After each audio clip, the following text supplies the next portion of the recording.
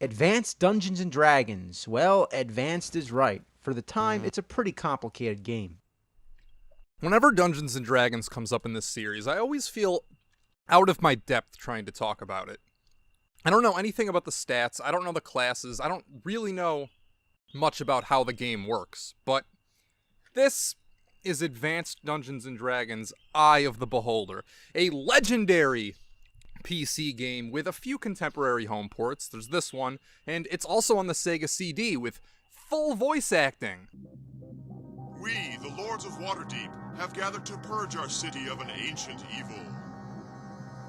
Give call to the heroes of the land, and let us choose our champions. Ordinarily, I'll emulate or use the SNES Mini, though this time I made a decision to play on an actual Super Nintendo. By clicking on a few web pages and having these abstract numbers in my bank account diminish, I was able to procure one Hyperkin composite to HDMI cable. It has some mixed reviews online, and Hyperkin is infamous for their questionable quality control. Perhaps stunningly, it seemed to hold up fine over the course of my playthrough. It is the footage you are looking at right now, so if this looks acceptable enough for you, this could be an HDMI option for your Super Nintendo. Going forward, maybe I'll play more of these on real hardware. It's something that I'd love to do, but for one, buying Super Nintendo games isn't always cheap, and two, it's less secure. There's always a thought in the back of your head that you're gonna lose your saves. Plus, it's easier and looks generally better if you just emulate the game. For this, I wanted to play legit because of this. Eye of the Beholder is compatible with the SNES mouse. Yeah, you can actually use this thing with more than Mario Paint. There's nothing like using a crappy early 90s mouse to play a gimped edition of a PC classic. Going in, I assumed this would work with your controller in one hand to move, and the mouse would navigate the menus, but nope, this entire game is mouse controlled. It only uses two buttons, left click and right click, and to move, you hit the arrow keys on screen. The game starts, and after a brief cutscene, we're creating a merry band of adventurers. There are different races, classes, that meme chart, which didn't appear to factor into anything, rolling for stats, and of course the most important element are character portraits. Since I've never played Dungeons & Dragons, I didn't absolutely, or even partially, know what I was doing regarding stats, so I simply picked whatever looked fabulous. The idea of selecting 4 physical fighters, then proceeding to spend an entire video complaining about this fact, was endlessly amusing to me, so my initial party consisted of 3 fighters and 1 thief. Sadly, these developments would not provide any funny moments because, as I found out, this is not a challenging video game. No magic, no problem. Eye of the Beholder is a first-person dungeon crawler with real-time combat. In fact, it looks incredibly familiar. Yeah, I've seen this exact screen before.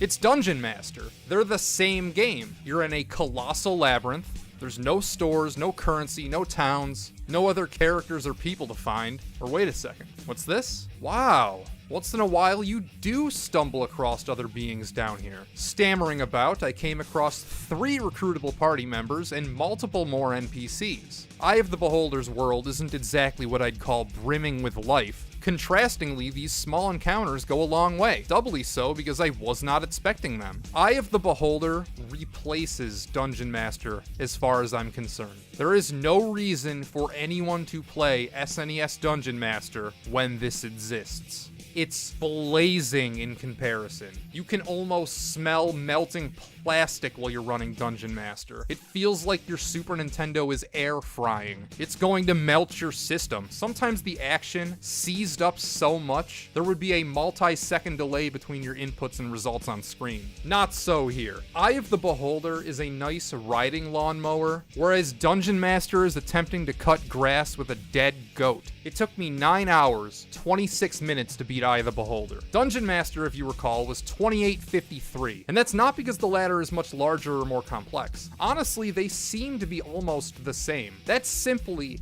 how much faster Eye of the Beholder is. You'll click your mouse, hit a button, and boom, everything happens instantly. My opinion on Dungeon Master distilled was basically that it's a simple game, that it's worthy of being played, only that the Super Nintendo was not capable of pulling off such an ambitious 3D PC port. I was wrong. This game is the proof. Capcom were masters of the craft, and were able to not only cram this entire game onto the Super Nintendo, but amazingly kept it somewhat respectable. This doesn't get a recommendation with an asterisk. Eye of the Beholder on the Super Nintendo came to play.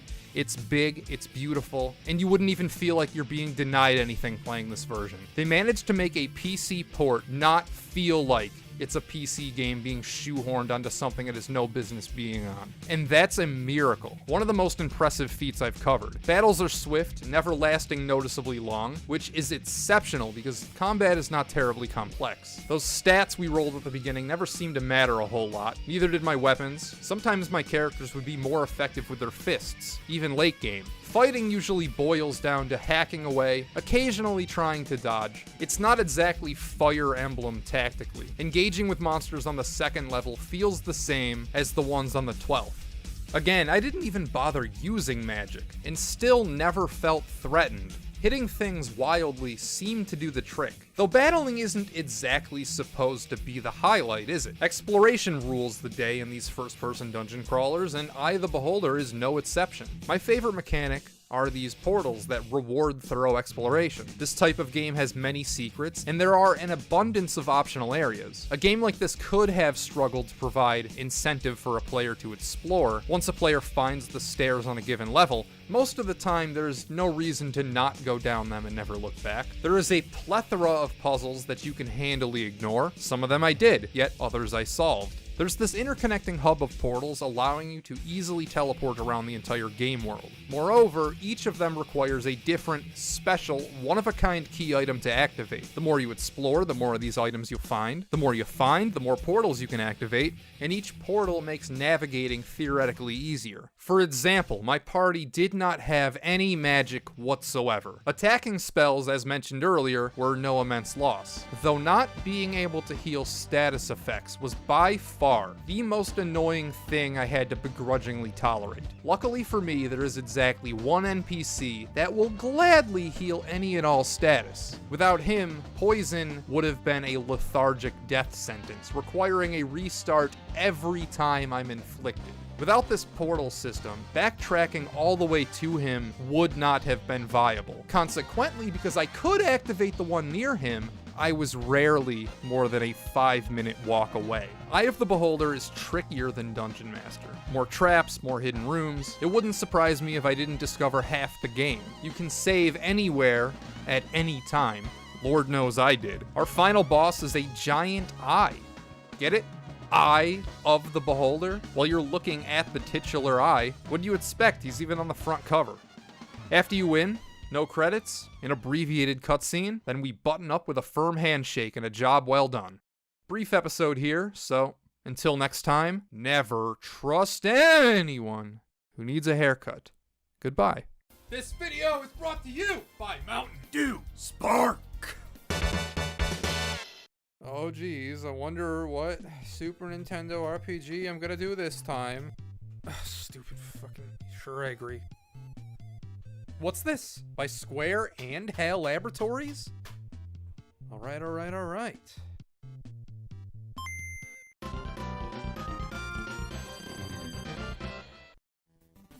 I've been tricked! Recognize that I have been hoodwinked, bamboozled, led astray, run amok, and flat out deceived by Phil Jackson, the New York Knicks, and the entire internet. Because Alcahest is not an RPG at all. There's no towns, no NPCs, no customization, hardly any puzzles or mysteries to solve. I know the definition of an RPG is loose and ambiguous, so you can really call anything you want an RPG because, hey, you're playing a role in Madden. You're playing the role of a guy watching TV. It's an RPG. But if the general consensus says that Zelda does not count, then this shouldn't either. It's as much of an RPG as something like Mega Man X, and I'm only barely exaggerating. Nothing that you would associate with an RPG is here. You might say, but look in the top left, there's an EXP counter. Sure, that's true, but you don't gain levels when you reach the next score in the top right. You gain another life. See this lives counter? You know, a life counter, the most RPG-like mechanic.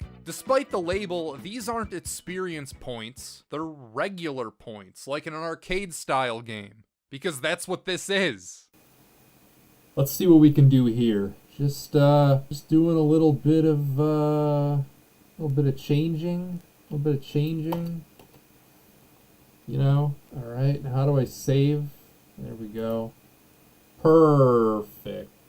Semantics on what is and what is not an RPG aside, Alcahest is alright. As a pure action experience, I would say it beats out other top-down titles that look similar like Brainlord and The Illusion of Gaia, but it doesn't have the other elements to counterbalance that. There's not interesting theming like in Gaia, there aren't puzzles like in Brainlord, so I'm gonna consider this a slightly lesser game. This game was only released in Japan, but because it was published by Square, it tricked people back then too into being one of the first games to receive a fan translation, so its place in history is reserved somewhat in that regard. Ironically, this game hardly benefits from a fan translation at all because none of the dialogue matters, and one could enjoy Alcahest just as much if they could not read the text boxes. Our story is a bunch of mumbo-jumbo, the epitome of John Carmack's porn analogy, and the villain is Goofy.gif. One of those stereotypes who repeatedly says, I don't have time to deal with you, then sends some fucking jobber out to try and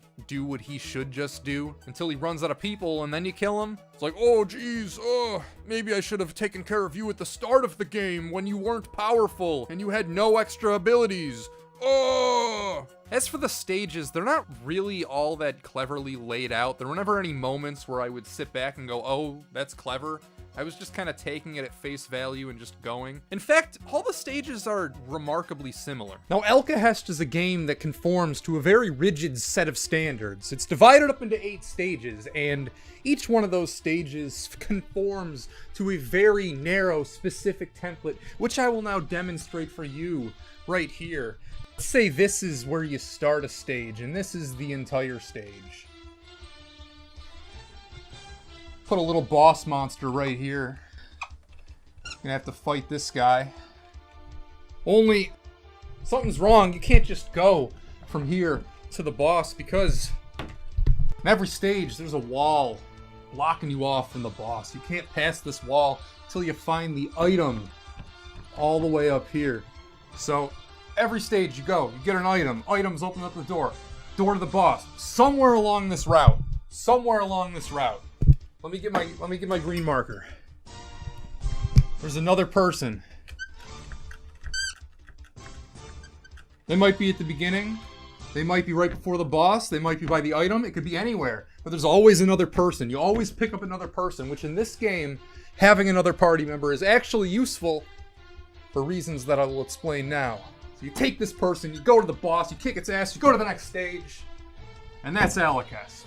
Unlike some other games, partner characters in this are incredibly useful because they aren't treated like separate party members. They instead act like extensions of yourself. You're still in control of everything that they do. They follow right behind you, they don't have a hurt box. Attacking normally will also have them attack. You can also press X to have them do their special ability. There's no bad AI to frustrate you with these guys. Once in a while you get these abilities. It's not at the end of every stage, but every time you get one is at the end of a stage, where they palette swap your character, put you in slightly different colors, but they each give you a different charge attack and unique ability. And I appreciate how new powers don't necessarily replace old ones outright. Different powers are useful in different situations, not only because of what they do, but because some enemies are weak to some bosses are weak to others. Even in the final stages, you might need to use some of the first powers you get in the game.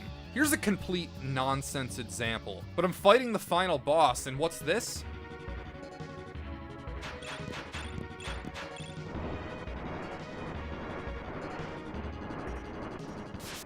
A screen wipe? A screen wipe? seriously? Attacks the entire screen, and the only way I can figure out to avoid it is hope that you have enough MP left to use the invincibility shield. That's lousy design for an attack, unless there's some way to dodge that I don't know about. You should always be able to dodge an attack no matter what. Period. End of statement. Something that annoyed me is that after you die, the game does not keep whatever weapon you had equipped on before you died. It restarts you with the basic vanilla outfit, and once you get a special ability, there's never any reason to use this ever again. But it got me killed a few times, where essentially I would waste my life thinking that I had something like the charge attack equipped when I didn't. So I tried to use it, and then I run into a head full of enemies, and I just get hit and I die instantly. And it's like, oh gee, thanks game. I don't have much more to say about this one. It's a pure action game, and it's fine, I guess. As for the tier list, it can share a line with Arcana, the other HAL game I covered 2 years ago. Jeez. Well, anyway, never trust anyone who needs a haircut. Goodbye.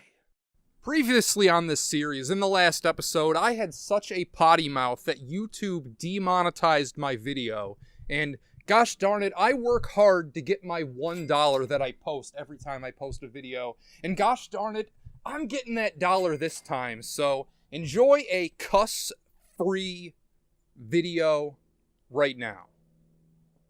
Go. Beware from the creators of the 7th saga, Brain Lord! A mere month after one could find Illusion of Gaia at their local game buying place, Enix strikes again, delivering what appears to be, on its surface, two incredibly similar games. Why would a company do this? It's counterproductive, I'd assume. Two titles featuring Enix's logos, both top-down action RPGs. One would survive in advance to become beloved in retro gaming circles, and then we have Brain Lord. Unloved, unremarked upon. What happened was Nintendo loved the Illusion of Gaia so much that in America they decided to publish it themselves, leaving Enix of America with a hole in their release schedule. In comes Produce! Exclamation mark. To craft a legally distinct action RPG Enix could publish over here. If Nintendo had not taken the reins with Gaia, would we have ever gotten Brain Lord? Not sure. Though I am glad things shook out the way they did because it's a worthwhile experience. How do these games stack up to one another? Even though they are similar, without a doubt, they covet separate aspects of the action RPG. Imagine there's a sliding scale, with RPG on one end, action on the other. Illusion of Gaia is around here, with Brain Lord on the opposing end. If you want to follow a story, play as and interact with interesting settings and characters, then clearly it's IOG. Though if we're strictly talking about action, then Brain Lord is the obvious choice. It has far more weapons, more abilities, deeper play mechanics, and its level design and dungeon layout is on a whole other level. Brain Lord is a disciplined game. What it tries to do is incredibly narrow in comparison, but it does all of it well. You won't be struck by its incredible ambition, but it's a well put together game. Its dungeons have hosts of moments which made me state aloud how clever I found them. If you'll recall, I took umbrage with Illusion of Gaia's dungeon design, which is Brain Lord's strongest element. There are only 5, yet each one of them are as complex and larger than anything Illusion of Gaia could ever dream of. These are some of the best Zelda dungeons outside of a Zelda game I have ever played. There's maybe one too many rock puzzles to me to claim that it has a leg up on A Link to the Past, but these are feasts with the same sort of wherewithal. Combat is basic but works well. There's more customization than IOG, but you have access to different types of weapons, few magic spells, as well as these fairies which follow you around and have passive effects. A nice touch is that the game makes you name these creatures yourself. Adds a bit more personality. I mostly just stuck to the ones that heal you and shoot fireballs. There's an NPC who sells more of these, though I never bought anything from him. Yeah, I'm sure there's some game-breaking ultimate fairy, but the game was never difficult enough for me to stop using what I had been. Ultimately, in this Brain Lord Illusion of Gaia debate, it's tough to declare a definitive winner. Illusion of Gaia has more failings to point out, though only because it tries to do more. Brain Lord is well put together, it's not revolutionary, I'd hesitate to even call it evolutionary. You have seen everything this game does before. In fact, IOG is often labeled a Zelda clone, though that title fits this game so much more. It's obviously no Link to the Past, but then a new nothing is. It's an unfair measuring stick. If we compare everything to the best all the time, you're always going to come up short. And that's a life lesson. It doesn't matter who you are, what you try doing, because someone will always be better than you. There's always a bigger fish, so just get yours. It doesn't matter if you're a Super Nintendo action game, or you're on YouTube, or whatever the hell you're doing in life. As long as you're doing your best, be the best you could be the best Brain Lord, be the best Illusion of Gaia.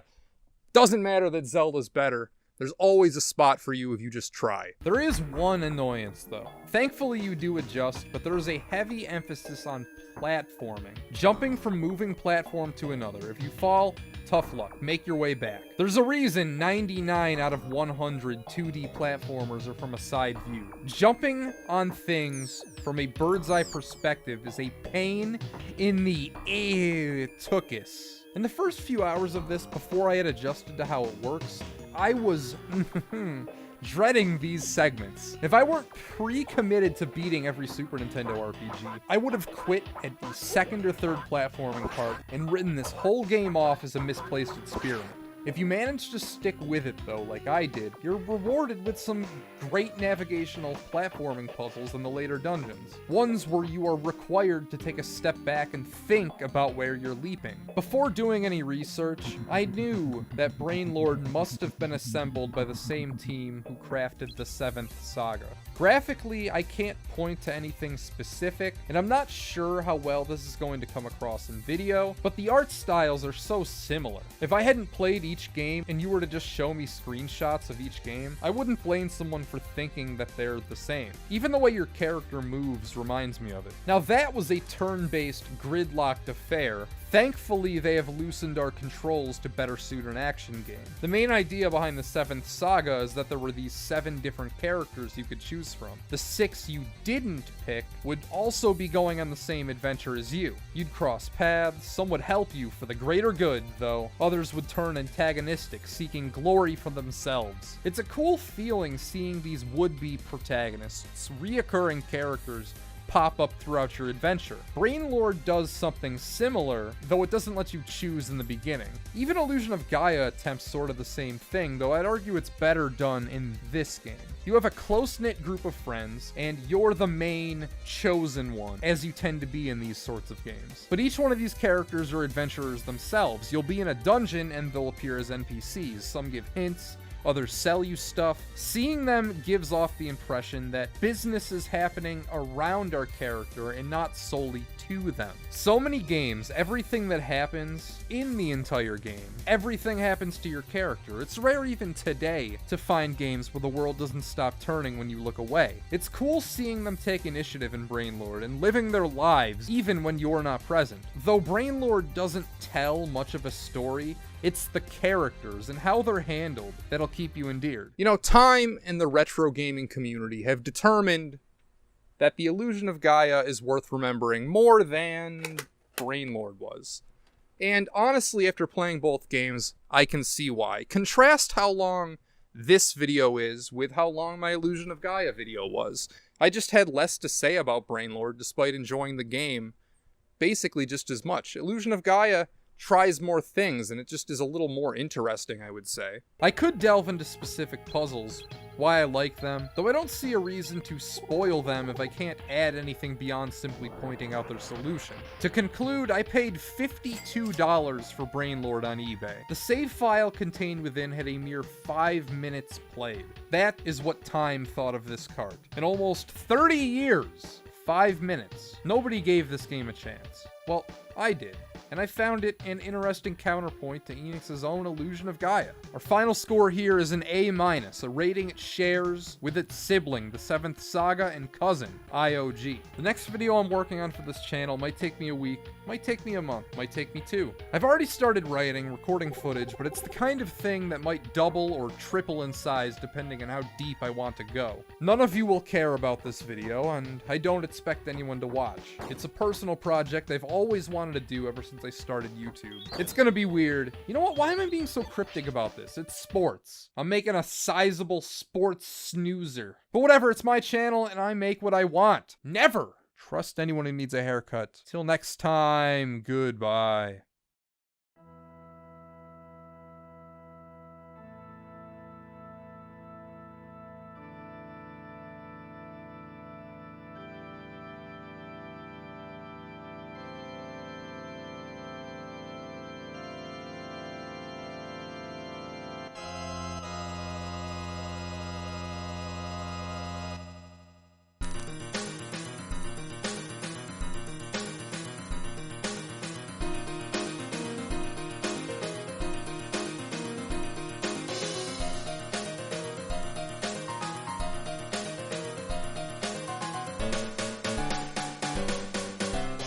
Clown.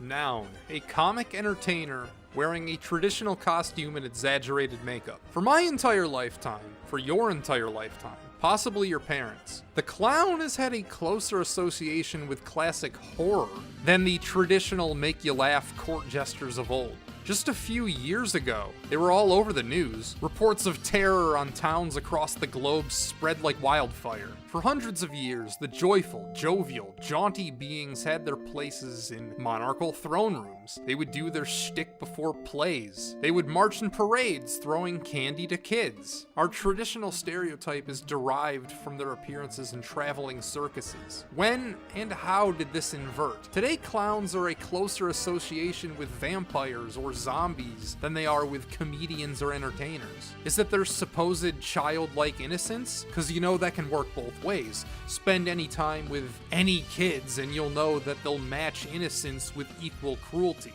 Children can be monsters. Is it the makeup? It's unnaturally white, hides facial expressions. After all, there's nothing more unsettling than someone you cannot read. Fictional portrayals? Edgar Allan Poe once wrote a story about the old-timey medieval Joker who was coerced into getting drunk by his king, then retaliates by setting him and his fat friends on fire. Sweet Tooth, Pennywise, the killer clowns from outer space, Krampus, the insane clown posse. A villainous clown is nothing new. The Joker first appeared in 1940, modeling him after the Jester from The Man Who Laughs, a 1928 horror film adapted from a French Victor Hugo novel from 1869. There is a long history of both good and evil clowns, though I'd wager the flip in our collective unconscious was grounded more in reality. Seeing as we don't have kings anymore, people don't go to plays, people don't go to the circus. As time has gone on, the profession of being a happy clown has fallen out of favor. By the time you get to the 1970s, television is in virtually every home. Why leave the house to go to the circus when you can see it at home? Greater media exposure also meant people weren't as easily entertained. Is this funny anymore? Throwing pies, big red loud noses? I don't know if it was then. I wasn't alive in the 70s. It is the year 1978, and this is John Wayne Gacy, professionally known as Pogo the Clown. He's part of a diminishing breed, performing at children's birthday parties, marching in parades, handing out candy, in the makeup, the wig, the whole shebang, the whole getup. John has a secret. In the last 6 years, he has murdered at least 33 young boys between the ages of 14 and 21. 33 murders, then buried them in the crawl space under his house. It was 16 years between his arrest and execution. A real-life killer clown, given the lethal injection in 1994, the same year of Final Fantasy III. That's it! You people have stood in my way long enough! I'm finally going to talk about Final Fantasy. About an hour into the game, you learn everything you need to know about Kefka in one short scene. Phooey! Emperor Gestal's stupid orders. He's a complainer, and nobody likes a complainer. Nobody likes somebody who bitches and moans. Ahem, there's sand on my boots. Notice how he does not tell them to wipe the sand off his boots, as if the fact that the presence of sand on his shoes strikes enough fear into his underlings that it is understood what needs to be done. Then Kefka laughs, throws a guard out of the way before confronting Edgar. In this minuscule in the grand scheme of things scene, lays the groundwork for so much fantastic heel work. And they'll lie, they'll cheat, they'll steal their way to victory. Hitting people with chairs, knocking out the referee, abusing their opponent's pre-existing injuries, the power to resonate using a variety of techniques. The last game I looked at, Live Alive, directly puts you into their shoes, having you play through our eventual antagonist's descent into debauchery. That title was playing on our natural sympathy for humanized characters. They put the villain through some shit, you see that shit, you feel bad for him. Though Kefka is not human. As stated throughout, and even shown in this small interaction, even his peers are taken aback by him. Also, he's a clown. Clowns are unnatural freaks who may or may not have dead bodies under their kitchen sink. Kefka is an asshole, the kind of guy who bitches and moans while doing his job, somebody who needs to have his shoes polished and dusted off. His first appearance is a Terra flashback stating that he practically owns her, and offering encouragement to, quote, burn up everything. Kefka is a WWF, WWE caricature of the evil clown archetype. Every single time he is on screen, he is doing something to make you hate him.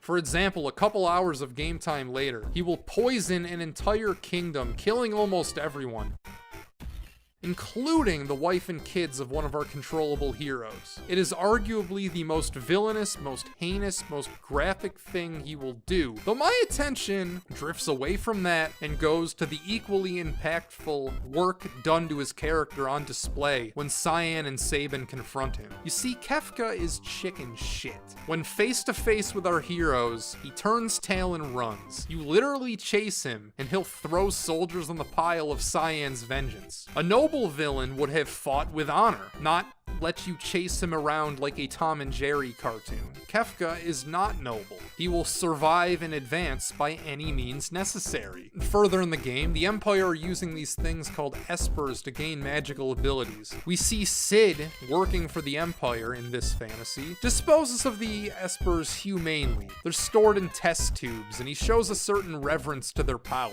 These are living beings with towns, societies, consciousness, the ability to procreate. Sid respects that. Kefka just sucks them of all their power and throws them into the trash. Literally, into the trash.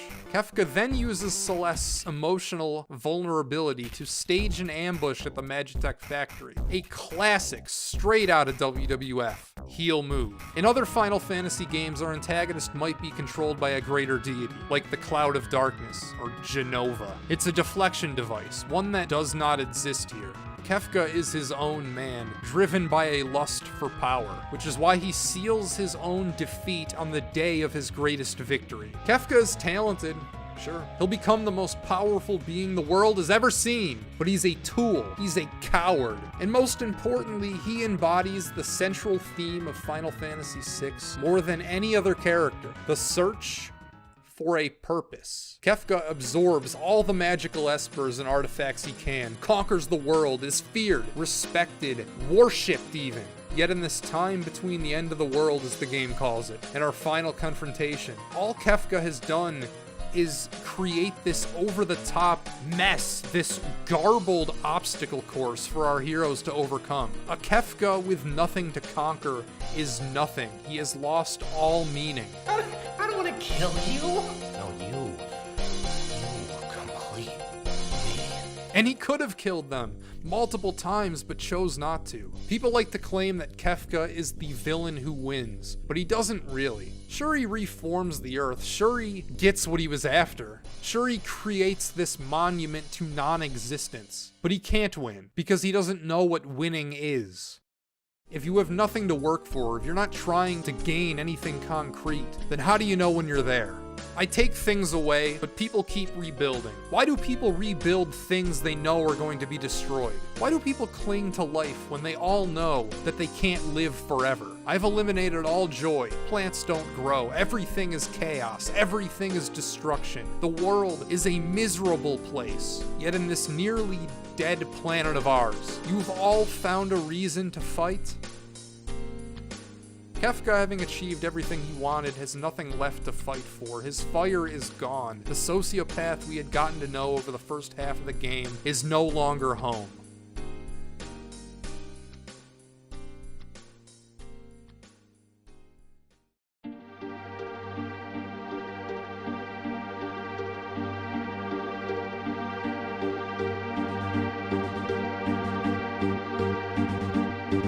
It's clear from the onset, Final Fantasy VI will be a tonal shift from the preceding titles. There's no prophecy, elemental orbs or crystals. There's a war, weird steampunk machinery, somber tones over a 2-minute, technically impressive, but still a 2-minute long walking shot.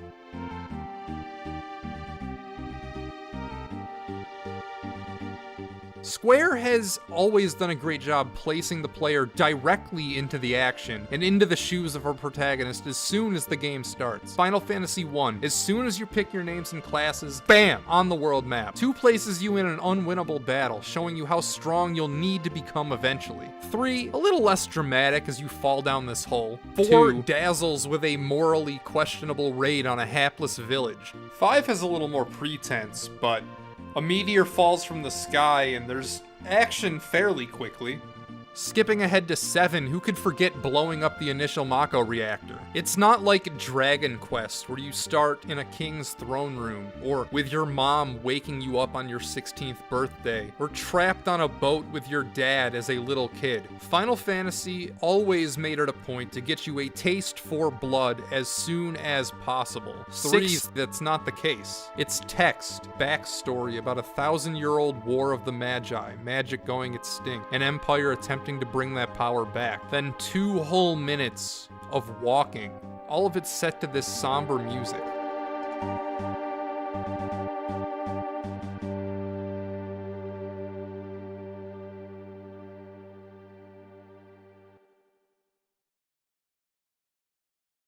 One of the main ideas in this game, which is easily taken for granted nowadays, is that there's no central protagonist. The player's point of view shifts countless times. 4 saw characters rotating in and out ad nauseum. Cecil was always there to anchor the team. In fact, out of the 32 games I've covered in this series, the only one with a truly rotating protagonist was Live Alive. And that doesn't even really count because I cheated and did that title out of chronological order. Though actually Lord of the Rings switches protagonists about halfway through. It's really weird, you play as Frodo up until a certain point, but then control shifts to Aragorn, and Frodo just kind of stays in the party for the rest of the game. It's really strange. Terra is the first one introduced. She's on the Japanese box, but famously, she's optional to finishing the game. In fact, she's only a required party member for the opening couple of hours, and then again for the Esper hunt about halfway through. We control Terra first, but make no mistake, she is not the main character. I didn't start this video with a 5-minute non sequitur about the history of people with bluish green hair.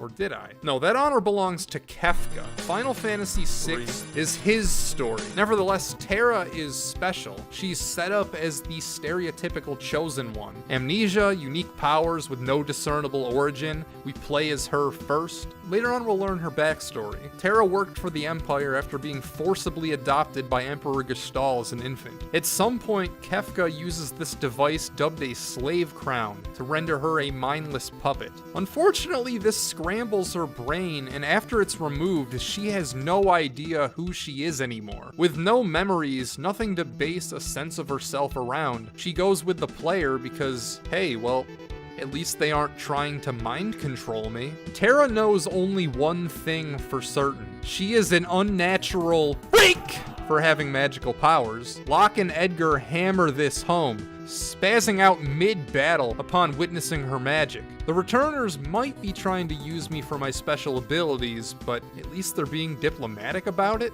I guess? You're given a dialogue choice with Bannon, whether or not you become their, quote, last ray of hope against the Empire. It does not matter what you pick, as the story will proceed the exact same way, though it shows maybe this character has reservations. This whole war thing is new to her, maybe she doesn't want to be involved. Her state of mind worsens after it's revealed that she's a half-human, half-Esper, half-freak hybrid. So you mix those together and now she's a super freak!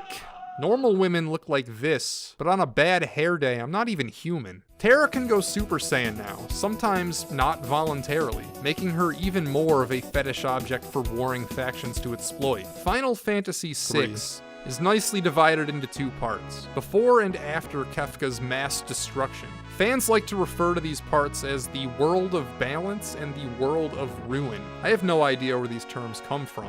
I'm pretty sure nobody in the game says either one, so I'm gonna call them Wonder Bread and Crazy Bread from here on out. In Crazy Bread World, Terra loses her fighting edge, then opens up an orphanage to care for children displaced by the apocalypse. Only when these children are attacked by a demon, she can Mother Bear protecting her cub it away by going Super Saiyan. Uh-oh, Terra let her freak out in front of the kids, but instead of shunning her or trying to use her as a weapon, they just think it's really freaking cool.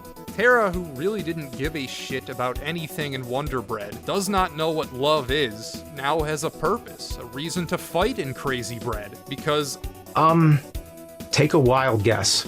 she's got kids now. 2 of her kids are even having a kid of their own together, okay? She's got a grandkid now.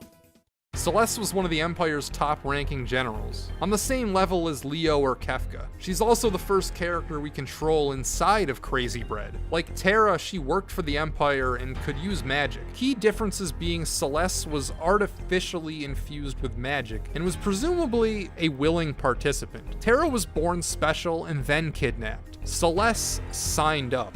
She also has some kind of built-in morality. As the Empire's conquest tactics grew harsher, more rigid, severe, she becomes a Benedict Arnold to the Empire. Or does she? It's up to interpretation whose side she's on inside Wonder Bread. Locke finds her, supposedly just before she was to be executed, but if that were the case, why would they welcome her back with open arms shortly after? Inside the Magic Tech factory, she leaves with Kefka and is introduced as a general of the Empire during the Returners and Empire's temporary truce. She clearly doesn't follow Kefka, as her actions in Crazy Bread would prove, though she may have been loyal to the Emperor. One of my favorite dynamics, source of tension in the entire game, is this awkward boat ride between Terra, Locke, Shadow, and Celeste after she abandons them in the Magitech factory. Sure, they've called a truce to find these espers, but she apparently has betrayed both sides at this point. Celeste is the centerpiece to by far the most famous sequence in 3, and one of the most recognized scenes in the series to this day. As part of an elaborate plot to trick their way onto an airship, Celeste, with no input of her own by the way,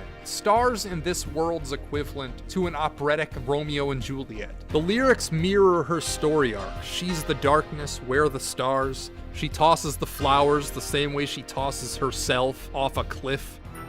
Or not. She may or may not actually do that depending on how well you feed Sid. 2 sides, she's caught in this crossfire. In Wonder Bread, she's divided. In Crazy Bread, she's the great uniter. She's the dipping sauce. Being the first character you control, it's her job, it's her role to get the band back together. She knows what team she's on now because she's met someone who can accept me for what I am.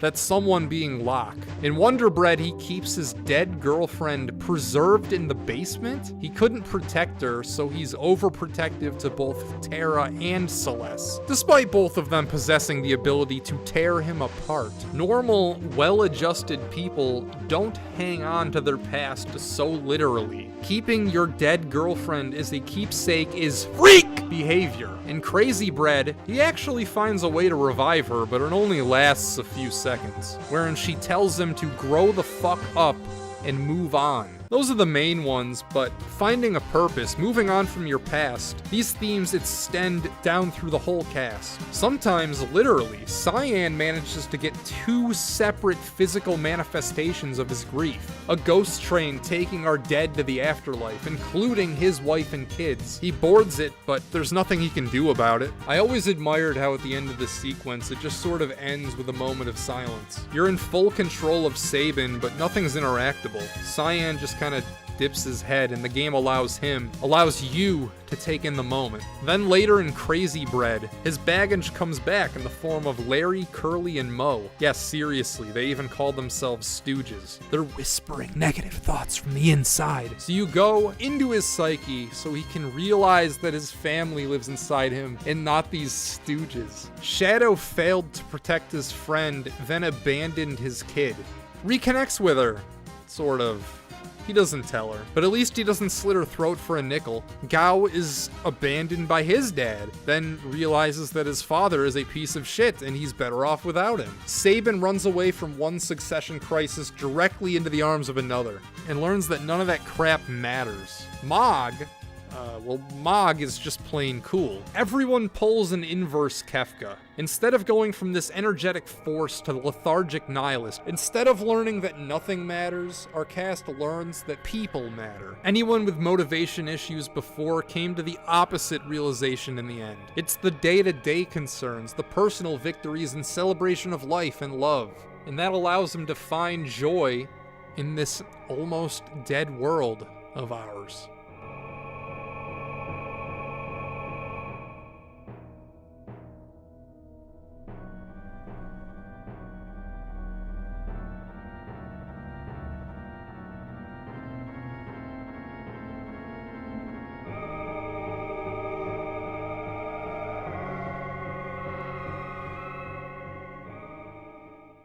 You know, it's taken about 33 episodes to finally get to a game that people care about. When people hear every Super Nintendo RPG, when you hear Super Nintendo RPG, you think of Chrono Trigger, you think of Earthbound, you think of Final Fantasy III. And I imagine a lot of people saw the concept of my series, clicked on my channel, maybe skimmed through the playlist, and they're like, hey, I wonder what this guy thinks about Super Mario RPG. Oh, he didn't make that video yet? Well, I get to finally check one of the big ones off the list today. Final Fantasy III represents the lessons learned from the beginning to now. So what exactly have I learned 33 games in? For starters, in terms of production value, technologically getting the most out of the Super Nintendo, no other developer comes close to what Squaresoft was able to accomplish. You can say that other companies have made more mechanically interesting, that they lend more of a flavor, that they made more unique games, but in terms of the art, the craft of making a video game, Square was as good as Nintendo at the time. And that's high praise. Nothing else popped quite like Final Fantasy III or 6 off the screen. Gorgeous looking game. Incredible decision to use characters' battle sprites through the entire game.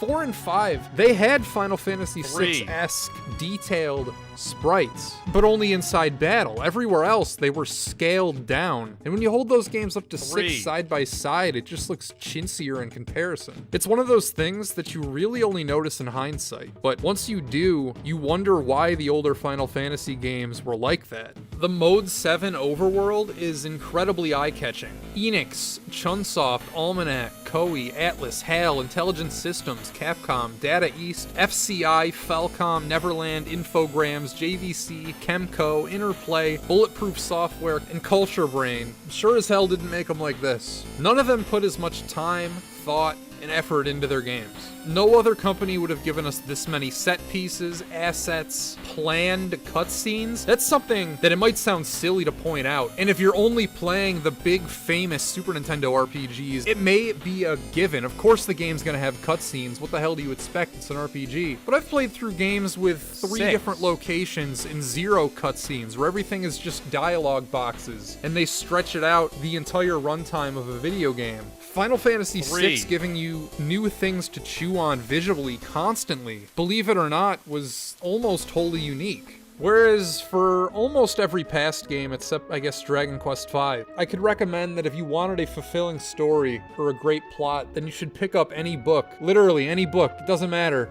Go to the library, close your eyes, feel on the shelves and grab a book, and you'll be better off for having read that book than you will have for playing any of these RPGs. And I actually used to do that, by the way. I used to go to the library and close my eyes and feel around for books. I read some interesting stuff that way. That's how I read the first Twilight book. I just happened to grab it. I read a book about what it's like the month after you give birth to a child. I read a book called Bonfire of the Vanities that I really liked. It's one of my favorite books. The Last Unicorn, I read that. Anyway, Final Fantasy III, aside from Dragon Quest V, I suppose, or maybe the Shin Megami Tensei games, at least in America, it's the first time where I can't say that, because it holds up that well on its own. It represents sort of a transition for both Final Fantasy and really JRPGs as a whole. For one, it was the first game not directed by series creator Sakaguchi, which probably explains the shift in tone from more of a Saturday morning cartoon vibe to a Saturday evening cartoon vibe. They wanted to create a game with as many central protagonists as possible, and as a result, there's 14. Narratively, I believe they spread themselves a little thin with this. As many others have noted, not every character receives equal treatment, though as a counterpoint, I will argue, the characters which are not as fleshed out oftentimes make up for it by just having a cool design and a neat personality that you can glom onto anyways. Like having the player control a Moogle, a Yeti, some guy you find inside of a giant worm. Why the hell not? These guys are cool. At least they're memorable. Plot-wise, this feels like the first Final Fantasy game that wasn't just made up as they went along. What the hell was 5 about again? I barely remember. There was a tree that like came to life, sent his disciple Exdeath, or maybe Exdeath was the tree. I don't know, a tree was pissed off about the humans exploiting the world for its resources. It's really strange, and Square wasn't ready to tell an environmental story like that. At least not yet. 6 does not have that same quality. Sure, you may forget some of the details over time. They might erode, but the overarching set of events, I'm not gonna look back in 2 years and struggle to remember what happened in this game. When you're trudging through the snow, you get the sense that when that scene was laid out, the developers knew you would end up in that crazy bread world. And you know what? Let's talk about that real quick. You should not be surprised as a veteran Final Fantasy or even a veteran RPG player, that something similar to that was going to happen. If you've only played the preceding Final Fantasy games, after receiving the airship, you should know, it should be obvious that this can't possibly be the entire game world. At this point, it was a tradition for Final Fantasy games to have more than one overworld. 3 had the floating continent and the regular planet, I guess. 4 had an underworld, and then you go to the moon, that's another world. 5 had Dimension X, or whatever the hell they called it. I honestly have no idea. I don't know, but you go to a parallel world. I don't know, man. I barely remember anything about 5. So when 6 has the crazy bread world after Wonder Bread, it's like, yeah, okay, this is the second overworld I've been waiting for. Makes sense. Of course, how it happens is still, if you haven't been spoiled, it's a hell of a moment. Centering its story around the rise and fall of our villain was another fantastic decision. And it sounds simple, almost so simple that what was the point of me pointing it out? But so many games don't do this. Have your antagonist, A, be involved in the story, and B, have him be the biggest asshole possible at every opportunity. I compared it to pro wrestling because they used the same techniques. In every wrestling match, in every scene involving Kefka, both the wrestlers and the writers of Final Fantasy asked themselves, how can we make this guy act in the worst, most dickish way possible? Which is different from having him do blatantly evil acts. It goes all the way down, it extends through his character so thoroughly that just little things like having him constantly complain about his job make you hate him. The battle system is absolutely nothing special. It takes after 5, but instead of having your character study different classes to gain abilities, they're now swappable, equipable items you find. Narratively, I like the Espers. I like the purpose they serve. It's a game about these 14 different people that have juiced up on this unnatural power, taken down one like super jacked up dude. What I appreciate about the battle system is the secondary abilities, not the magic. Everybody has their own pet special command. Some are more useful than others, but what's incredible to me is that they all serve as extensions to their own personality. Setzer the Gambler has a slot machine. Terra, as mentioned before, can transform into her Esper form. Locke the Treasure Hunter can steal things. Classic RPG trope.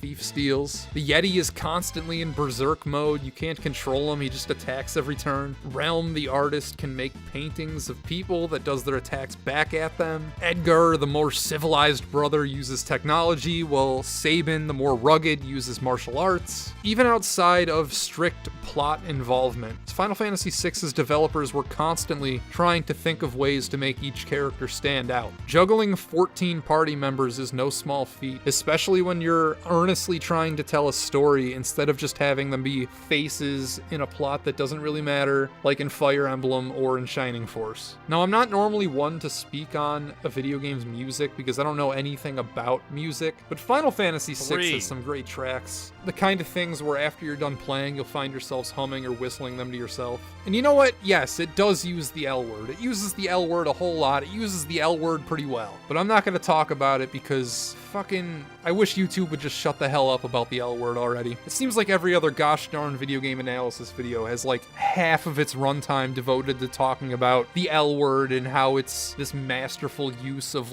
no, it's not. Just stop pretending that it is. You learn about the L word in 5th grade music class. It's not anything groundbreaking. It's not anything spectacular. Yes, it's in this game. Yes, they do it well.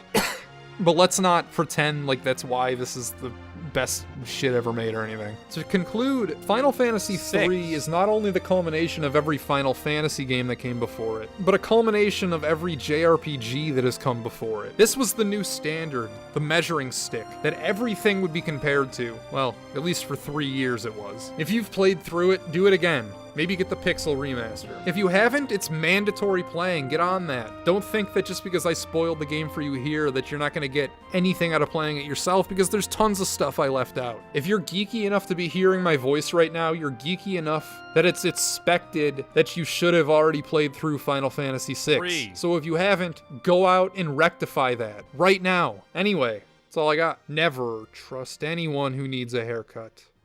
Goodbye. As they journeyed from the east, that they found a plain in the land of Shin.R, and they dwelt there. And they said one to another, "Come, let us make bricks and burn them thoroughly." And they said, "Come, let us build a city and a tower whose top may reach unto heaven." And the Lord came down to see the tower which the children of men built. And the Lord said, "Behold, the people are one, and they all have one language. And this they begin to do. Now nothing will be withheld from them, which they have imagined to do. Let us go down, and there confound their language, so they may not understand one another." So the Lord scattered them abroad from thence upon the face of the earth. And they left off building the city. The Illusion of Gaia, if you don't know, is a sequel to another game that I have already covered. I did not enjoy Soul Blazer. I found its gameplay repetitious, its story concept a self-plagiarist inferior actraiser with a tacked-on love plot. Essentially, I didn't believe that the story stuff worked, and combat consisting of tracking down lifelessly, joylessly, slashing its simple enemies, camping their spawn locations until they stop. It was not a great foundation for a video game. This is the 26th Super Nintendo RPG I've looked at, and Soul Blazer is currently in my bottom 5. So it may please you to hear that Illusion of Gaia is the superior game, and it isn't close, as far as I'm concerned. For one, you are no longer required to hunt down and defeat every single enemy, though they also didn't abandon this concept. Illusion of Gaia has no experience points or equipment. You raise your stats one at a time by defeating every enemy in a given room. You may defeat as many or as few as you want. It just depends on how hard you want to make your life today. The big innovation, though, unlike Soul Blazer, where every enemy continuously jaunts out of these blue portal things only to be smitten down, enemies here have set positions, and outside the first couple areas are rarely as simple as even the most complex Blazer encounters. Not only combat, but the game at large feels more thought out. The singular attribute of Illusion of Gaia I admire the most is that it is 100% killer, no filler whatsoever. Everything is relevant at all times. I would put it up there with Chrono Trigger as exemplaries on how not to waste the player's time. Except for, I guess, this part, which is this absurdist joke the game plays. So you need to wait in this long line to gain entry to this shop. And I mean, long line.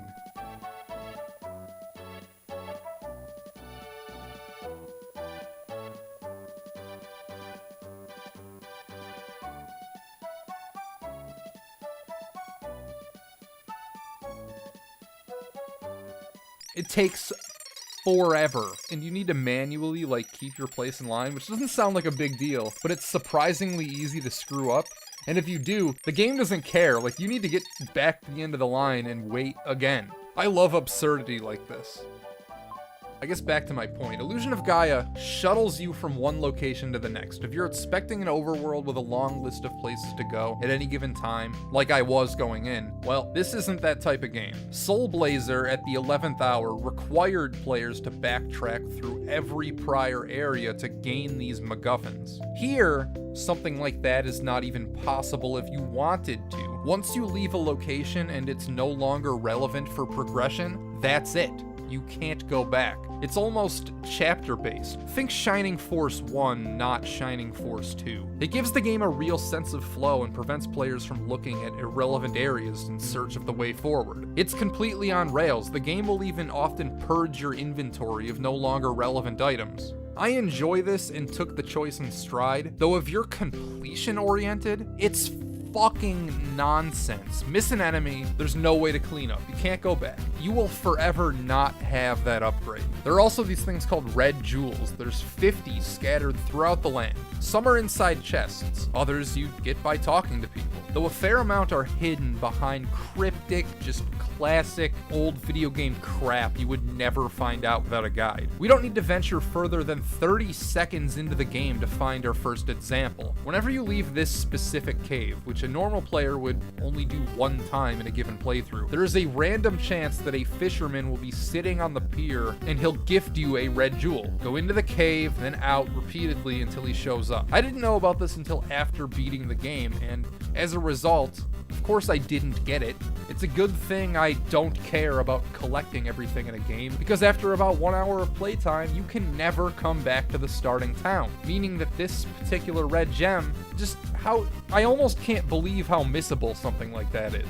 If you didn't get the jewel, like that's it. And this concept applies to every area in the game. There's similarly hidden jewels that you just wouldn't know about unless you have some sort of sick gamer sense or something. The worst part of all this is that having all 50, and only all 50, you need to get every single one, unlocks something really cool, and even contains some minor plot clarifications. So if a player is interested in this type of thing, a guide is completely mandatory, and that's a shame. That's lame. Almost as lame as our protagonist's telekinetic powers. Early on, your friend group is oohing and ahhing over your ability to wave your flute around to move statues without touching them. Classic setup. Chosen One has inexplicable psychic powers, but it's hilariously underutilized. Aside from a couple story moments, moving statues and items that enemies drop around is about the complete extent this is ever used for. It's like if you had Star Wars force powers, but instead of shooting lightning, or controlling people's minds, or doing cool stuff, all you can do is grab the TV remote. And only the TV remote from off the coffee table. If you want to grab the Xbox controller, no, fuck you.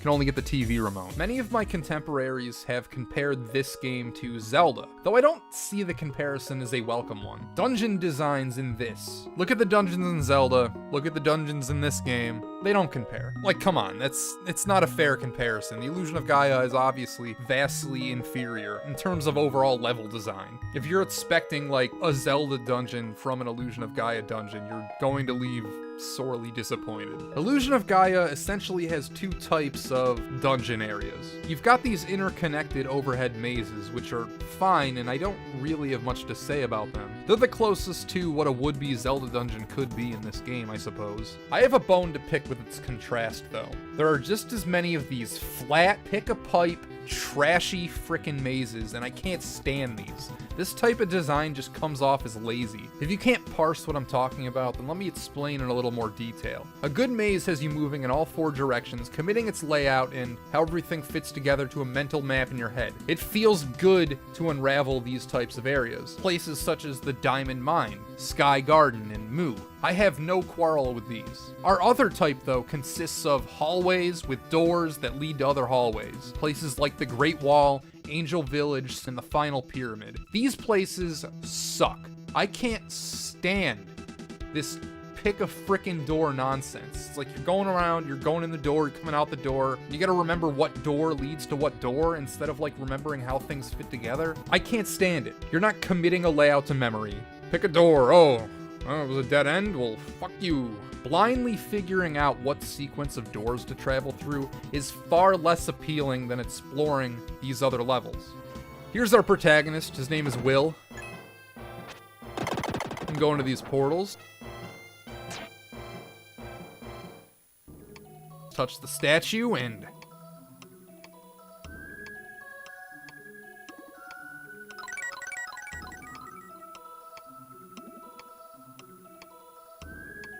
here's big mode. He's called Frieden, but I like to call him Big. You have the ability to transform into different forms while exploring dungeons. Everyone has different abilities, so you'll need to swap between them to progress, but generally you don't want to be regular, pathetic, little, annoying, smelly, frickin' douchey kid Will, more like throw him in a landfill, more like get me some Advil because my head hurts. What?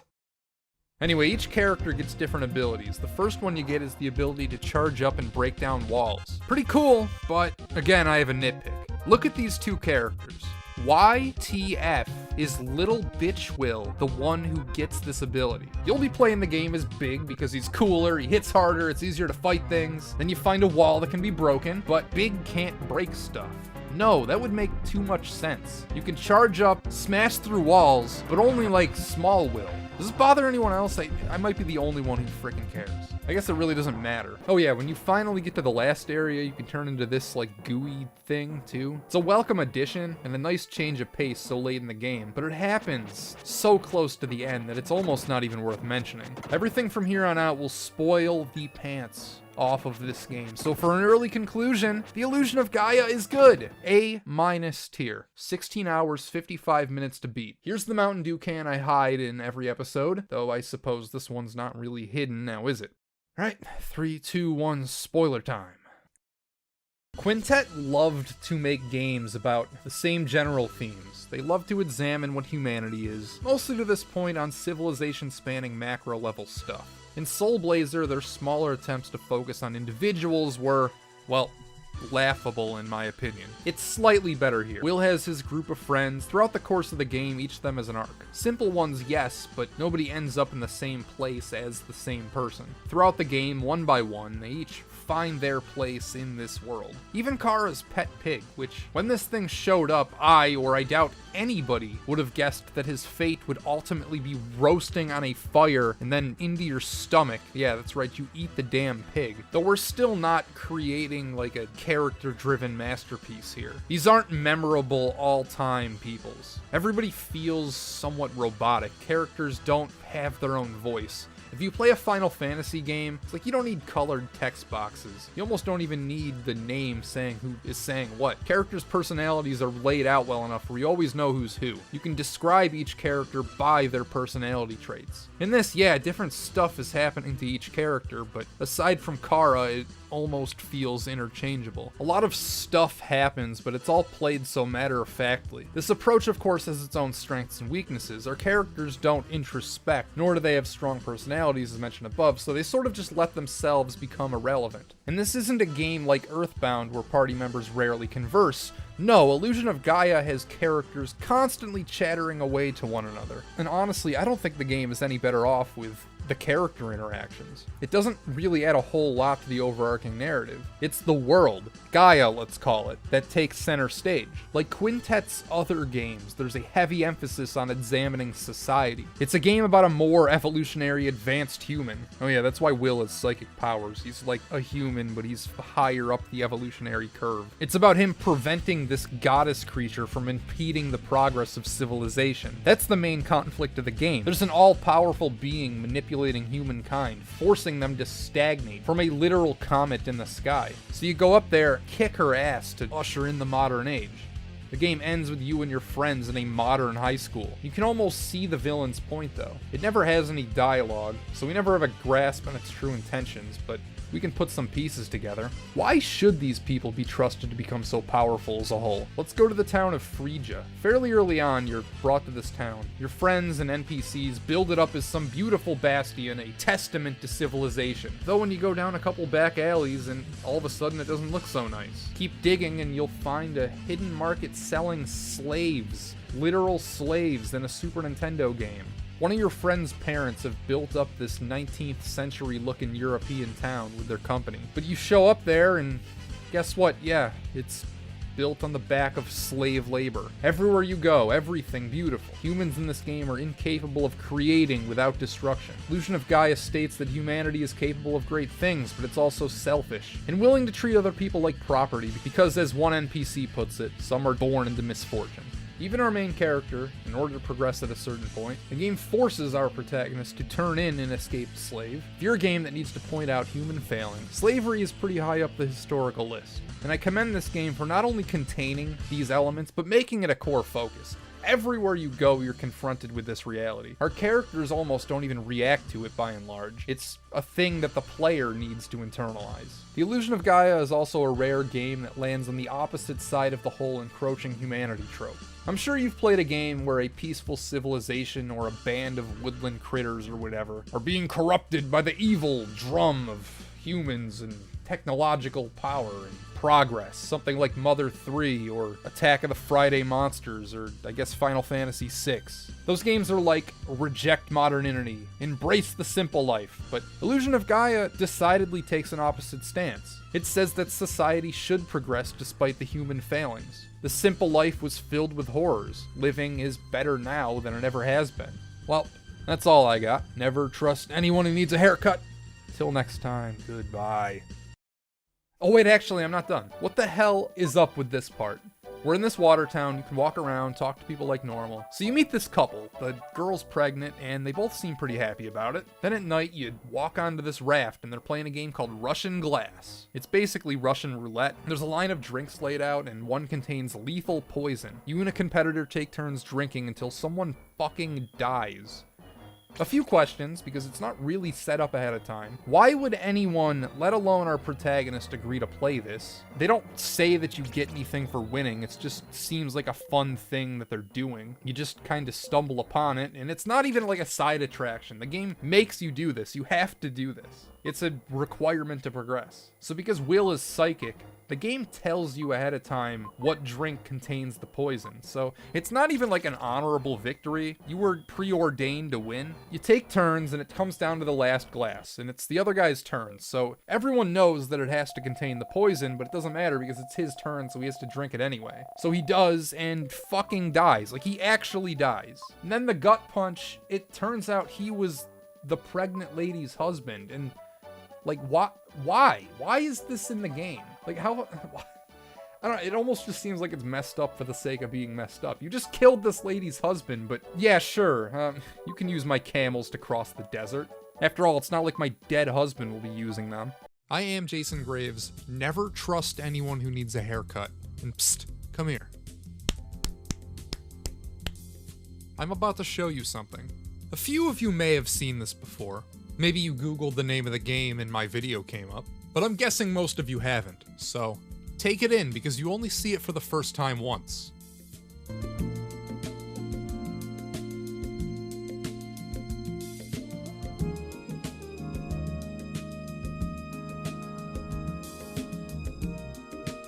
Oh, this is your next RPG? Yeah. Cool. Cool. A ninja RPG? No, just hold on until you... Alright, sorry. Okay. So far, so good. Look at this shit. it's a style. Look at this shit. It's a takeaway. No, They're just figuring out graphics back then. Look at the run button. Yeah, it's a ninja run. It's right out of Naruto. I first turned it on, and I'm like, wow, what have I gotten myself into? Yeah, that run's pretty bad. But hey, at least it's there. Yeah, They could have just as easily let you slow walk through the entire game. Battle screen, very bad. Why is there so much space? Why is it off center? There's so much space behind you. Looking at this game for the first time is like being assaulted. It's ugly. The sounds range from innocuous to the worst shrills you've ever heard your Super Nintendo make. Once you get over it, you'll find a deep and engrossing story where Superman returns and needs to fight in an intergalactic tournament to save his universe from being erased by Pickle Rick. Okay, that's a lie. It's actually a modernist piece about the struggle Japanese immigrants had fitting in with the post-slavery Brazilian culture of the gay 90s. Okay, I could tell you anything happens here, because we've reached the bottom of popularity. Nobody's played this. You go on GameFAQs, they don't even have a walkthrough listed. If a tree falls in the woods and nobody is around to hear it, did the game ever exist at all? In this case it does because I beat it, and it was perfectly adequate, albeit a bit unfocused. Not to say that nobody's heard of it, SNES Drunk made a video, though I can tell he didn't get extraordinarily far. There's a Brazilian guy named Elevskas on YouTube who speedran it, which is the video I used for a guide when I got stuck.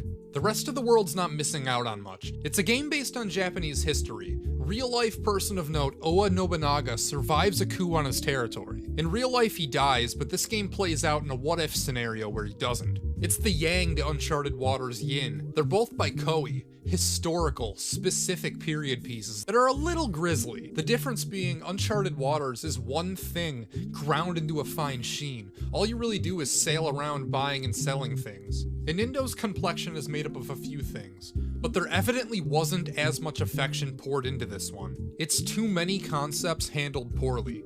For starters, it feels like they failed to balance this game at all. In terms of difficulty, abilities, the risk-reward relationship of taking action, it doesn't feel thought through. The EXP and gold doled out by defeating enemies aren't quite proportional to their difficulty. There were a few times when I'm busting my balls spending 10 minutes on a random encounter that I'm ideally too underleveled to handle, and I get less EXP from that battle than the enemies I should be fighting. Despite taking many breaks to grind, you always feel weak. There's nothing like combating someone, only to have the brand new sword you spend an hour farming to get do 2 damage. None of the long-range weapons are worth your time, by the way. If you're going to attack someone from a distance, magic would be much better served. Now's as good a time as any to explain the battle system. It's traditionally turn-based with a small environmentally based twist. Imagine there's a chessboard of hexagons on this battle screen. If you're on an adjacent square, you can attack with the sword. If you're not, you need to rely on bows, pistols, or magic. Here's a weird quirk. There's a couple restoring tiles tucked inside the dungeons, but they don't completely restore your health. They only do 30 HP at a time. Why? You can step on it as many times as you want. It's not like you're limited to one use. Why doesn't it just give you all your health back? It's like when they were coding it, they had a problem getting it to give you all your health, or maybe whoever was doing it got lazy and didn't want to program a check for how much health the player needed to fill up, so they just set up a default value of 30. The D-pad cancels dialogue boxes, which normally isn't a big deal, but sometimes, as in whenever the game feels like it, it has a narrator and throws unexpected crap up on the screen. Like here, what did it say? When you're in a town, it was nice of them to mark the buildings. The green door is the item store, red is the armory, lantern to the right means there's a tea house, and the inn is the word inn written on the door. They've got all these cute little markings. Well, most of the time, some places had to be rebels. This is a hard game to keep all your nouns straight. They throw so many Japanese terms at you that they start to blend together. Weapon names, town names, people, it's all a mush. At least this game's nice with the random battles. They got that part right. It's perfect. Not too many, not too few. The win condition from what I could gather was just to kill Nobunaga. He's in the center of Japan, and it seemed like you could just walk up and challenge him whenever. Turns out I was wrong, but I didn't figure that out until about 19 hours in, so we'll get to that later. Meanwhile, this NPC claims that there are 18 different dungeons scattered across Japan. I figured it would be a good idea to do at least a lion's share of them before attempting the endgame. Outside of most of the dungeons, there are these elders who give you magic spells in exchange for items that you'll find in said dungeons. With magic generally being more useful than melee, it seemed like a good idea to do as many of these as I could find. I'm pretty sure you can do them in any order, but the level curve of the game is so strict that I always felt underleveled in the areas the game expected me to be in, let alone trying to sequence break. And that's with me going out of my way to grind after every scenario. It wasn't until I figured out ways to cheese the AI, started using the more underhanded ways of playing, that I felt truly powerful. Eventually you reach a point where even if you have the best equipment available in the game, you won't be doing hardly any damage to even the most innocuous of random encounters. So you're forced to rely on magic. The problem this poses is that there's no consistent way to replenish your NP if you're not in a town. You're fighting an uphill battle, that is until you discover 2 secrets. First, that some weapons double as a usable item that casts spells without a cost. The multi-blade in particular casts Gale and is capable of carrying you through the entire game. The second being that every single enemy, and I mean every enemy, including boss fights, can be put to sleep. The status in this game works like it does in Pokemon Generation 1, meaning that they can't wake up and attack in the same turn. As long as you keep your enemy asleep, they're incapable of moving. Once you discover this, The game goes from being unfairly brutal and grind heavy to a fucking joke. There might be 18 dungeons. That's what the game claims anyway. But outside of Nobunaga's castle, I only encountered 4 bosses. Most of them don't have anything at the end. Winning these is all about abusing the AI. Before I discovered the sleep trick, I was using the buff technique. Bosses have a tendency to spend their time debuffing you every time you buff yourself, and it doesn't matter how small your advantage would be. I'd have one party member cast a speed increasing spell, and the enemy would in turn spend his time undoing our magic. This leaves my other 2 party members free to attack. Repeat this until they're dead. You can also go Super Saiyan. Your character turns gold and everything, but it's not generally a great idea to use it against bosses, unless you have them sleep locked, of course, because they can undo that too. Here's a scenario involving one of those 4 boss fights that doesn't make sense. A guy goes missing inside a gold mine, it collapses, and nobody in town can find him dead or alive. You're recruited to go help, and you do. You find him, he's dead, and you fight his ghost. When it's over, the guys from town show up, act like they found a fortune, cart off a giant nugget of gold, and you're teleported outside the dungeon. It's the only time they teleport you out. Normally you need to walk or use magic. Are we just forgetting about the guy now? They don't give a shit? Nobody? The Elder in town gives you a couple thousand gold instead of a magic ability. 2,000 gold is nothing in this game, by the way, and doing this quest is only worth it in that it puts you further up the level curve. The font can be hard to read, and the inventory system is as crummy as they come. You can only hold a certain number of items, and anything that's equipped counts against your total. It's the kind of game where each individual party member has their own inventory. The way the game handles your travel team is a neat idea. There are dozens of wandering NPCs traveling around Japan that you're able to recruit. They each vary in skills, abilities, and they never stay in one place. There's a friendship system. If you're cordial enough, you can ask them to join your party. But be careful because the people you align with affect your relationships with other NPCs. If your party has someone that another NPC doesn't like, they'll become hostile. It's a neat idea, having people that can either be friendly or not depending on your alignment. You'll get attacked quite a bit, but everyone's level scales to yours, which is good in a way because you'll never get slaughtered without warning this way. But it also makes the encounters too easy because it's 3 against 1. Once you get a full party, you're not losing any of these. They just become a formality. You save your game at the inns, but they're prime real estate for your enemies. A lot of the person-to-person interaction takes place here. When starting out, it takes a great deal of effort to convince anybody to join your ranks, but as you go, you'll be beating them away with a stick. Aside from the random NPCs, there are 2 instances where a special character asks to join in a scripted segment. I was pissed off the first time it happened because I wasn't ready. I had just beat a dungeon, gotten the item the Elder had requested, and this girl comes up, says she's a childhood friend, and requests to join. Who am I to say no? She might be awesome. But as soon as you say yes, you instantly are required to discard one of the ones you already have. It doesn't let you back out. No inventory management, no nothing. You can't do anything. All the money I had just invested, blam, gone. All the items he had been carrying, never coming back. To make matters worse, she sucks. Terrible. She's an identical clone of you, but worse. You'll have the same equipment, same level. Her attacks will do 1, and yours will do 20. Pathetic. I almost get why you wouldn't want this other person to just be as good as you, so making them less powerful physically or in one aspect is fine, but they need to compensate somewhere else. She needs to be a better spellcaster. Give her another unique ability. Do something to make her worthwhile, because just being a copy of you, the main character, and unable to attack sucks. While you're doing your own thing, in the background, different factions of Japan are playing a game of Risk. Remember at the top when I proclaimed this game had too many concepts and not enough sheen? This is the kind of thing I'm talking about. On top of being traditionally turn-based, it's got strategy game elements within that structure. It's got social game aspects with the party recruiting and alignment system. And to top it all off, you've got these warring sub-nations fighting for control of Japan.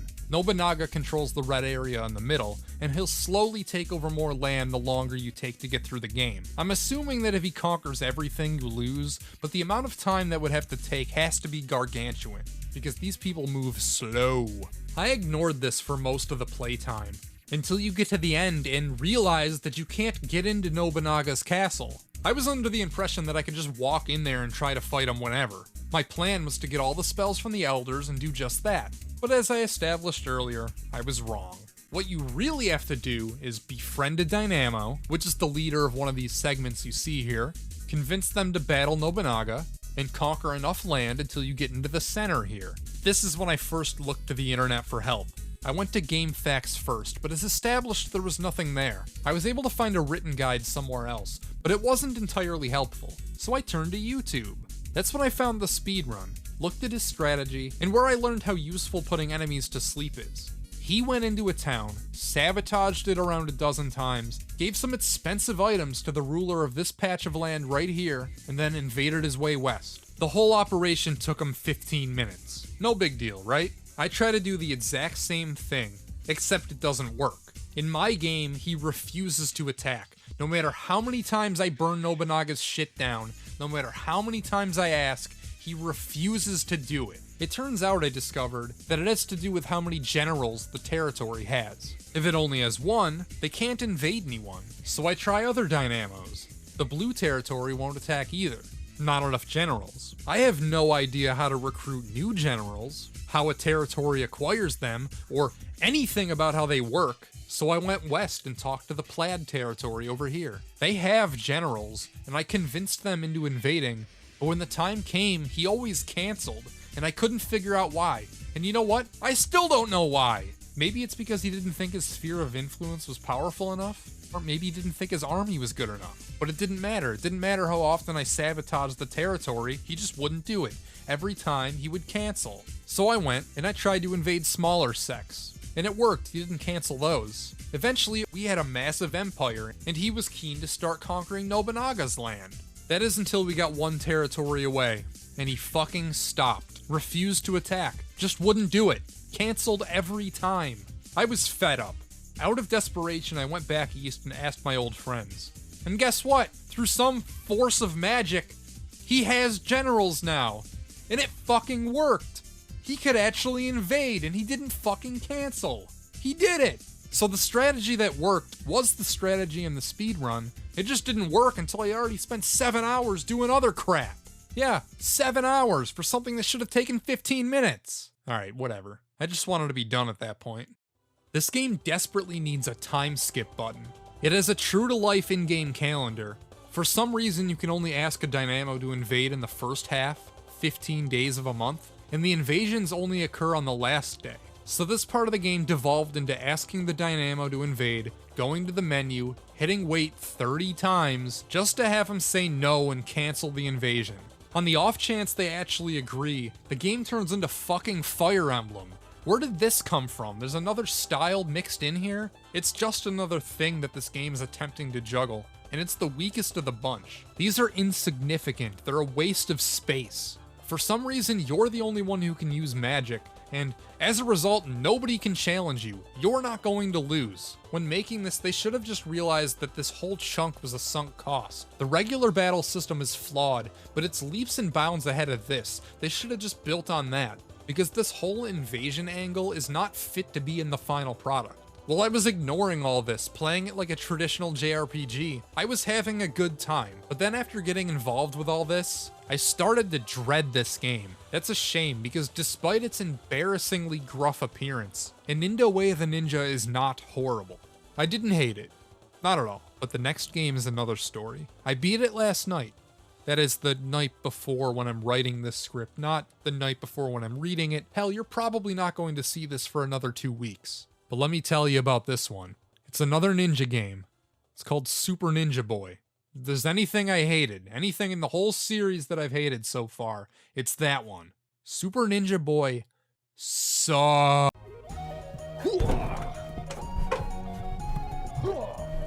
I can't believe we're already at video number 30. That's around 600 hours spent playing these games. No idea how long it takes to actually make these videos, because I don't keep track of that. And I'm not even halfway done. Lord of the Rings Volume 1 of 1 is a legendarily crappy game. Something I would peek ahead at and dread having to eventually cover. Now after actually playing it, while by no means approaching any positive adjective I may use to describe it, Lord of the Rings was somehow not the most painful experience of my life. Don't get me wrong, this game is terrible, and I cannot earnestly, unironically recommend it to anyone. But like going to the dentist, once it's over, you don't regret going. So, where should I begin? How about the packaging? Back of the box. That'll be our framework. How I'm choosing to break this video down. Adventure comes alive in 16-bit fantasy with the swords and sorcery of J.R.R. Tolkien's The Lord of the Rings. Prepare yourself as this treasured Tolkien tale takes you on an epic quest to destroy the One Ring that has the power to enslave Middle-earth. But beware, the evil Lord Saruman and his mighty forces will fight you every turn in your quest to conquer the Balrog and destroy the One Ring of Power. It's a nice little blurb, but here's where things start to go off the rails. Thousands of frames of rotoscoped animation, the largest use of rotoscoping in any Super NES game ever produced. What? They're trying to tell me that this is rotoscoped. This is rotoscoped. No. And this game doesn't have thousands of frames of anything. Also, the largest use of rotoscoping in a Super Nintendo game? The traditional meaning of rotoscoping is to take live action footage, then trace over that, thus creating animation. And to me, it sounds an awful lot like what they did with, I don't know, Mortal Kombat or NBA Jam, taking real actors, then using still images from that to craft in-game graphics. What makes this rotoscope? What's the difference? That they drew over the footage before making them into sprites? No, of course, I'm being a butthead. This line is on there because the movie had rotoscoped animation. Not the trilogy, the animated one from 1978. Which opens up a whole other can of worms. Is this supposed to be based on the film? The game came out 16 years after, and the overall sequence of events is different. Instead of many years passing between when Bilbo leaves and when Frodo sets off, this game just starts immediately after, and Gandalf already knows everything about the ring. Plus, the game only goes up to the fight with Balrog and Moria instead of covering all the events up until the battle at Helm's Deep. Some people like to consider this a movie-based game, though. I am not one of them. None of the marketing materials make any mention of the movie. And the primary reason people seem to think this is because it lifts visuals from the cartoon, like the character portraits, which I will put over the screen right now, definitely take inspiration from how they look in the cartoon, but at the same time, I would argue that the trilogy, you know, the famous movies that everybody knows this thing from, lifts plenty of visual aspects from the movie as well. You know, every take on Lord of the Rings builds upon something that the last one did. Nothing is wholly unique, everything borrows elements, including this, and I consider it to be its own unique take on Lord of the Rings. Exciting Play uses the optional SNES mouse. Well, I do have an SNES mouse, so might as well give that a shot. Alright, so I plugged in my Super Nintendo mouse. The rock-hard plastic that is the SNES mouse's mouse pad is on my lap. That's the sound of me roughly putting it against it. Now I'm going to lean over, I'm going to hit power, we're going to experience this together. Alright, okay. So instead of just moving with the D-pad, we got this weird mouse cursor thing. Oh, what the? Alright, I thought he would just kind of follow my... You gotta, like, hold it down. Alright. Okay. So do I talk to... Okay. I'm just walking to people to talk. Alright, I don't care what you have to say. Let's let's venture out. Let's try and fight. Let's try and kill something with the mouse. So, left click moves. Right click is how I bring up my items, I guess. Alright, there's a snake. Let's try and kill the snake. Do I click on it? Oh, I did something. Okay, I guess when I hover over your character, kind of, it has to be like to the right of your character. A sword icon appears, and then you can attack. Alright, you wolf. You want some? So you're gonna get some. If I can get over there. There we go. Get him! Yeah! Okay, alright. Oh, oops. I accidentally opened up my items.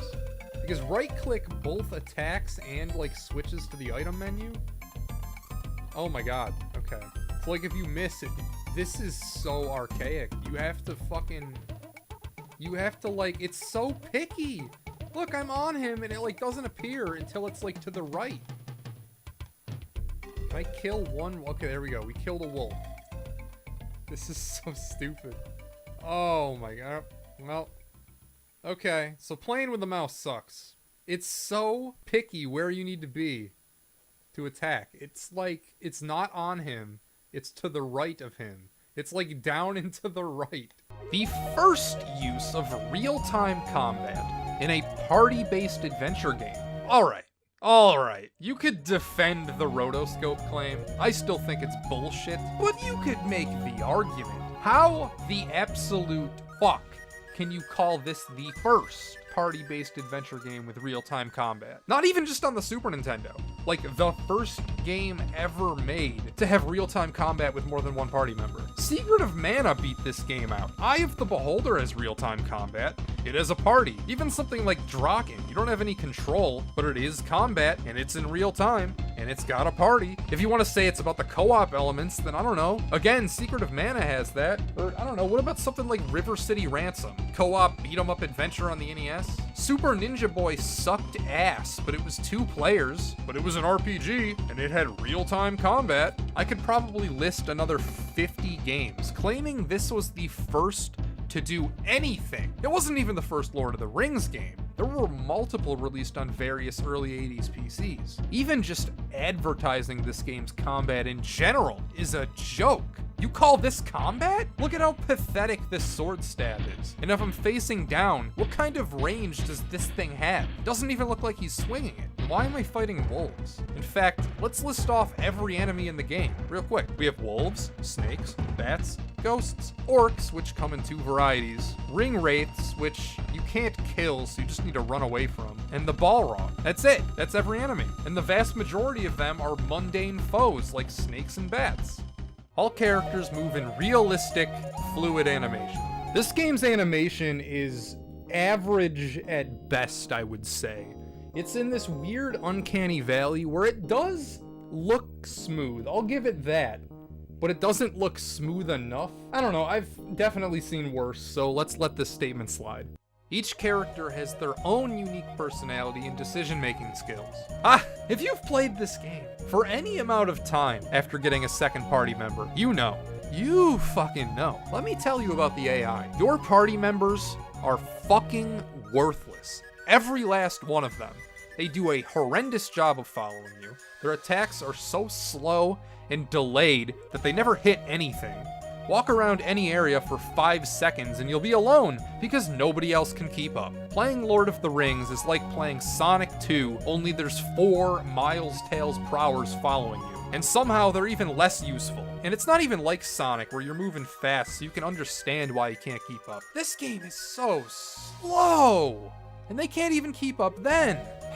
If by unique personalities and decision-making skills they mean every character will wander off in a different direction before they die, then yeah, it's spot on, because that's exactly what happens. There's this one bit where a tree eats your party members, and the game is instantly more fun, not having to worry about them.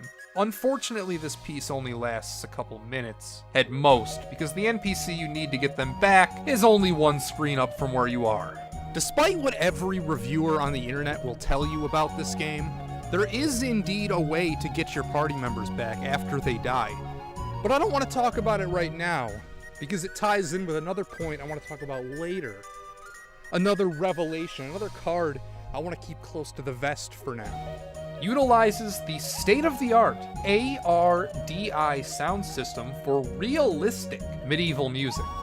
Okay, first off, what the heck is ARDI? Google brought me to some guy's SoundCloud.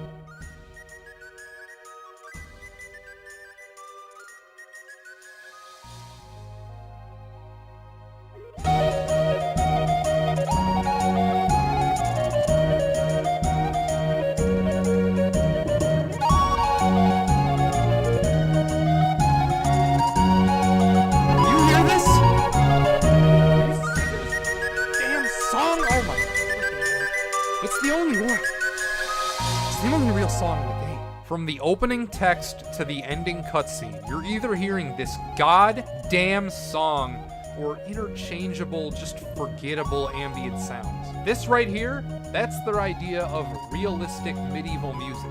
And if I'm being real, it's not a bad track. It's just that it's, what is this, a 1-minute loop? Have mercy. An adventure RPG game that faithfully follows the epic fantasy of J.R.R. Tolkien's Middle-earth. I've watched the movies, extended editions, even saw the cartoon to prepare for this, though admittedly I have not read the books. Though I have read Ayn Rand's Atlas Shrugged, and did spot a cameo from John Galt. Anyway, I'm not going to push back on this bullet point. Sure, faithful, whatever, fine. Lord of the Rings on Super Nintendo's plot is conveyed in text boxes almost entirely. The golden rule to storytelling, in film or video games or whatever. You know, show don't tell. Yeah, they didn't even try that. All these words, I have no idea how far into the video we are right now, and we haven't even touched upon. We haven't even seen the iceberg of what this game's biggest flaw is. No, Lord of the Rings' biggest problem is that it's a fucking collectathon. The mighty Lord of the Rings is not a game about battling evil, or even destroying the One Ring. It's a game centered around finding random trinkets. Here's a common theme. You're adventuring. You make it to the next plot-relevant place, like Bree or Rivendell. Then an NPC will say, "Oh, have you collected all of..." Insert item that's not from the source material here. "It doesn't look like you have. Oh, I guess you'll need to turn around to find them before I'll allow you to pass." And to boot, the entire game is a pain to navigate. Copious amounts of reused layouts. Copy and pasted scenery and assets are everywhere. It's a good thing I found a map, only how do we use it? I look in the menu, there's no map option. I try and go to my items, but it's not there. So I exit out, I hit every button, discovering a password screen appears when you hold down L and R. That's right, a Super Nintendo game with password saves. A Super Nintendo RPG with password saves. If you look in the manual, there's no mention of any in-game maps, so I have no idea why you would find maps sometimes only for the game to have no discernible way to use them. So my advice is to go online and look up a map there. Though sometimes even that doesn't help. Mike from Mike's RPG Center. If you don't know, there's this website called Mike's RPG Center. It looks straight out of the year 2000 or 1999. There aren't many games listed, but goddamn, Mike writes some of the best guides that have ever been written, each one complete with maps. And even Mike, who I've sort of formed a parasocial relationship with, even he could not make sense of this game's layout. In all fairness, he came close. Admirably so. He got most of them right, but this game reuses so much shit. Copy and paste screens all over the place that he couldn't quite keep track of what connects to what, and navigation just gets even more confusing because of that. Anyway, so I've mentioned that this game uses password saves, and it opens up a few interesting little quirks, we'll call them. A little bit of idiosyncrasies that kind of completely fuck up the game. Remember when I stated that it is possible to get party members back after they're dead? Well, it's because of how they implemented this save system. The top two rows represent who's in your party and what level they are. For example, say these 3 letters represent Sam. If a character is not in your party, then their slots appear as blank. You just don't put anything there. Nothing in this system keeps track whether or not that party member is alive or dead. It only knows if that character is currently in your party or not. If that character dies while in your party, then obviously they're not there anymore. So when you reload the game and put in the password, they respawn back at wherever you recruited them. So you can get a character killed, take the password, reset the game, put in the password, and you can get them back. So that's nice, right? Abusing the system to get what you want. You can even manipulate it to get characters early, though I didn't stoop to that. This game isn't really difficult, so I never felt the need to cheat. Plus, if we're being honest, having more party members doesn't help at all, really. But with all good things, there's always a catch, and the password system ultimately hurts you more than it helps. I never have any idea where passwords will spawn you back into the game. No clue. It appears to have absolutely nothing to do with where you bring up the screen to get the password, and I was not able to discern exactly what part of this system corresponds to where the game spits you out. So basically where you save the game and where you continue from, I couldn't even find a correlation. They're not even related. Our most annoying spawn location was smack dab in the middle of the Barrow Downs, aka the area that broke Mike's RPG Center. It's the second most complex area in the game, and I did not appreciate being sent here when I wanted to start in Rivendell. If you can put up with how boring the environments are, how irritating the backtracking for random trinkets is, and just the overall lack of anything going on in this game, it's not difficult per se. Enemies are stupid, and after gaining the first couple of levels, I never really felt endangered. In fact, after leaving the Shire, if you don't count the time I tried to fight a ring wraith, the only time I died was to the final boss. And the Balrog has a checkpoint in the room before that, so dying to him is not a big deal at all. Lord of the Rings is remembered as this all-time horrific dud. But I really do think that its reputation owes more to the fact that an RPG based on Lord of the Rings has so much potential. If Square had made this game, we would still be talking about it today. But that's not what we got. Interplay, cheaply, hashed some crap together, and that's Lord of the Rings on Super Nintendo. That's all I have. I've reorganized the tier list. There's more gradations now. Lord of the Rings can sit right down here, next to Lagoon. Remember, never trust anyone who needs a haircut. Goodbye. Future Jason here, and after editing the video, I thought about it and I figured out the deal with the maps. It came with generic unlabeled maps that just had letters, but they didn't tell you where they were. So the way it would work is you would pick up the map in the game, and then it would say, look at map A, and that's the map of this area. And it's not even that helpful because it only maps out areas from the first half of the game. So my point still stands about it being confusing as hell to navigate. Why are you guys making me play this? I hated this game. Hated this game. As much as anything I've ever reviewed. King Arthur. Who voted for this? No, don't answer that. It's rhetorical, I know, I can just go and check. But it's baffling. This game isn't famous. It's not even infamous. Nobody gave a shit about King Arthur and the Knights of Justice in '95 when it was released, and nobody gives a shit about it now. There's next to no contemporary YouTube coverage. It's sold like garbage. So even though there's next to no demand, it's still sort of expensive. The only people who have played this game only did so because they downloaded a complete Super Nintendo ROM set, saw a game with King Arthur in the title, tried it out for, I don't know, maybe 20 minutes and thought, oh, so this is just like a Secret of Mana clone, only with King Arthur. Cool. Then never thought about it ever again. Moving on to the next game, potentially the other Super Nintendo King Arthur game, which is sort of a side-scrolling strategy puzzle game. Maybe the people voting were thinking of this one, but that's not really an RPG. I have played it, it's much better than this. Pro J.R.R. did a Let's Play of King Arthur and the Knights of Justice once upon a time, but he only did 2 episodes and only made it to the first boss. This green dragon, I'm willing to bet that the dragon is about as far as 90% of the people who've tried this game make it. And if you want to check out King Arthur and the Knights of Justice, hating this game, even I would recommend playing as far as this point. Because as a casual curiosity, as a thing you check out once, it's fine. But if you're in it till the end,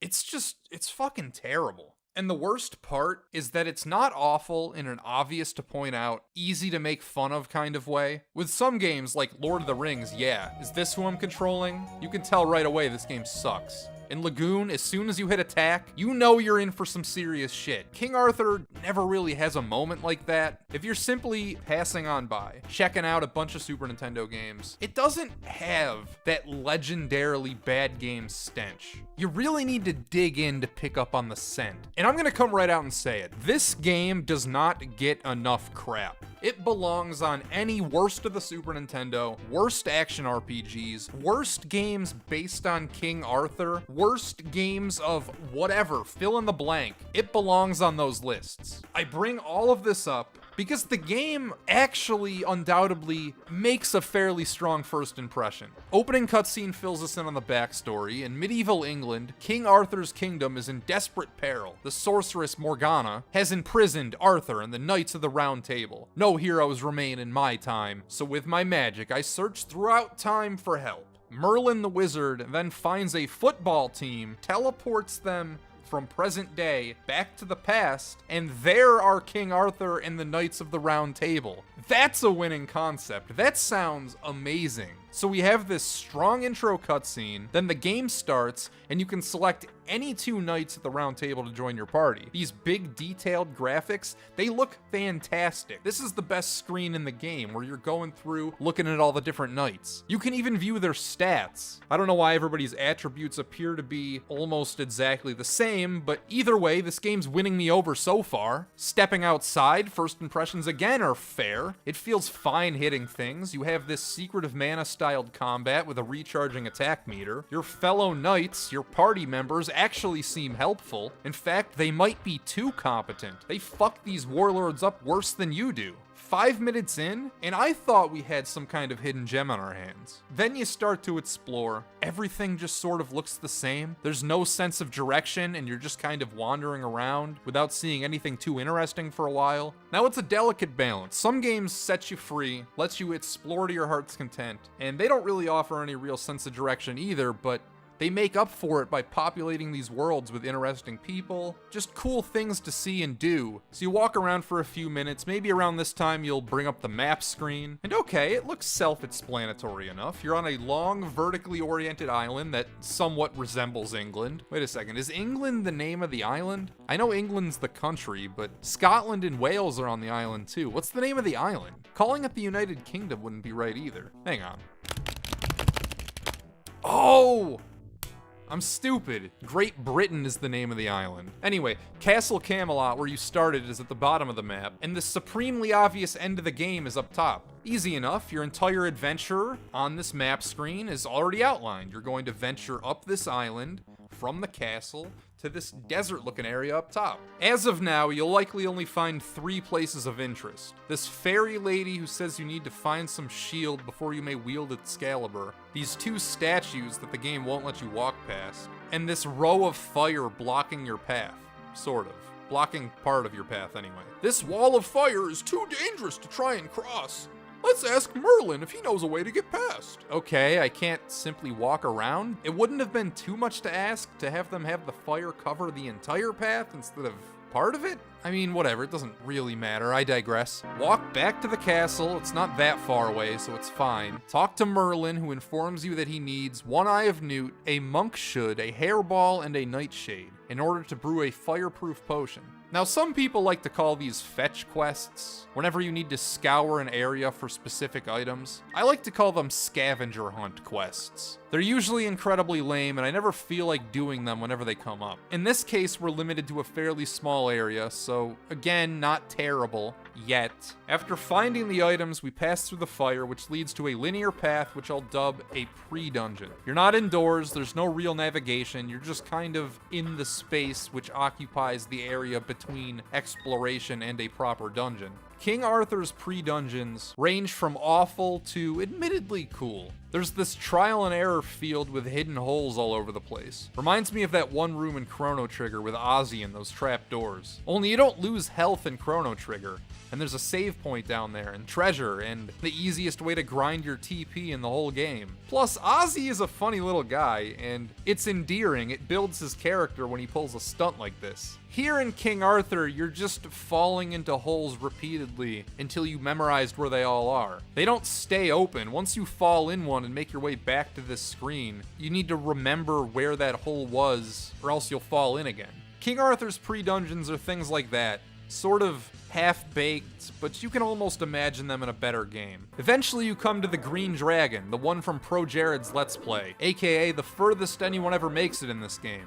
And for good reason, he's tough as shit. This dragon has a huge difficulty spike. If you didn't have the foresight to grind on these respawning orbs which allow you to shoot balls at it, then you don't stand a chance. Then after killing the dragon and doing a couple other things, you're allowed to move past these statues and on to the next part of the game. The reason I outlined this entire intro is because you have now witnessed the first full rotation of what I like to call the King Arthur cycle. This game is structured as such. You unlock a new segment of the island directly north of where you are currently. There's some kind of obstacle preventing you from going too far north, and an NPC which requires you to find 4 items. And it's always 4 items. Never 3, never 5, 4. to give you some kind of MacGuffin allowing you into the pre-dungeon. Then after the pre-dungeon is a traditional dungeon, which is always this exact same tile set arranged into some kind of light maze. After the dungeon is a boss battle, which when defeated drops a key, granting you access to the next area just north of where you are. Rinse and repeat until you're at the top of the island, then the entire game's over.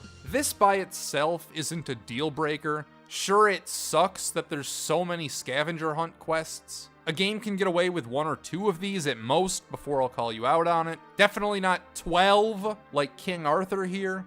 But this whole cycle business is ruined by one simple design decision they made. Those keys the boss fights drop.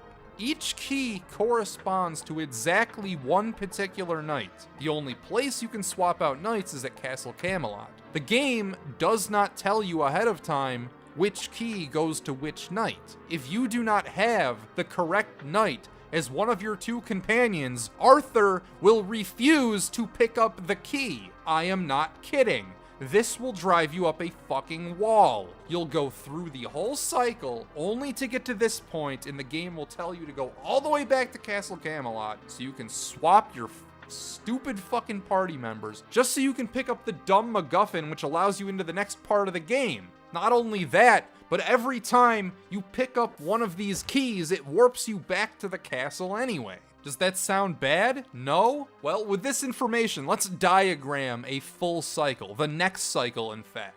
We venture into this unexplored land, get blocked by whatever obstacle they said to put over there. Normally it's just these statues, but once in a while it's something interesting, such as that wall of fire. We find the NPC who tells us what items to look for, then we scour the available land for the 4 items. If you're lucky, they'll ask for something that you either already have or already had to get for someone else, because then at least you know where to find it, hypothetically. Give them the items so we can go into the dungeon, kill the boss, only then to find out which knight is capable of actually picking up the gosh darn key, so we go back to Castle Camelot, then all the way back through the dungeon, and finally we pick up the key, allowing us to go further north. But remember, the key warps you back to Castle Camelot again. Do you see how as you get higher up on the island, this gets more and more annoying?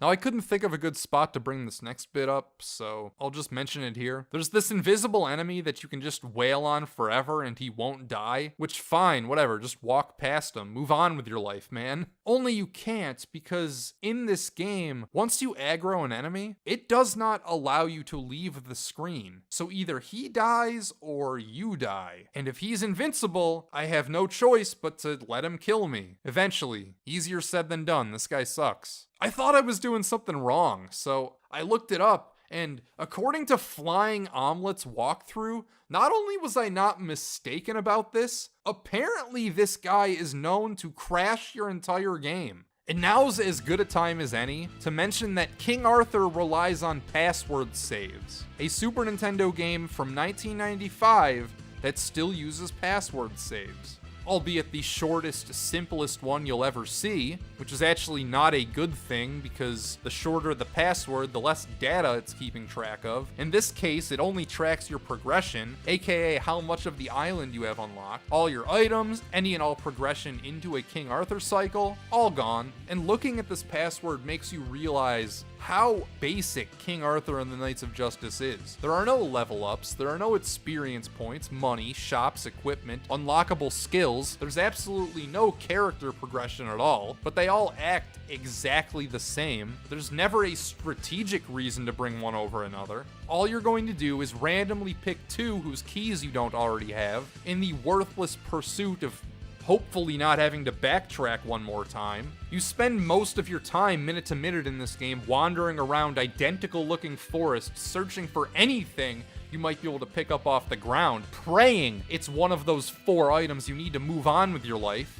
Man, King Arthur was a tough game to sit through, and I like to think that I've built up a great tolerance for this sort of crap. Normally I'll play something for a couple hours at a time, but with this, 15 minutes. That's it. That's all I could do. It sapped my patience that quickly. You ever play a game only to get to that one part you don't feel like doing because you know it's just going to be pointless and annoying? That's King Arthur and the Knights of Justice, except the entire game is that one part. The whole thing is like that. Even its awesome premise, I can't even give credit to the game for, because it was based on a shake hands with the original King Arthur and then are warped back to your own time. This game is a happy end. Anyway, that's all I got. Never trust anyone who needs a haircut. Goodbye.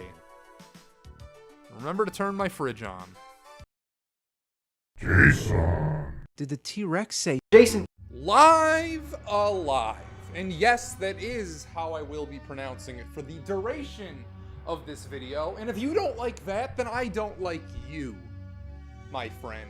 It has received increased attention lately because in 1 month's time, it's gonna get remade with fancy HD Octopath Traveler graphics, and it looks incredible. I'm not gonna lie, it looks incredible. This is the video game that Square Enix made Squaresoft. after Final Fantasy VI, but before Chrono Trigger. It was the game sandwiched between those two legends, and it never came out anywhere other than Japan. The credited designer would go on to direct Mother 3. The credited director would go on to direct Chrono Trigger.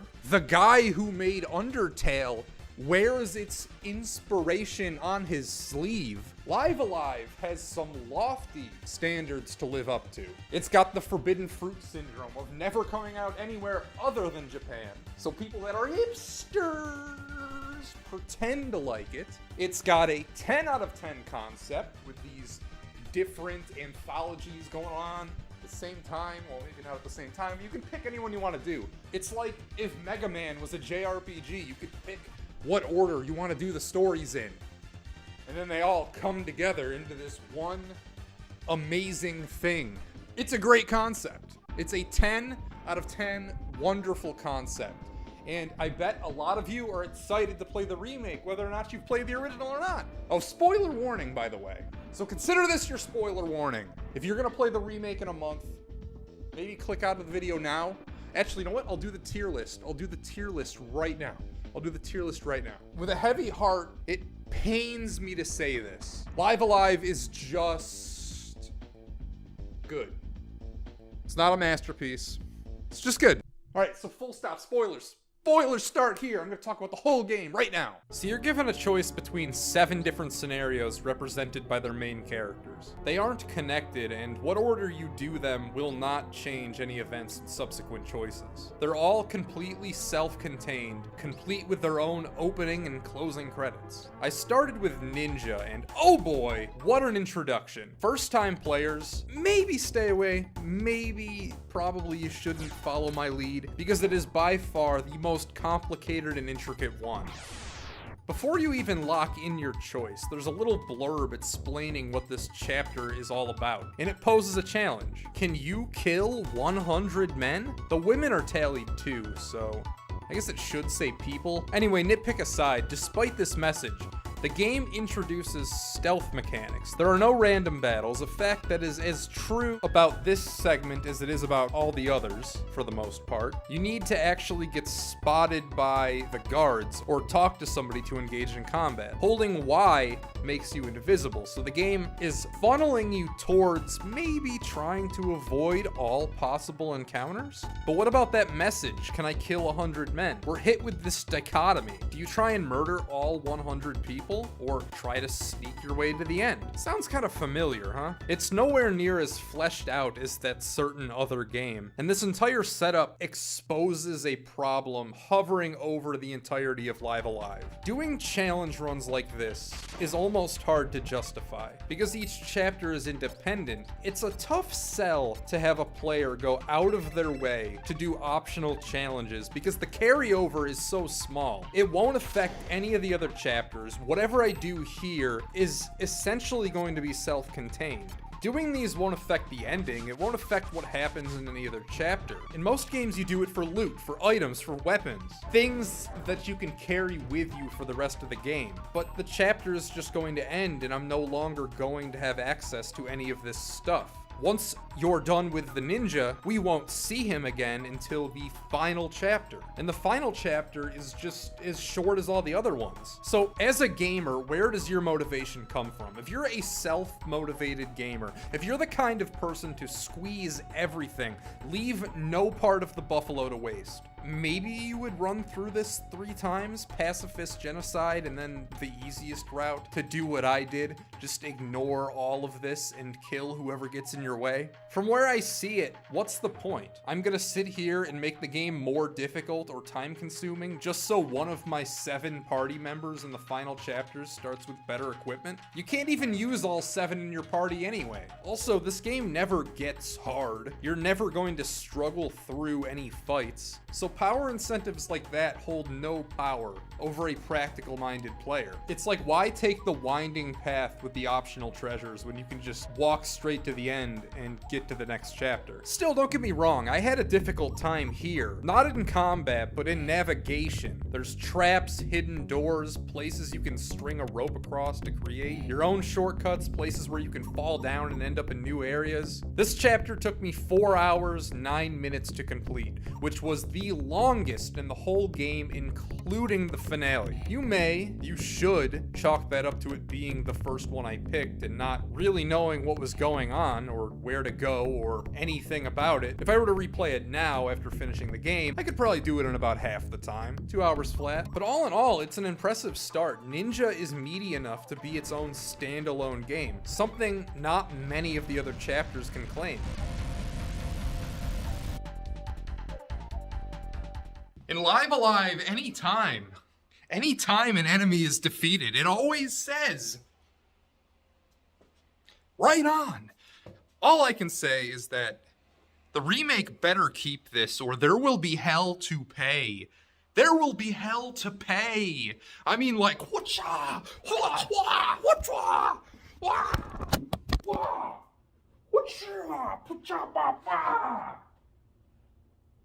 You see that? You see that, game developers? There will be hell to pay if it doesn't say right on. If it doesn't say right on after I beat enemies. If this were $5 on the eShop, it would be a pretty decent buy. The same absolutely cannot be said about my second choice, Fighter. It's supposed to be a send-up of Street Fighter 2. There's an opponent select, and fights, and that's it. No overworld, no exploration, one static menu, pick who you want to face, then one by one, you take them out. After the initial 6 opponents, there's a 7th against this guy named Masaru.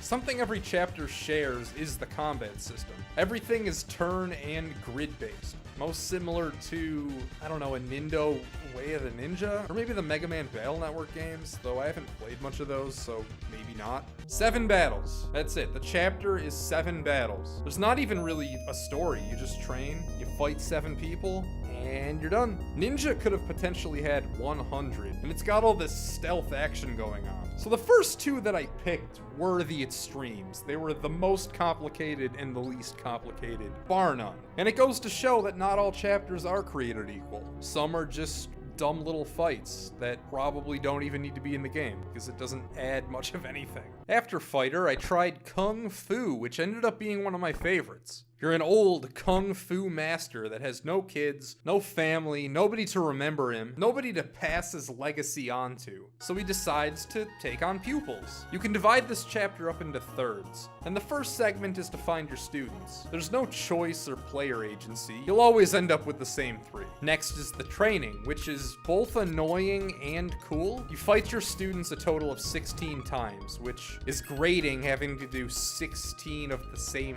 fight over and over and over again. It's up to you how to divvy up your training. Since 16 is not divisible by 3, it's impossible to keep it completely even. What's really cool though is that your students will learn whatever moves you use on them. Like if you use Ba La Do Yi Bu Jayo, Bai Li Do Yi Bu Jayo on one of them enough times, then it'll become a part of their arsenal.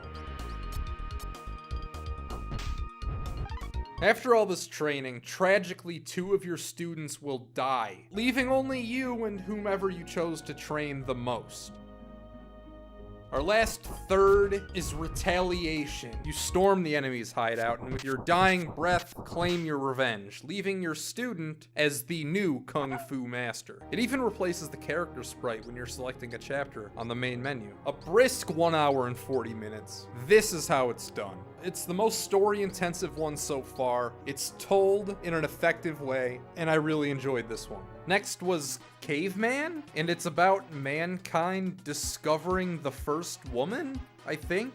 I say I think because Caveman's gimmick is that people don't talk. They just kind of gesture or have thought bubbles with things inside of them. There's these two tribes of cavemen with their pet/working partner apes, but there's only one cave woman to go along these two tribes. It results in all-out warfare, with the final boss being a guy who turns into a T-Rex for some reason. Live Alive loves to tell its tales in ironic ways. The only love story is the one where nobody speaks. Fighter, despite it being called that, only has 7 fights. Which leads us to Sci-Fi, perhaps the most ironic. The chapter with the most conflict has the least amount of combat, with only 1 fight, which takes place in a virtual space, so it's not even like a real fight, it's a computer fight. Sci-Fi is almost all exploration and dialogue. Going from Caveman directly to Sci-Fi made me feel like watching 2001. Both Caveman and Sci-Fi took around 2 hours, though if you know exactly where to go in Sci-Fi, I wager it could be done in about 20 to 30 minutes. Because so much of your time is spent wandering around hoping to discover the next story beat. It's almost never clear where to go next. And when it is, you're not there long enough to really know the layout or commit it to memory, or at least when you do, you know, it's time to leave. Like, once you have the ship memorized, you move on to the next chapter, so all that info is kind of useless. Up until this point, you've always been pushing onwards. Like, there hasn't been a lot of backtracking or really having to learn your surroundings, because you're always going forward. But in Sci-Fi, you have access to pretty much all the rooms you're ever going to have access to, right from the get-go, and it's more about you learning the layout and just going to the correct rooms. All in all, both Caveman and Sci-Fi are winners in my book. Next up was Mech, and is perhaps the strangest? Our main character's name is Akira. He rides a motorcycle, he has psychic powers, they're not even trying to hide this one. On one hand, it's the silliest. It starts with this opening anime sing-along thing, complete with on-screen lyrics. Go go, buriki da yo. 今は昔のバブルにあ歪んでの拳が天を救う意義よのマジを倒すため光で火は灯せ熱い心が呼び覚むブリキだよ我とあり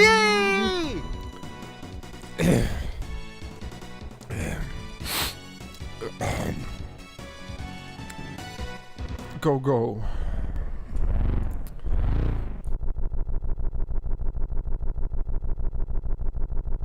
But once you actually get into the plot, it's the most disturbing by far. It's about a government conspiracy to kidnap children so they can grind them up like in a blender to use that juice to power giant robots. It turns out that was the only way. So you fight back, you save the orphanage, you save the kids. Golly. I saved the cowboy for last because just look at him. He just looks like the coolest one. The looks are deceiving because it is not, in fact, the coolest one. It's probably my least favorite, actually, aside from Fighter, I guess. And I don't really know what they were going for. You stroll into a town only to learn that there's a gang of bandits that are going to come and invade and wreak havoc or whatever, and it's your job to stop them. You do this by setting up traps, but you don't actually set the traps up yourself. You just kind of walk around town looking for items that can be used as traps. Then you go back to the bar where everybody's hanging out and you ask one of the townspeople to set up the trap for you. How well you set up the town just determines how many people you need to fight at the end. And the fights aren't even that hard, so I reckon you could just sit back and do nothing and still come out of this okay. Sundown the Cowboy is still a cool character. I love this sprite, but he deserved better than this chapter.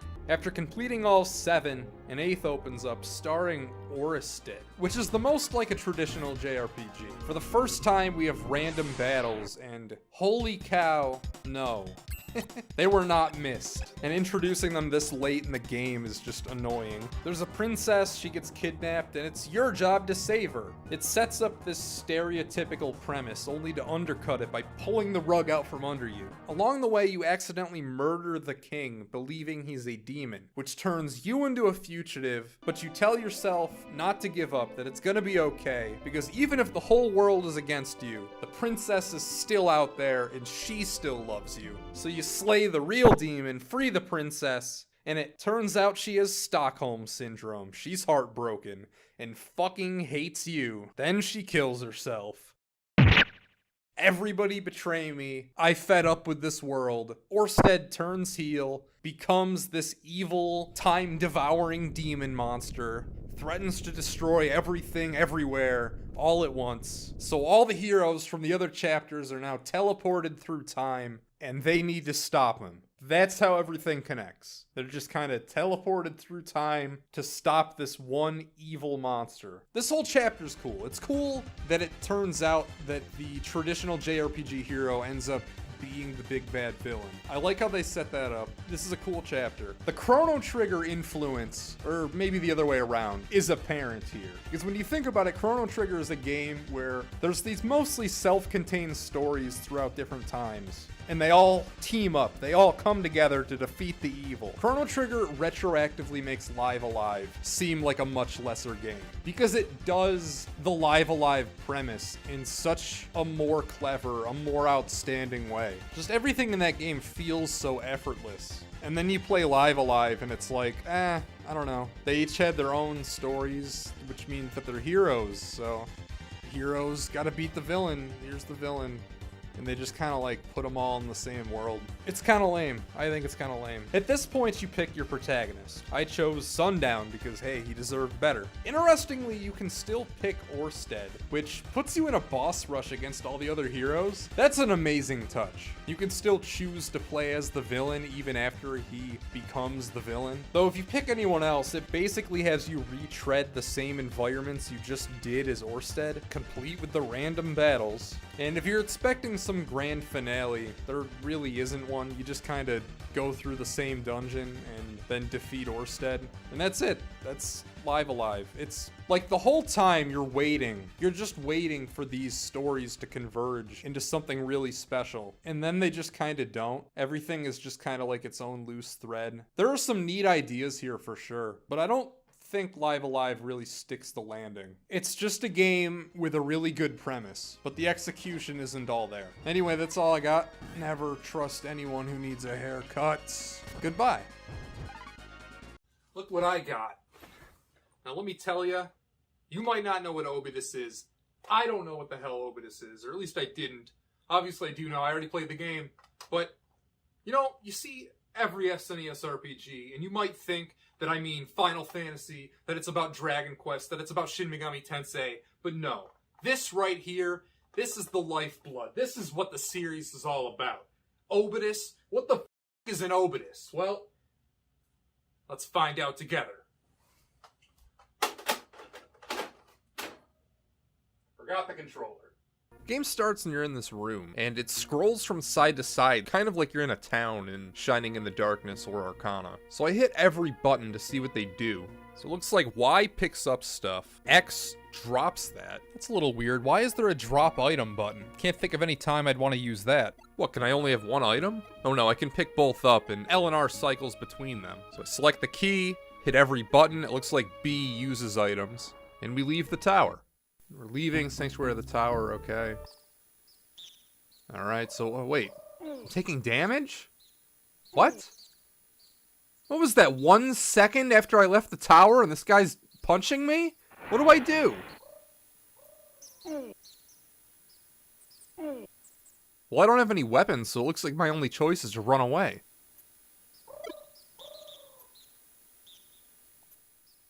I'm gonna get an apple, some arrows. Do I need a bow? How do I turn around? Oh, I guess you gotta be at, like, the end. Right, you bastard, I'm coming to get you. And he's gone. Well, alrighty then. What about these 2 candles? There's one for health, one for stamina. I know what health does, but I'm not really sure what the stamina is about. So after playing the game for a little bit longer, I have one huge complaint. You get so many items. Using L and R to 1x1 cycle in between all of them is a huge pain in the ass. It's like whenever you're being attacked, it's a mad scramble to hit L as fast as you can just so you can get to the arrows. What makes things worse is it's not like a band. You can't just, like, keep hitting L and expect to get every item. It's like once you get to the end of your inventory and you didn't see the item you want, then you need to hit R and go all the way back through it. It doesn't, like, smartly cycle all the way around. One nice thing I can say about Obitus is that it lets you save anywhere you want. Anywhere, anytime, just hit select to bring up the menu, hit save. Bam, done. So save often, because you never know what's gonna happen. Oh, what's this? I can't see anything. Yeah, that's right, this game is a lighting system. When you go into caves, you can't see anything unless you bring a torch or a lantern to light them up. But you can circumvent this because whenever you pause the game, everything becomes illuminated. And the compass still works. So most of the time, I don't even bother lighting these areas. I just walk around and use the compass to navigate. You can still see items, so what's the point? Drakehurst Castle, huh? Well, it's nice to be finally out of those caves. Wait, what the f***? What? Well, this was unexpected. Now I'm in, like, 2D side-scrolling mode? Am I hitting this guy? I guess so. So now we're, like, in this castle, and the game is completely changed. You can hit up or down to go between the foreground and background. Use keys to open up these doors. And that's another thing. This game has so many fucking keys. It'll make your head spin. So I'm walking around, I'm using keys to open up the door. It's like this key that I have selected right now seems like it opens most of the doors, and it looks like I can use it as many times as I want. Some keys, the door eats the key and it leaves your inventory, which I guess is good since, you know, if you don't need the key again in the game, it leaves your inventory. That's nice. But I don't think that's how it works. I think some of these keys just have a certain number of uses. Like this one, I'm going around, I'm opening doors, and then all of a sudden I can't use it anymore. But guess what? There's still more doors in here that are opened by this key. Like if I reload my save and come back in, I can open different doors. So it's like you need to know ahead of time, and you need to pick and choose what doors you need to open, or else you can't get to the end of this castle. I'm running around, looking to find where to go, and all of a sudden I drop dead. What the f*** happened? It's not like I was being attacked. Well, upon further review, it's because I let my stamina get too low. So that's what stamina is. Once your stamina bar runs out, you start losing health. Normally you recover stamina by going into the menu and hitting sleep. When you're in a castle, your stamina drains rapidly, much faster than it does in the first person segments. And also, when you're in here, it doesn't let you sleep. So if you get too far away from the entrance, save the game, like I just did, not notice that you're running out of stamina, there's no way to get that back. You're fucked. And this game only has one save slot, so if your one save slot is too far away for you to get back to the first person segment so you can go to sleep and get it back, that's it. That's game over. You're done. Start over from the beginning. So after restarting the game from the beginning, this time I come across a dwarf, and he's asking me if I have anything to trade for his heavy key. So I'm trying to use my items, and wait, oh, I'm being attacked from behind. Now remember, you can only turn around when you're at the ends of hallways. If you're inside a hallway, there's nothing you can do. You're stuck facing in that direction. So I'm facing the dwarf, being attacked from behind. I'm using every item I have, trying to get this key, but he doesn't want anything. So I have no choice but to kill the dwarf, then turn around and take care of the enemy. Only the dwarf didn't drop that key. Yeah, I'm looking around, it's not here. No worries though, I'm sure it's just an optional key leading to a side area, because after all, the game wouldn't let you miss out on something that crucial, right? So after exploring the castle, playing the game for a little while longer, I come across this orb. This important looking orb.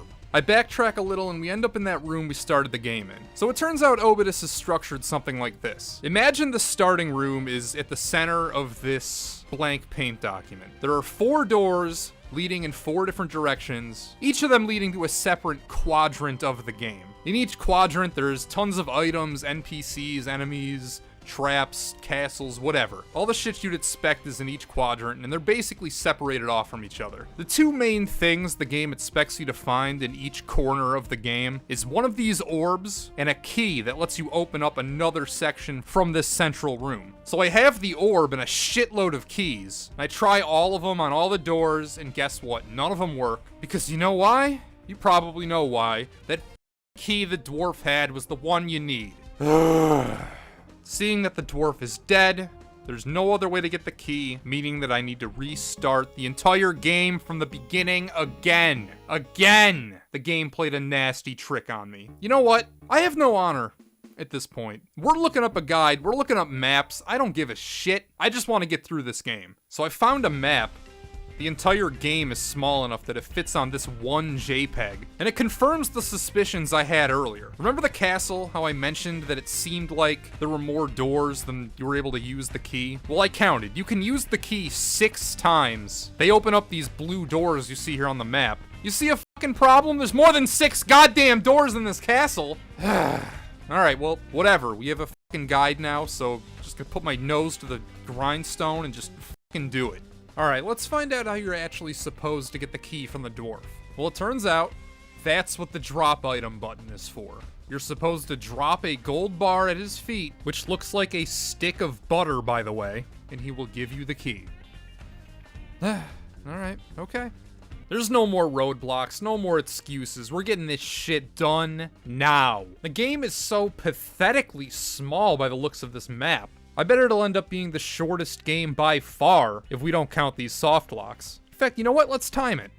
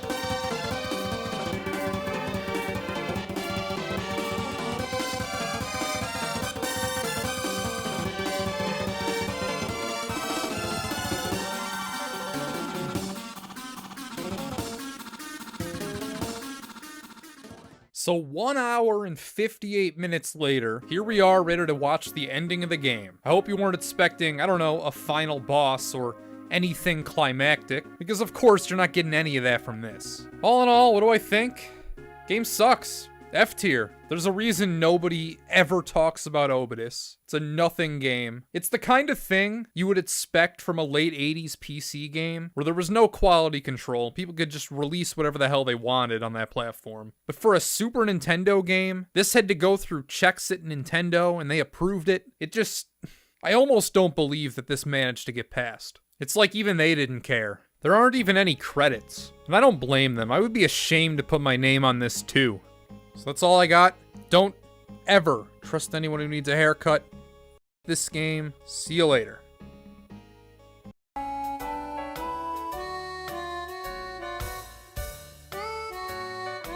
So I ran a poll asking which game I should do for this video, and Robotrek won, which either makes complete sense or absolutely none at all, depending on how specifically you are into Super Nintendo lore. While New Horizons is a sequel to a title near the top of my tier list, and Shin Megami Tensei is fucking Shin Megami Tensei, this massive franchise nowadays, they both jobbed out to a game called Robotrek.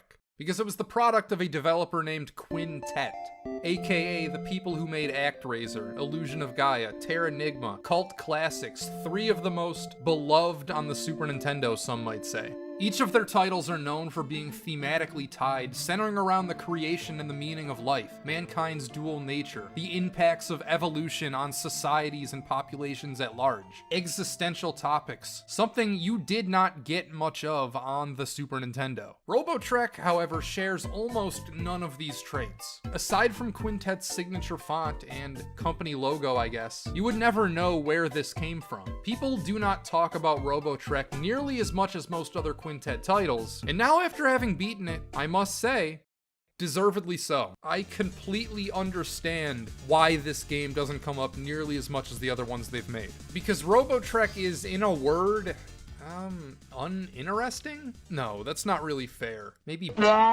In 11th grade, my English teacher asked me what I thought about a Shakespeare passage, to which I replied it was an unacceptable answer, of course, to an English teacher, because doesn't tell her anything. Just as it doesn't tell you anything when I call Robotrek. Anything can be to anyone for any reason. Saying something is is just a shortcut. It doesn't actually say anything about whatever you're talking about. Me calling Robotrek uninteresting is me admitting that in actuality I don't have much to say about this game. It's a failure on my part, having to resort to such labels. And it's not like I can point to any one thing and state, here, this right here, this is why Robotrek is video done.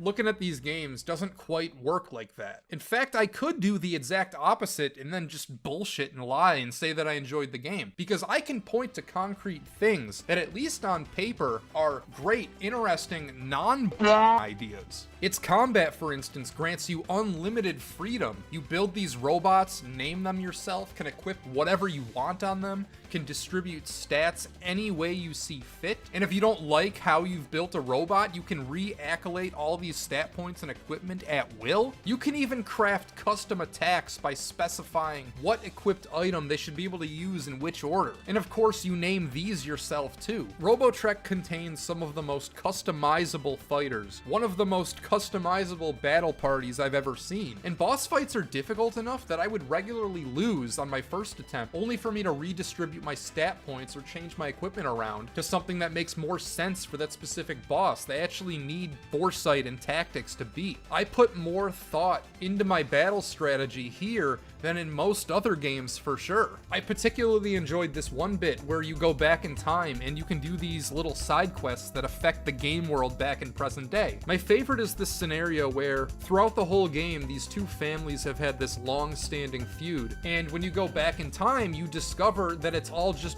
based on a misunderstanding. Simply put, one individual believed that an item of his was stolen by a member of another family, when it turns out that it was just some mice that stored it away in their little mouse hole. You can bring the item back to them, and when you return to present day, those families no longer hate each other. And that's just one example. They sprinkled in a whole bunch. I admire Robotrek's use of key items. It feels much closer to King's Quest than any traditional JRPG. In Final Fantasy, to progress, how often is what you need to do go into your inventory and then use a specific item at a specific location? Most of the time, if a plot event requires specific items, characters will just automatically do whatever it is they need to do. There are rarely, if any, ever any actual puzzles requiring you to think about what items you have and then act accordingly. They never really build puzzles around inventory items. Robotrek, however, contains dozens of instances where a specific inventory item is needed to solve puzzles, such as blowing a horn you've had in your inventory the whole game to scare away some guards, or using a bottle of clean, which is a consumable item normally used to rid your robots of status ailments, though in this case, using a bottle of clean on a rusty drill you find so it can function again.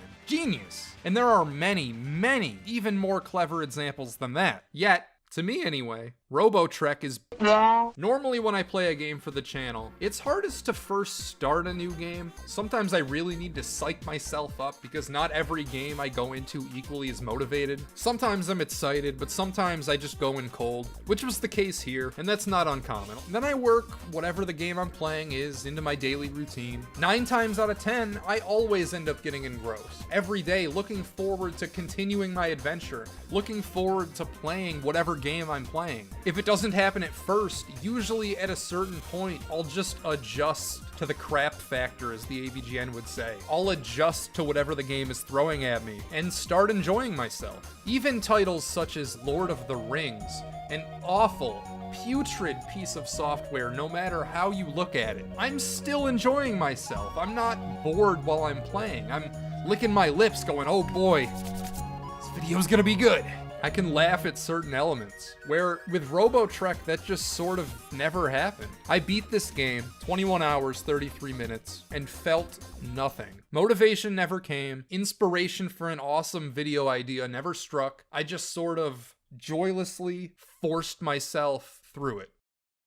Which begs the question, why? Why did I not gel with Robotrek? Quintet made quality stuff, and this game is no different. It's visually better than most of what you'd see on the Super Nintendo. It's constructed well, and after giving it some thought, it's not really a problem with Robotrek at all. It's a problem with me. For answers, I need to ask myself, why do I enjoy what I do?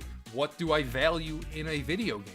A long time ago in old internet or in magazine reviews, the reviewer would separate a game into different categories, like sound, graphics, gameplay, maybe story, or IGN's nebulous lasting appeal category. Here's how I would score Robotrek with this rubric, by the way. Graphics, 8 out of 10. Sound, 3 out of 10. Gameplay, 9 out of 10. Story, 6 out of 10. Lasting appeal, 5 out of 10, I guess. We've gotten away from that in the last 15 or so years. Compartmentalizing video games into separate categories like this will never convey the quality of a work. Over time, we've realized that it was just kind of silly doing it this way. After all, it's more about how these elements interact than how well they stand on their own. As I see it, there's at least 2 types of video game enjoyers. On one hand, we have John Romero. Games are like porn. A story is expected to be there, but it's not important. People who see this old rubric and think this way may believe that Robotrek is great because it looks good, and for an RPG, gameplay-wise, it's as engaging as anything else from 1994. Though I'd consider myself more of the opposite. Whereas the general gameplay, what you're doing on a minute-to-minute basis, isn't necessarily what matters most. Romero-ers may claim that graphics, sound, story, whatever the hell lasting appeal was supposed to mean, that it's their job to support, to prop up the gameplay, that is center stage, because after all, you play a game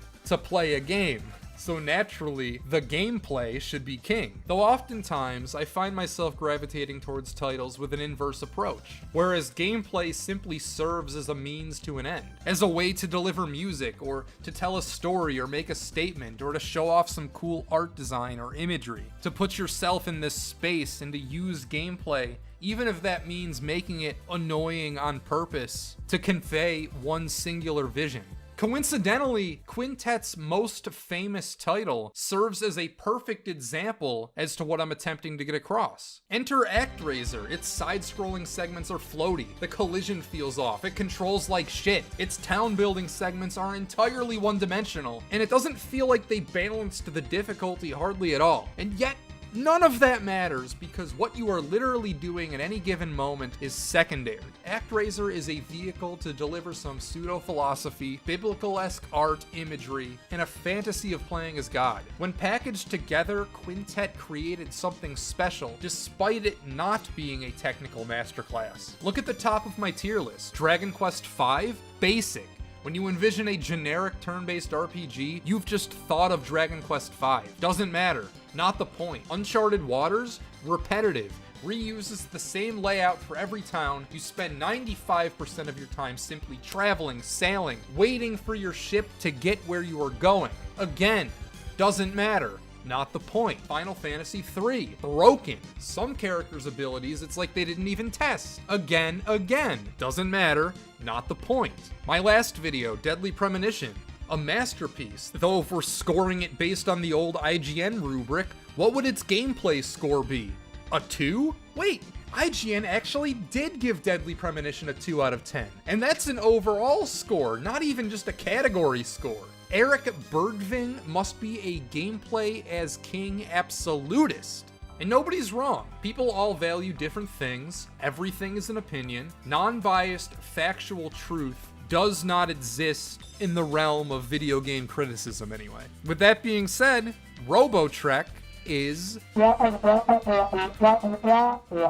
I'm not feeling what this game is attempting to deliver. It's cute, constructed with grade A materials, contains a combat system more robust than most. It has clever adventure game elements, yet it's also wholly forgettable. I was bored while playing. I'll never touch it. I'll likely never bring it up, or ever even think about it ever again. Anyway, I'm gonna put Robotrek into the meh tier. That's all I got. Remember, never trust anybody who needs a haircut. Goodbye. Shin Megami Tensei is, on one hand, equal parts forward-thinking, aggressively ambitious, and tactful in what it does, that I have a hard time believing it's from 1992. On the other, it's the biggest piece of shit I've ever played in my life. To play Shin Megami Tensei is to sit on the borders of wariness and bafflement without dunking your head in either pool. It's to tiptoe past tedium, frustration, arriving into a glaze of strangely hypnotic intrigue. Remember when I said that Dragon Quest V was a part of the evolutionary line of video games growing up? This is definitely one of those. Shin Megami Tensei is the fourth game in the Megami Tensei series, but it's the first Shin Megami Tensei game. And it's also the earliest one to have a fan translation, meaning I couldn't go back any further even if I wanted to, and well, I do. So get your lazy butts off those couches, fan translation community. Actually, I've heard that the reason they haven't translated those ROMs is because they can't figure out how to change the text, which is acceptable, I guess. I'm kidding. That fan translate, you guys do God's work. You do a great job. Keep it up.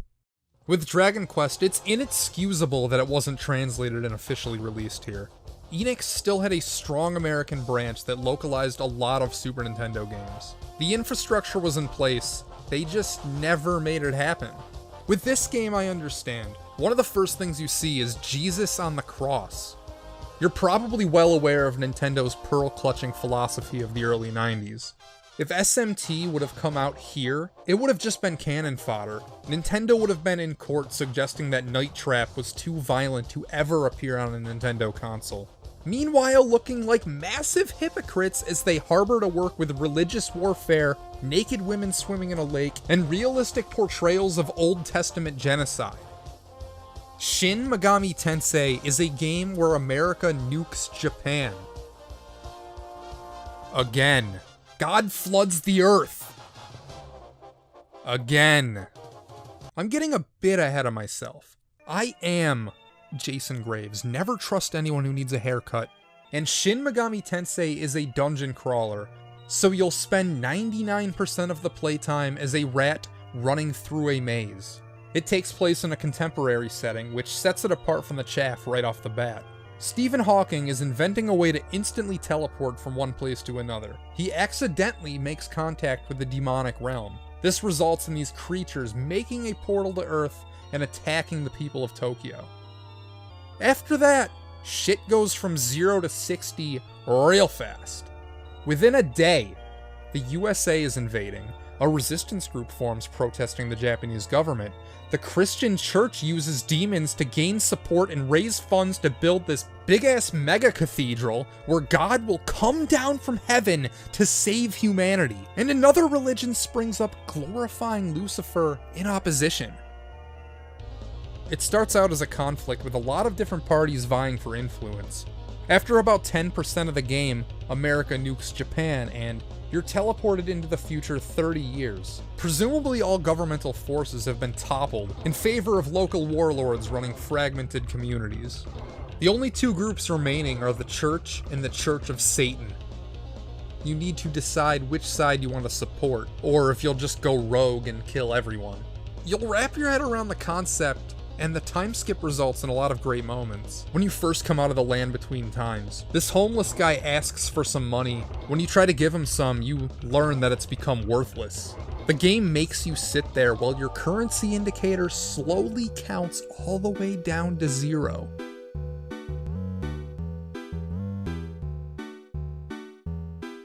Preceding that, you need to work your way through a dungeon that's a significant increase in difficulty.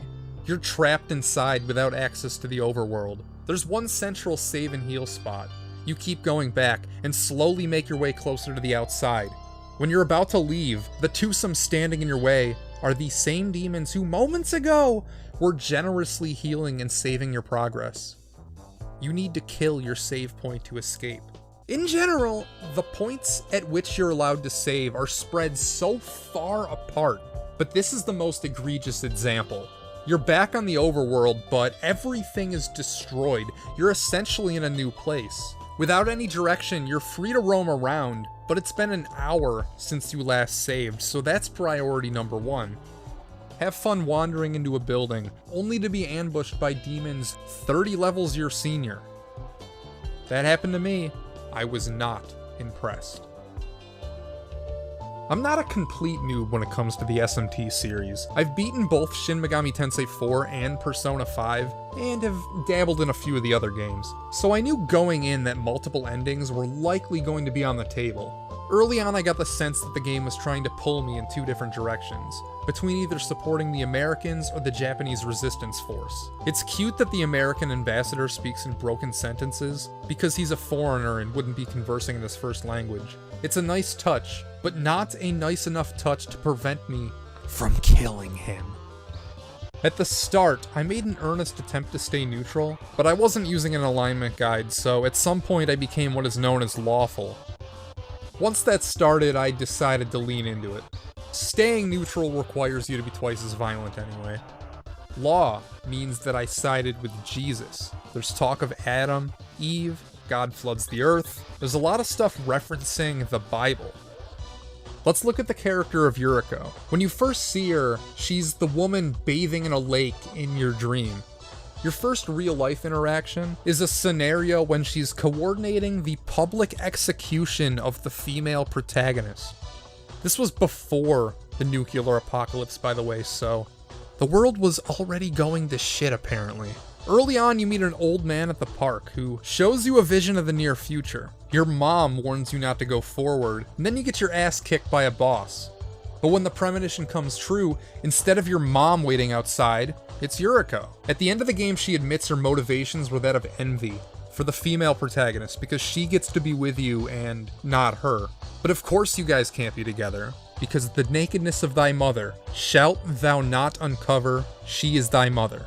Leviticus 18:7. Even though the game has multiple endings, I looked it up and no, there is no path where Yuriko becomes your companion. When she reveals herself as a demon, it's that of Lilith. In Jewish folklore, Lilith was a being created from the same clay as Adam, being his first wife, as opposed to Eve, who was created from Adam, his rib to be precise, and would go on to mother humanity. Shin Megami Tensei uses the tropes of a dream.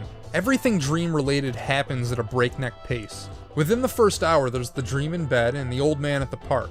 Both dreams come true so fast that you might think that the rest of the game is going to be like that. It runs a real gambit.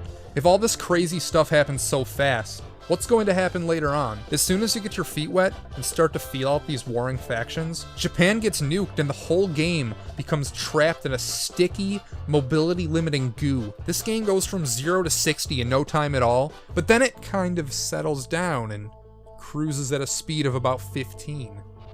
The day after you see your first demon, there's already a guy at the mall who has a whole room dedicated to fusing them together. It makes sense that this guy would exist after the time skip, but you can go here right away. These things just appeared. Hell, a lot of the NPCs at this stage are dedicated to stating that you're crazy for thinking that these things even exist. Meanwhile, you can't walk to the fucking store without being assaulted by a dozen of them. There's denial, and then there's just willful ignorance. This game is a court scene of sorts. Honestly, it's not worth mentioning other than the irony that it happens in the Chaos Group's headquarters. And I got sentenced for being too law-aligned. It's easy to imagine that the three main characters represent the same guy who has taken different paths through life. Or at least it could if, unlike me, you played the game correctly and stayed neutral. You ever wonder what it's like to be someone else? Like, you'll see a Reddit post or something on social media or out in public that's like a tiny window into some completely different reality. Like, yeah, that guy with the tattoos on his face. It's just something my mind can't comprehend, I guess. I think about that sometimes, like, instead of getting really into old video games, like, what if I became a crack addict? What if I became really good at basket weaving? What if I, like, really got into lifting weights? I'm not saying that I would, like, want to be a crack addict. Maybe I should think of some more uplifting examples. Like, what if I got good grades, I went to a great school, and I made something of myself? Then maybe I wouldn't be digging this ditch right now. There are people on YouTube who talk about anything and everything you could possibly think of. What if I were one of those people who only talked about Cartoon Network? What if instead of resenting digging ditches, I got really into digging ditches, like so far that I just became the guy who digs all that cool stuff? But, you know, reality sets in, and I've never done crack. I've never done a drug in my life, really. That guy with the tattoos isn't me. Those Reddit posts, that mindset isn't me. It's not going to be. I haven't watched Cartoon Network since 2007, and digging ditches? Well, actually, digging ditches isn't so bad once you get used to it. I'm not somebody else. I'm me. It's 12:27 a.m., and I'm talking about a Super Nintendo game. So Shin Megami Tensei can evoke feelings. It has stuff to chew on. Yet there are so many facts that keep this game from being what I'd call good. This was cheaply made, and it shows. There are about 5 songs. They're all short, and you'll hear them repeated ad nauseum. Everything feels empty. You can never see any of the NPCs until you're already talking to them. Super late game dungeons will reuse the same walls. They'll look exactly the same as the places you go in the opening minutes. Worst of all, it's padded to hell. It is the highest random encounter rate I've ever seen in any video game. Here's a small sample. A simple little area. It requires 18 steps to get through. Let's count just how many random encounters I get into. Here's the first one. And with this game, it's almost never one battle. Once you kill a group of enemies, most of the time another one shows up before you're allowed to move again. So this first random battle has me fighting 4 different groups of enemies. So that's 1 encounter and 4 mobs, I'll call them.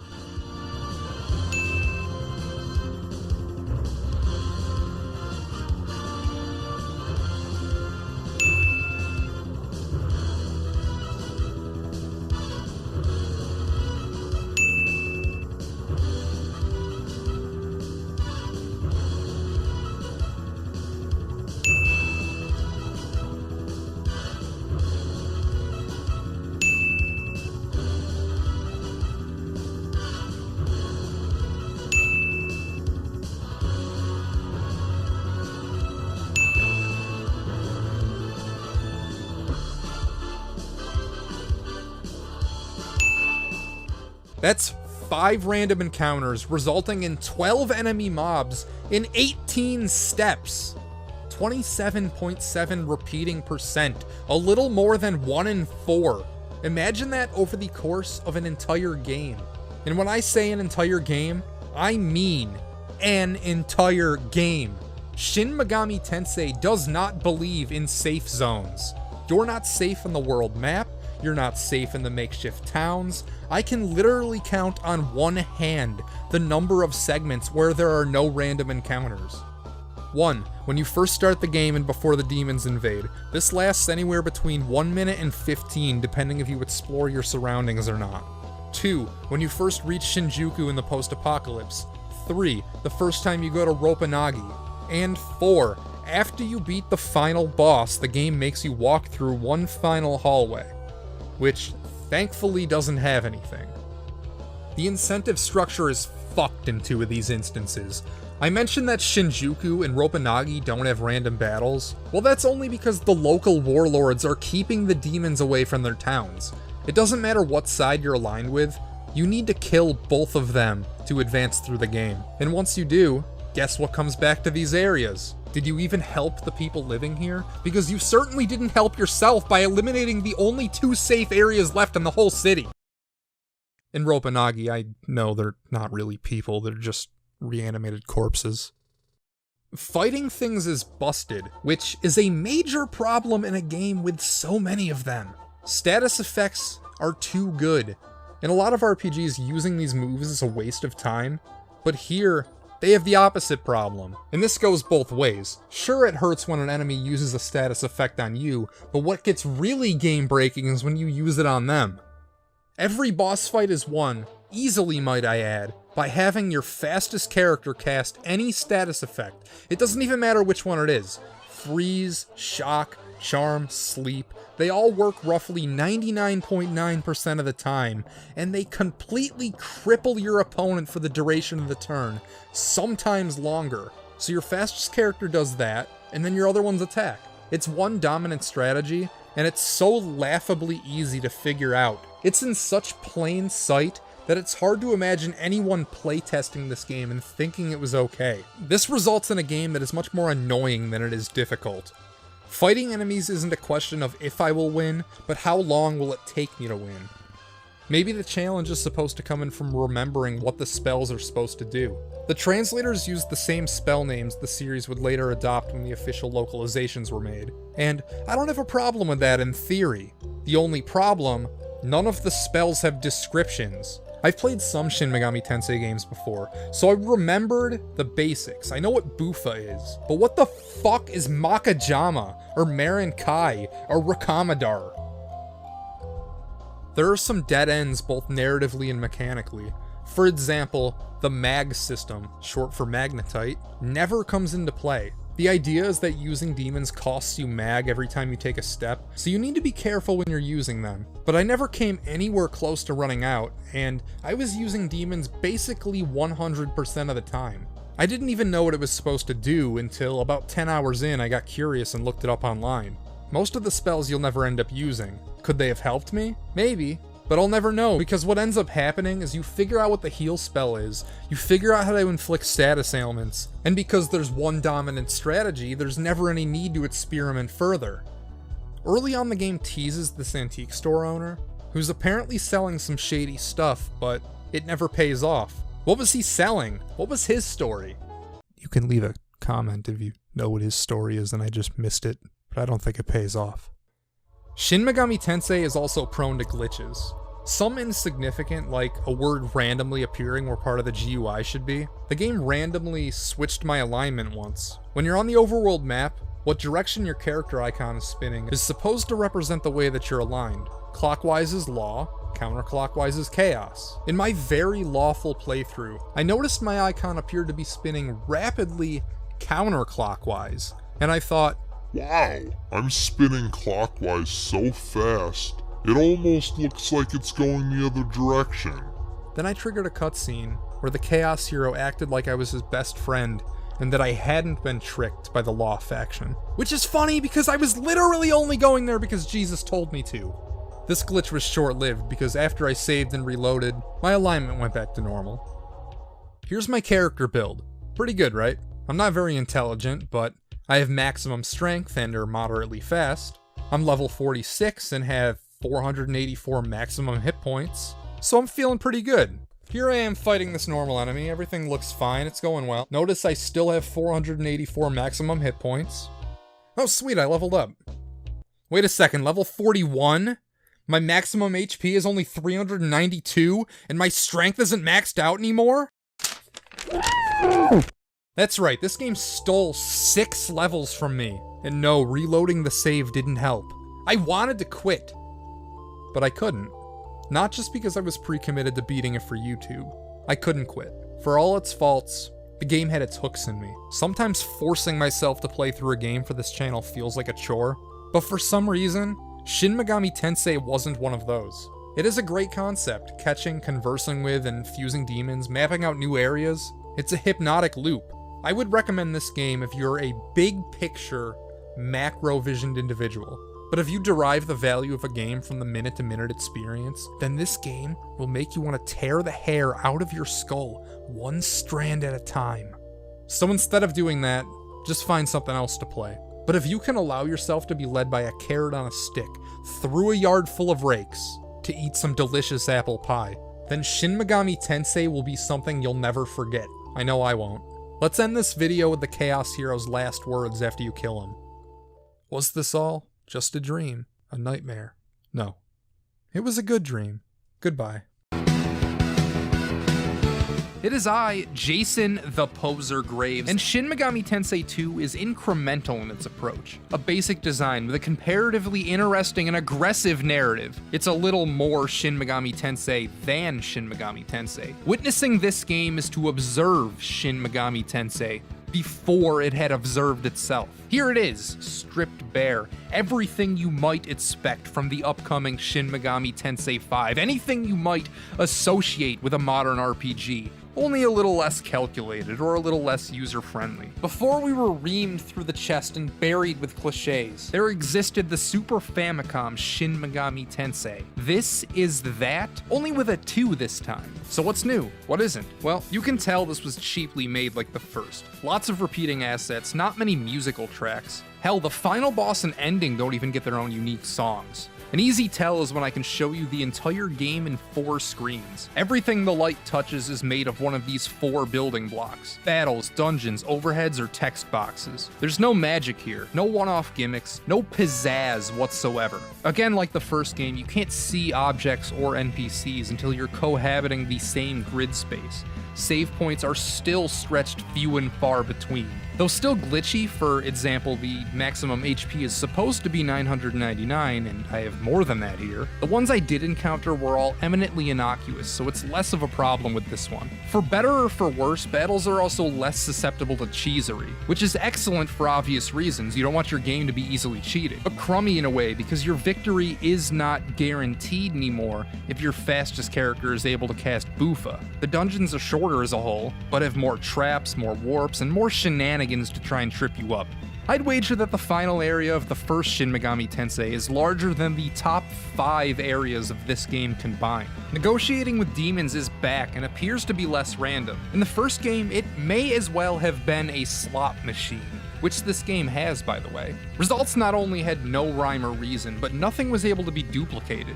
In 2, most of the time choosing the same dialogue options with like monsters results in the same, or at least a similar, outcome. You actually might need to keep an eye on your mag. Last time this was in my eyes a wasted mechanic, though I'm undecided whether or not I'm a fan of how it was fixed. It's not that they balanced enemy drops better, or that demons cost more per step. It's that swaths of encounters and entire sections of the game don't drop any mag at all, while the rest of it still drops way too much. It results in you grinding out mag in the areas you can find it, and then spending it in places where you can't. A godsend is how dungeon maps are now tethered to your L button. I have no idea how I made it through SMT1 without this basic common courtesy. If you want to sell stuff, this time there is an appraiser.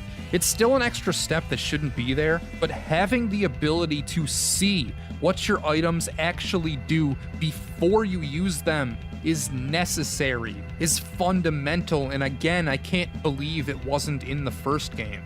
Now, all these comparisons, they're all tangible, easily quantifiable things, but the prime connection and juxtaposition I'd like to observe is how this is a different type of story.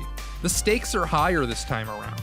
Less than halfway through 2, you fight all these overpowered endgame law bosses from the first time in a swift boss rush. They're so disposable that I auto-battled through them, as if to say, yeah, this is how powerful you were last time around. The protagonist of the first game, who you've seen an in-universe statue of by now, this was as strong as he ever was. But here, in Shin Megami Tensei 2, we're just getting started. It's been a few generations since the events of the first game, and humanity is to live with the fallout. I've read online that this follows, assuming the neutral route played out last time, but it might as well have been Law and the Messiahs, or stand-in for Christians, who won, because they're the ones who are in power now. Mankind now lives on top of the giant pyramid constructed to host the 1,000-year kingdom. It is host to different sub-communities, collectively referred to as Millennium. The Great Flood has receded, uncovering Japan as a home to the mutants, human-demon crossbreeds, and other scourges by way of cross-pollination or the nuclear fallout. You start as a low class, though far from the lowest class, warrior. You're living in a community dubbed Valhalla, which is like this game's Las Vegas or the City of Sin. The Messians have taken control of society and enforced their virtues on most of the city. Things like gambling, fighting for sport, and many vices are outlawed by the central government, but they're legal here because even in a post-apocalypse future society, people still want to gamble. They also enforce a rigid class structure with first, second, and third class citizens each permitted to further peaks than the classes below them. For example, residents of the center, the capital of Millennium, are allowed armed computers and the ability to travel freely. Whereas if you hail from the ruined Tokyo, you're not permitted to go anywhere near Millennium. Every year or so, there's a grand tournament held for the residents of Valhalla. Combatants fight to the death until the winner is allowed entry and granted full citizenship to the center. Your character is an amnesiac. You don't even remember your own name, so this guy finds you and raises you to fight in this blood sport. You don't even name yourself. The guy just calls you Hawk, and not having anything else, your character just kind of rolls with it. You've made the finals of this tournament, and that's where the events of Shin Megami Tensei 2 start. That's the setup. And from there, many laughs are had, tears are shed, and naturally in SMT tradition, you wind up killing God, who in this instance is a floating yellow face. It's a different type of story than SMT 1. Here, the most interesting things are figuring out your own backstory, the motives of others, and how the world around you works. Where in the first game, it's very much about the here and now. Anything that happens before the events of SMT 1 are irrelevant. Everything that is important happens in the present tense. Where here, in Shin Megami Tensei 2, you're confronted with many mysteries, both large and small. Things such as, who am I? Why would somebody want to steal a baby from the center? What kind of dirt do these two scientists have on how our society operates? Why are the mountains moving? Why are these people so obsessed to a cult-like degree with working in this shitty factory? Why are there earthquakes every 5 to 10 minutes? And who is this man asking you the names of these people in a flashback?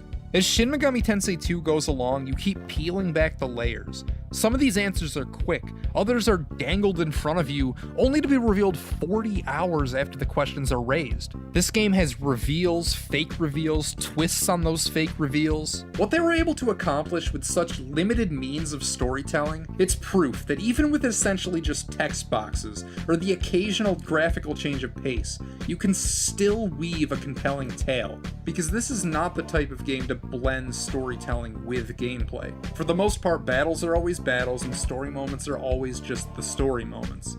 They exist separately, and what you get out of the plot is all put into text boxes and exposition dumps, which normally is bad storytelling, but in this case I was invested enough for it to work. It proves that if you have something interesting to say, it can shine through regardless of the other circumstances. Our sense of choice is more apparent and impactful than last time as well. This game isn't like an angel or devil scenario. In the first game, and from what I remember of 4, they were essentially made up of two characters trying to pull you in separate directions, with you having to decide which one of them to ally with. The waters are much muddier this time around.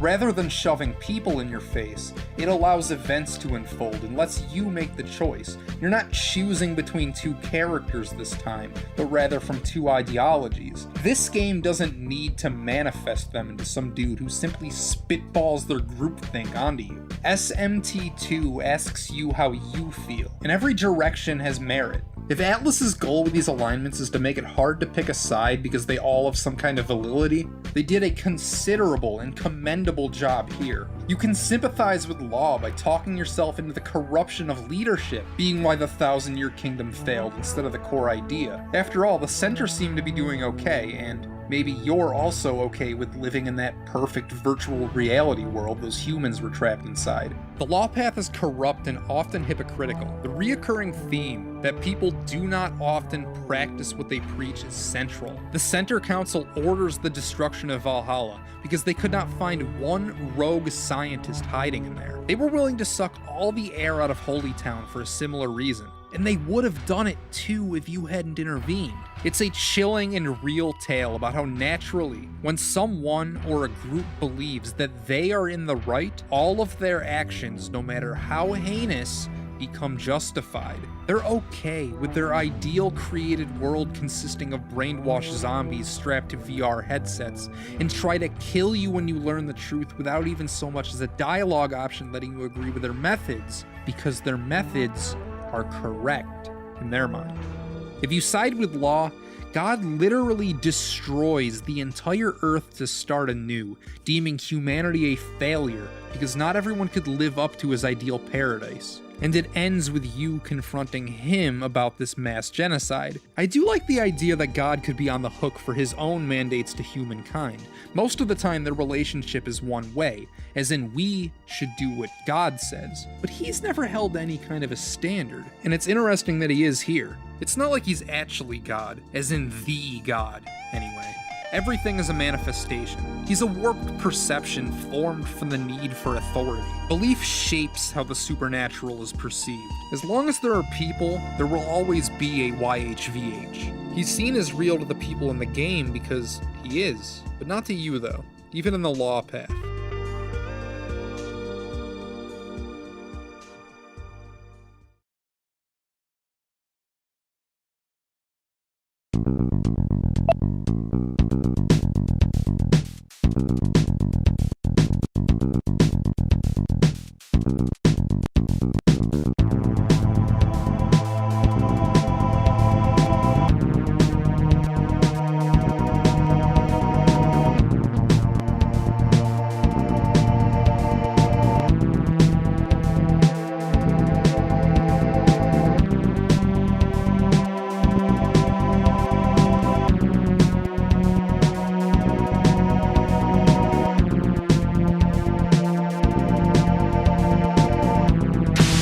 On our other shoulder, Chaos is a basic leading the underdogs to victory story, with demons fawning over the idea of just seeing the sun. It's to overthrow our rigid class-based society. Shin Megami Tensei 2 keeps descending deeper. When you think you're in the weirdest, most underground part, it just keeps going down. You start in a slum of sorts. Half the people in Valhalla talk about how great it is, while the other half can't shut up about wanting to leave. Even Valhalla has slums. A slum within slums. The Demon Realm, the Abyss, is a whole society below even the ruins of Tokyo. It's unsettling and inhabited primarily by demons. It's paganism versus Christianity. They do what feels good instead of what is good. The game makes it a point to go out of its way to make sure that you know that humans and demons fuck. They want to abolish the center and dismantle their classist society based on control, and to rebuild it with the help of Lucifer the devil. The cons deciding with Chaos are obvious. It's in the name. There would be no peace, there would be no equality. Law's idea of equal is that some people are more equal than others, which is why there's a third option. No more guidance, no more master plans. Neutrality is to reject this game's common talking point, that we need guidance, that we need something to cling to use this game's verbiage. It is to say to God and Lucifer, no. Actually, you need me. You need us to cling to you, not the other way around. People collectively are strong, and it is the gods who are weak. They need us. We don't need them. Though without gods, there is no safety net. Humanity almost destroyed the planet in the first game. Hell, you go to some form of purgatory in this game, and an NPC laments how the protagonist from the first game wasn't always helping the world be a better place. The road to destruction is paved with good intentions. The law gods in charge of the center created you, literally. They bioengineered you out of thin air to become the Messiah, because they were sick of waiting for God to send one himself. And if they could do anything right, it was that. They did an incredible job. Too incredible, in fact. They created a juggernaut. Why align yourself with anyone when you can blast everything away and forge your own path?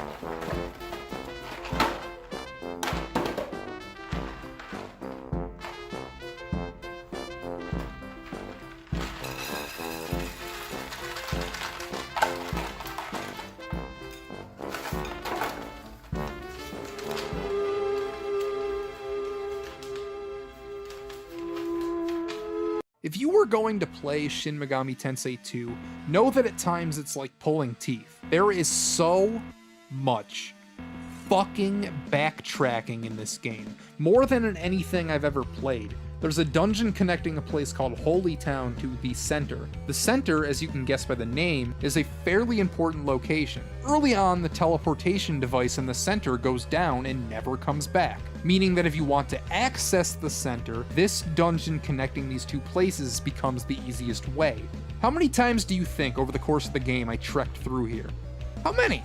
The answer is 22 times. The game is brutal with money early on, but it's negligible by the end. Reviving a human character in the first few hours is going to cost something like 4,000 Maka, which is far from a pittance at that time, yet it only scales to around twice that by endgame. And by then, your wallet won't feel any lighter. I love how this game contextualizes the sound test as a DJ playing a club. A real shame that the music in this game is the definition of nothing special. Shin Megami Tensei 2 has pacing issues, and that's what really sets it apart from some of the greats. There are two notable roadblocks which can piss off to the abyss. They stop all momentum dead in their tracks. For the most parts, the events in the story are told well. Elements flow into each other like they ought to. Here's an early sequence of events that happen. After you win the tournament to gain citizenship to the center, a woman approaches you asking for help. She's a resident of the center, you see, and is looking for her missing baby and these two scientists which went missing after an explosion. As a result, you go looking for them together. Find the scientists, learn things you were not supposed to learn about the center, but more pertinently, you unknowingly alert them to where the scientists are hiding. Because of this, the center opts to destroy all of Valhalla. It's a place of sin that they don't approve of, and this gives them an excuse to cut off dead weight in their eyes. Because of this, it turns one of their top military officials, and presumably the player, against them. Predicting this, they preemptively lock you out of the center.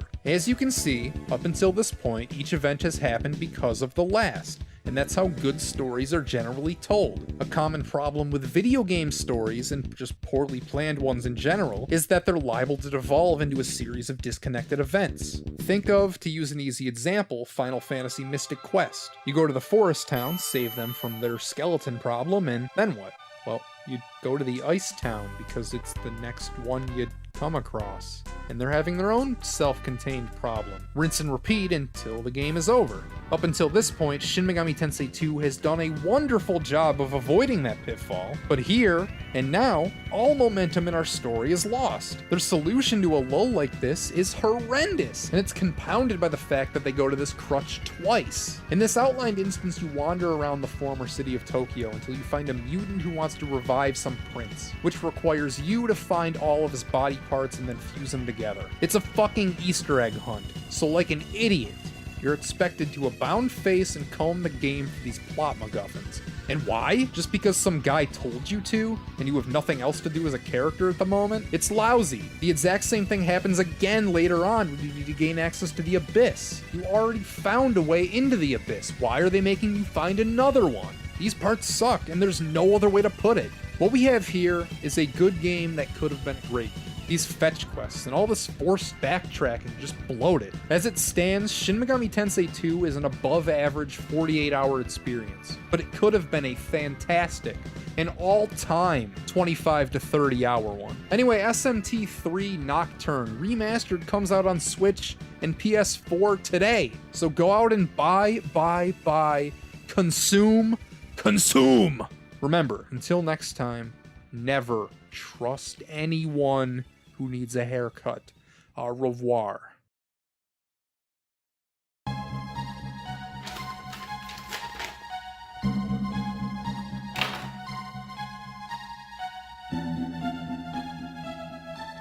I'm going to cut straight to the chase. Shin Megami Tensei If is the most disappointing game I have covered on this show, because it is too much old and not enough new. Its UI, battle system, and most enemy designs are lifted verbatim from SMT2, and it doesn't even have any original music. Every single track was taken from one of the first two games. I have had people argue with me about this fact, and have come to the conclusion that any new song attributed to this game stems from the PlayStation PlayStation port released 8 years later. This is not a video about the PlayStation edition, it is about the one that I played for the Super Famicom. The reason this episode is so short is because there is almost no new additional material to talk about. I thought about replaying segments from my first 2 Shin Megami Tensei videos as some sort of a tongue-in-cheek joke about recycled content, but that's too embarrassing even for me. Enough about what's old though. What does If bring to the table itself? The premise is you're a teenage student sitting in class when all of a sudden your school gets sucked into the demon dimension by the Demon King.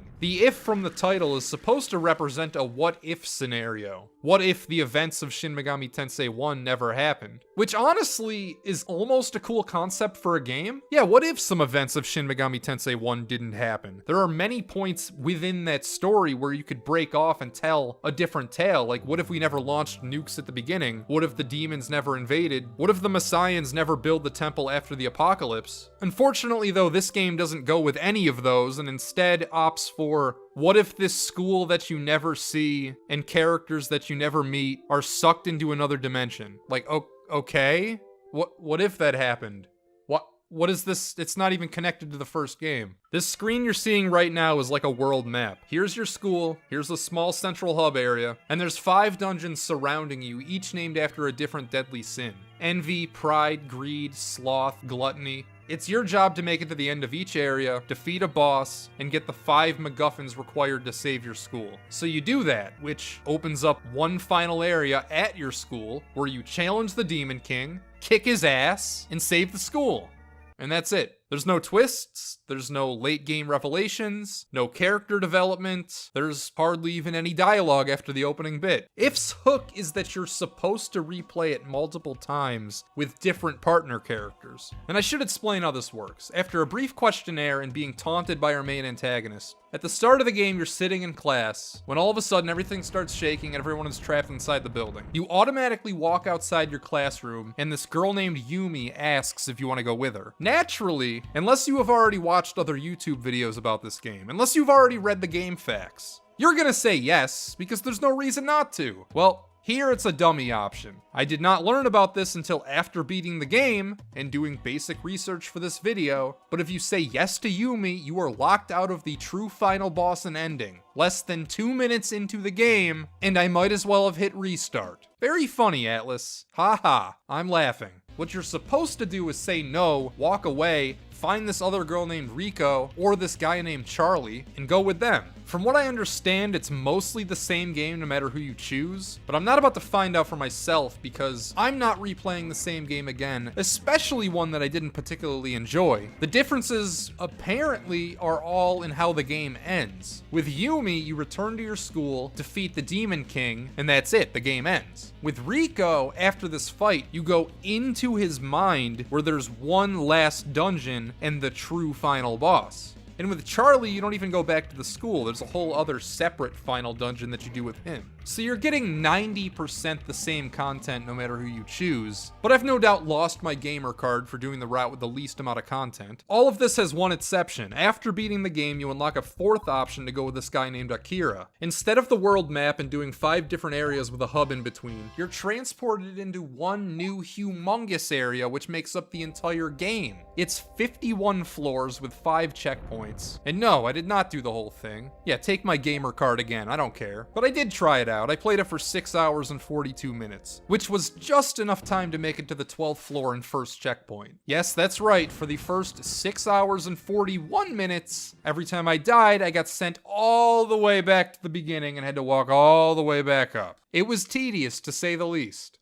It's a cool, neat little unlockable, but I've seen the Marsh video. This route doesn't change the story or anything. You're still going to defeat the Demon Lord at the top of this tower, and not much of anything else is gonna happen in between. It's got all the party-making, demon summoning action you'd expect. It's just packaged differently. And I know for a fact that nothing I'm going to see in the Akira route is going to change my overall opinion on this game. Because at the end of the day, it's hard to recommend Shin Megami Tensei if to really anyone. I don't know who this game is for. If you've never played a Super Nintendo era SMT game, then for the love of God, don't look here. Look at one of the real games. Play one of the first two. You'll get everything this title will give you, plus an actual plot line. A good one, too. And if you've already played 1 and 2, then you've already played If. The plot isn't worth giving a shit about, and almost everything else was stolen from the other games. Marsh enjoyed it because he played it before the other two SMT games on Super Nintendo. And sure, in a vacuum, if you ignore that those other games exist, it's a decent little dungeon crawler, but the game is still mostly recycled content, and everything it doesn't steal is such a mixed bag. The main way the combat is different is this thing called the Guardian system, which just fucking sucks. I'm sorry, it sucks. Every time you die, you're assigned another demon, which alters your stats in different ways. And for your partner, it also determines what spells they have access to. So you get used to the spell sets you have, only to die and have all your spells be replaced. And remember,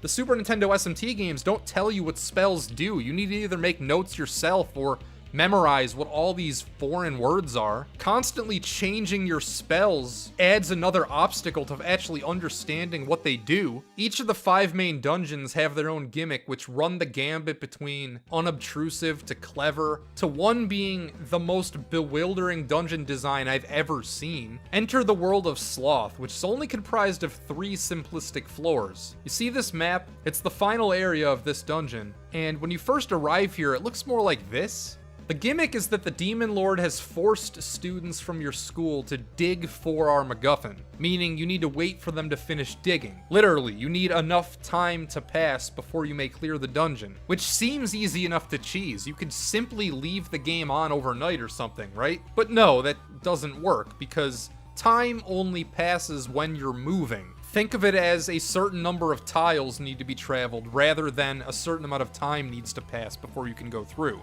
I'm on board with the concept. Honestly, it's actually clever, but they went way too far with this. I'm not about to count the number of spaces I moved, but I will tell you that it took 4 hours and 2 minutes. 4 hours and 2 minutes. For them to be finished digging. Atlas of 1994, holy fucking shit, do you think that is enough? And this moment encapsulates the entire experience. SMT If feels more like a waste of time than any other game I've covered on this show. It's certainly not the worst, but it has to be the most disposable RPG on the system. And I hate that because I was really looking forward to making this video. Sorry for shitting on Shin Megami Tensei 2 out of my last 3 videos. Well, anyway, that's all I got. Never trust anyone who needs a haircut. Goodbye. As a series, Ultima's hook is that it's the continued adventures of a regular guy, one who lives a mundane life here on Earth. But there's another dimension, a realm recognized as Britannia, where this average man is transformed into a great hero known throughout the land as the Avatar. It works sort of like Narnia, in that he can't go there whenever he wants. Whenever the world at large needs the Avatar, it manifests a way in for him. It's also a real-life meta reference to you, the player, playing a video game. The Avatar's escapism is your escapism. This time, in Ultima VI, upon your arrival, these blood-red gargoyles are attempting to use you as some sort of human sacrifice. At our 10th month due date, under the wire, at the 11th hour, you're heroically saved by what I assume are companions from previous games. Then after speaking to Lord British, minutes after starting, you're completely cut loose. This gets floated around, and y'all might hate me for saying it, but there's some of that adventurous Breath of the Wild DNA in here. You can go anywhere. I'm not joshing you either. Anywhere means anywhere. Sea to shining sea. But it gets better. Here's a moonstone. So, what the hell's a moonstone? Get this, because it's mentally insane. You use the moonstone, and depending on where, like what literal tile you place this rock on relative to you, it'll create a portal known as a moon gate that teleports you all over the land. For example, one square immediately above you will always teleport your party directly to Lord British's throne room. But let's set it down 1 space to the right and 2 spaces down.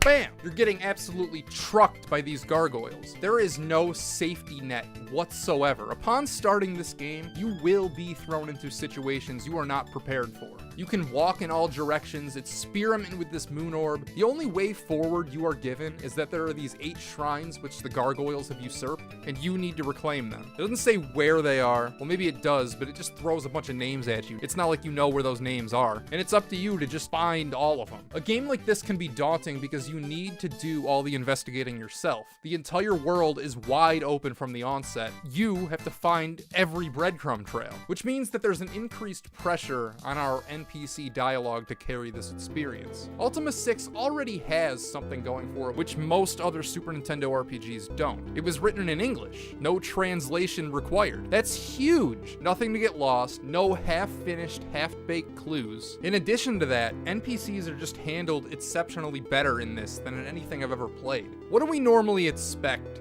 from an NPC in a video game? Let's look at something else. A game that I've already talked about.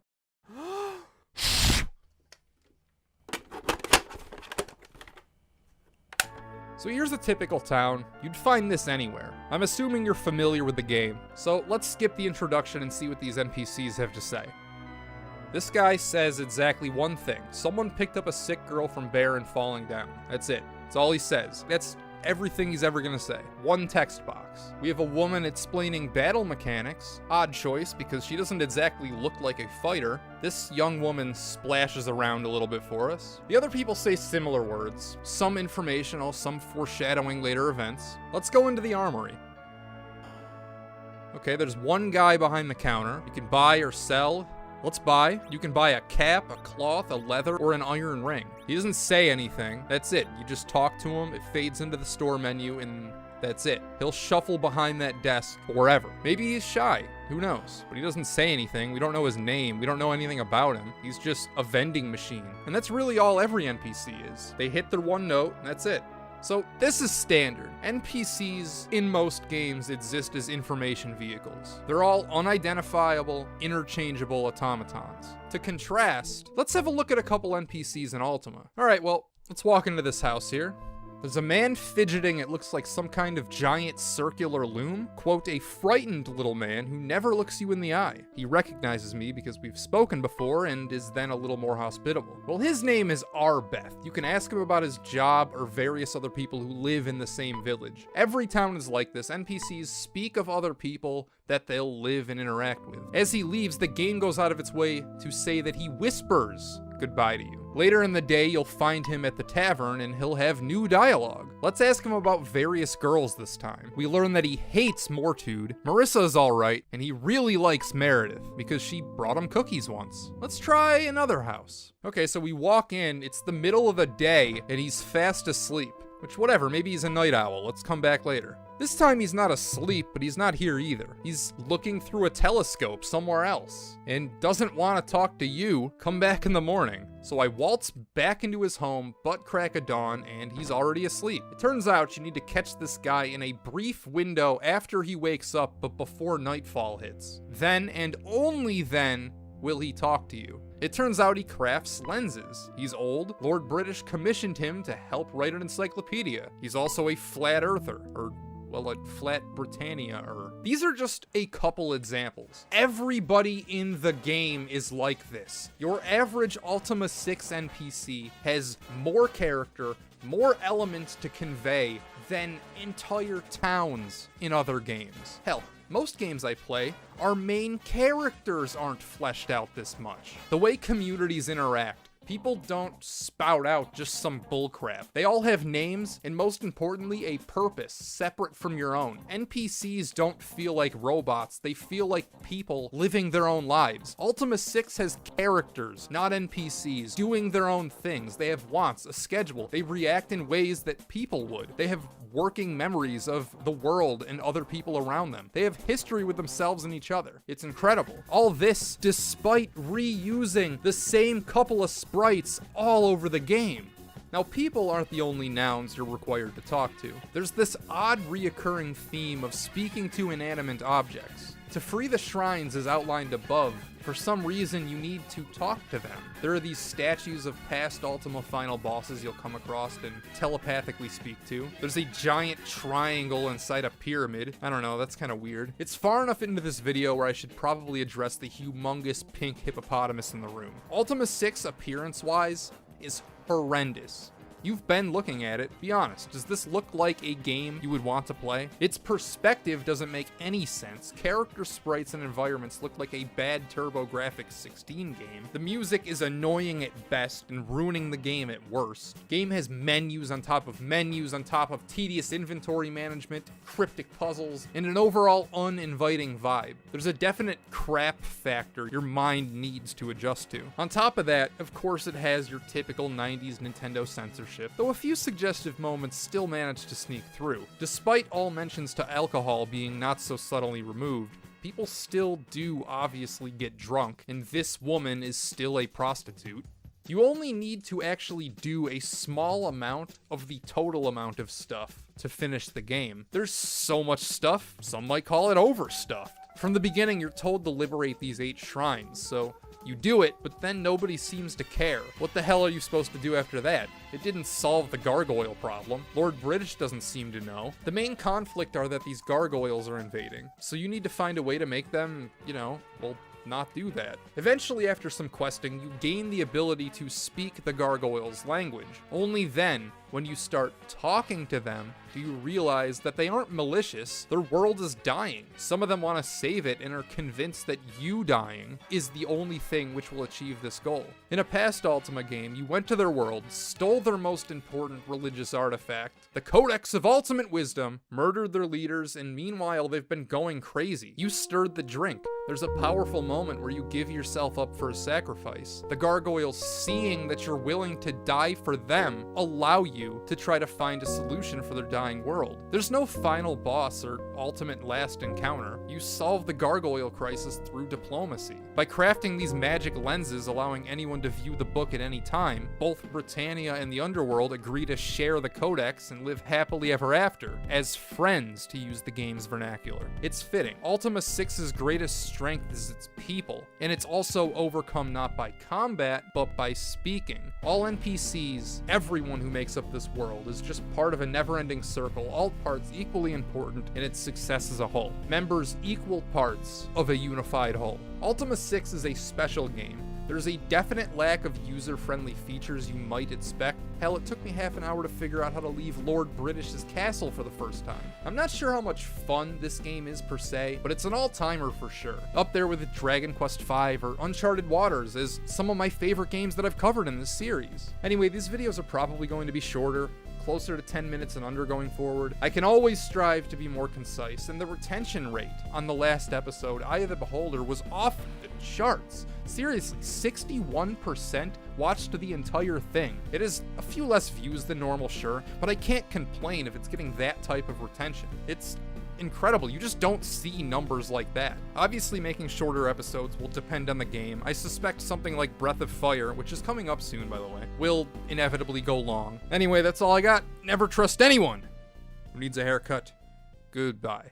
Ultima the Black Gate is a port of the legendary Ultima VII, considered by PC nerds to be one of, if not the greatest RPG ever made. Its Super Nintendo incarnation, however, is mostly unknown and generally disliked by those who have heard of it. Spoonie tore it to shreds, Hardcore Gaming 101 trashed it, and I think it's aggressively okay. Keep in mind, I am not a PC gamer, I've never played the real Ultima VII, and its association with that certainly only serves to hurt this title's reputation. But if you view this as a standalone experience, it's sort of like a mixture of the Super Nintendo versions of both Ultima VI and Runes of Virtue 2. You have the same open expanse, forking dialogue, non-linear progression with an emphasis on world and character building that you had in 6, combined with the simplified equip a weapon to each hand, button mashing combat, dungeon crawling action of Runes of Virtue 2. Ultima VII is a murder mystery, except they're kidnappings, not murders. Except in the PC original, they are murders. And it's also a religion is bad kind of game. The classic RPG trope. The only organized religion in the world is a front to summon this extra-dimensional being hell-bent on conquering all life. You arrive in Britannia, which works on Chronicles of Narnia rules. It's a separate dimension from our own, where time passes at an inconsistent rate. Our protagonist lives here on Earth, the same one as you or me, but whenever Britannia is in peril, when they truly need a hero, it manifests a way for us to travel to their world and save the day. This time when we arrive in Britannia, everything seems fine on the surface. It has been 200 years since the events of Ultima VI,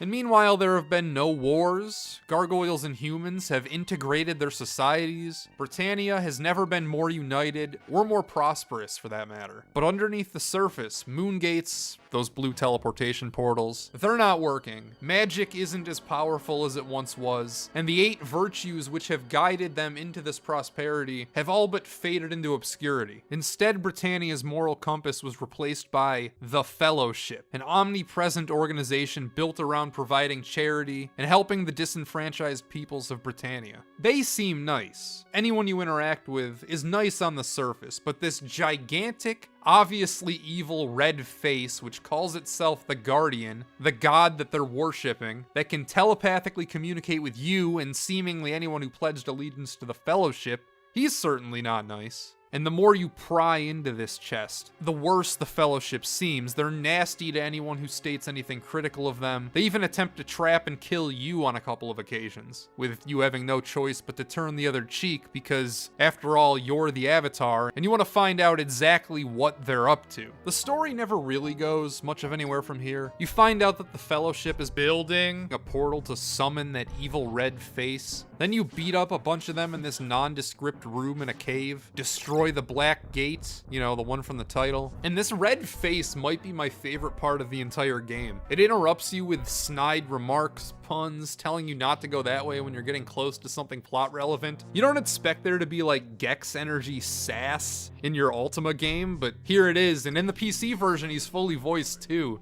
For I shall be your companion, your provider, and your master. Which is amazing. But 6's plotline wasn't anything spectacular either, though it made up for it with these incredibly robust NPCs making up its world. That was the #1 detail that impressed me when I played through Ultima 6. You could walk up to anybody, speak to them, and learn about their relationships, job description, town history, personal life stories. There was this branching conversation system, and on the Super Nintendo anyway, I haven't seen anything else like it. 7 brings this conversation system back, though you might not realize it just looking at footage. Crime long guardian again, bye. It looks like random word salad. Fellowship Dupre, Chamino, pause, guardian again, bye. It's like you're just kind of stringing words together on first glance, but no, they're selectable options. And I welcome that conversations are here at all, but it's disappointing that they're noticeably much less complex than they were in 6. You can ask everyone and anyone about the Fellowship, but other than that, unless you're speaking to someone related to the main quest, you're not going to get much more than that out of them. I was disappointed that Lord British never gains any additional dialogue after you first speak to him. I mean, this is Lord British. If anyone you'd expect to get a lot of dialogue out of, it would be him. I found a pretty obvious hit list in the basement of the notorious Captain Hook. Yes, really, Captain Hook. A list of names with known kidnapped or murdered, whatever, people on it with an X next to them. Then you have Lord British and the Avatar as the last 2 names on the list, and they're not checked off yet. So I brought him the list, and he didn't really seem to care. He had no additional dialogue, didn't acknowledge that any time had passed, didn't acknowledge your list. He just said the same old shit he said at the beginning of the game.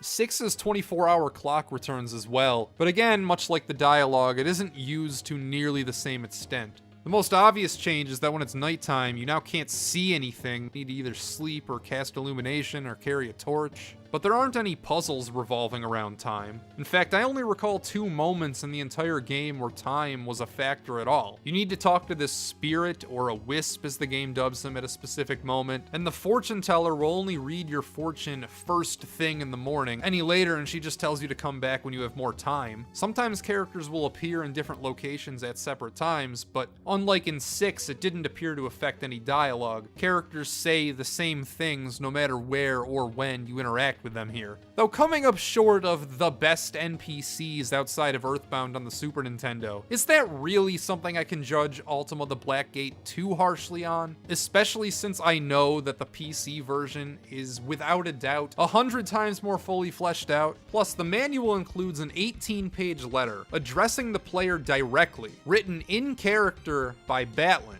the Fellowship's Pope, High Priest, founder, the guy responsible for all this Fellowship nonsense, and de facto antagonist of this story. It's this autobiographical piece about Batlin's life, his philosophy, what caused him to start the Fellowship, an absolute must-read for sure, no matter what edition of Ultima VII you're going to play, and it elevates him into one of the best villains. He's not dangerous because he's this all-powerful god or something, he's just a regular guy who just so happens to have earned the undying loyalty of half of Britannia.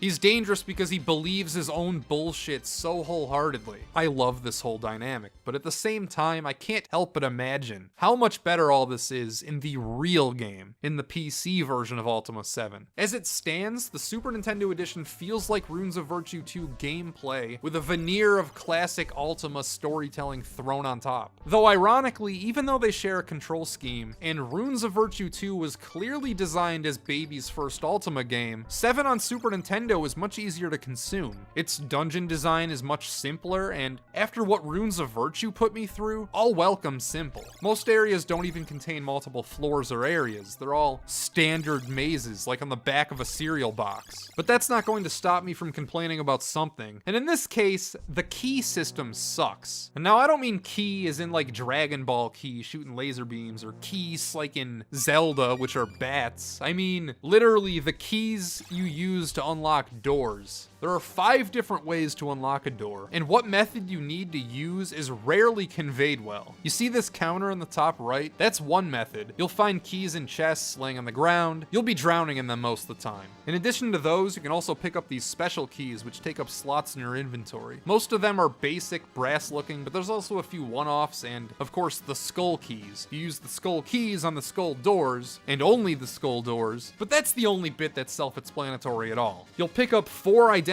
brass keys, which all unlock different doors. Nothing telegraphs this. All the doors look exactly the same. You just need to trial and error it. Sometimes, though, no matter what key you try and use, the little keys won't work. None of the brass keys you find work. Some doors simply refuse to open. And in those instances, sometimes you need to hit a switch, but that's normally not what happens, and fair enough if that's the case. Most of the time, it's because you need to cast a friggin' spell. So you open up your spell book only to find that there are 2 different unlocking spells. You have Door Unlock or Magic Unlock. They're not interchangeable. Magic Unlock won't work on doors which require Door Unlock and vice versa. Eventually, I figured out that Door Unlock just acts as a stand-in for one of these small keys if you happen to run out. But Magic Unlock is the bane of my existence. Multiple times I would get stuck because the game would drain all of my MP because of how many gosh darn doors it expects me to unlock. I'll walk up to a door, use Magic Unlock, it won't open, and I won't know why. Is like, was I standing not close enough to the door? Was I in the wrong spot? It can be weirdly picky sometimes. Did I not find the correct key? Do I need to go back and look for the key? Maybe I should try Door Unlock now? I don't know. And it's not like Magic Unlock doors are rare. There's just as many of these as there are any other kind of door, especially late game. In fact, there's probably more of them late game than any other kind. So you know what you do? You find a magic potion, leave the area, come back, and the magic potion will have respawned. It's one of those games. It is super short-term memory. If you pick up an item and then leave the area and come back, items always respawn when you do this. So rinse and repeat. Make sure you always have 1 or 2 magic potions to get your magic back, or 7, and you're all set. Now to conclude, if this was intended to serve as an advertisement for the real Ultima VII, then mission accomplished, because it's got me interested. But for the purposes of my tier list, I can't go any higher than a meh. It's much more competent than something like Runes of Virtue 2, but it's not even close between this and False Prophet. I had an alright time, but I also can't look you in the eye and say that it's as good as Fire Emblem, or Lufia, or Evo. Meh feels the most correct. There's actually one more Ultima game on Super Nintendo, believe it or not. I had never heard of it, because it was only released in Japan. As of November 2022, there is no fan translation, meaning I can't play it. And that's it for Ultima on the Super Nintendo. One good game, the other two not so much, and then a fourth mystery game that I have no way to play. And in case you missed it, this is now a Patreon-supported show. Big shout out to all my patrons, especially to William Robert Lee. God dang, dude. And we're voting on what episode comes next over on Patreon now. What you're seeing on screen are the raw results. But remember, it's weighted voting. $2 tier counts as 1, $5 tier counts as 2. And luckily, Patreon allows me to see exactly who voted for what, which means let's calculate the results. And just like the normal vote, it's a tie between King Arthur and the Knights of Justice and Uncharted Waters New Horizons. And in the event of a tie, we spin a wheel.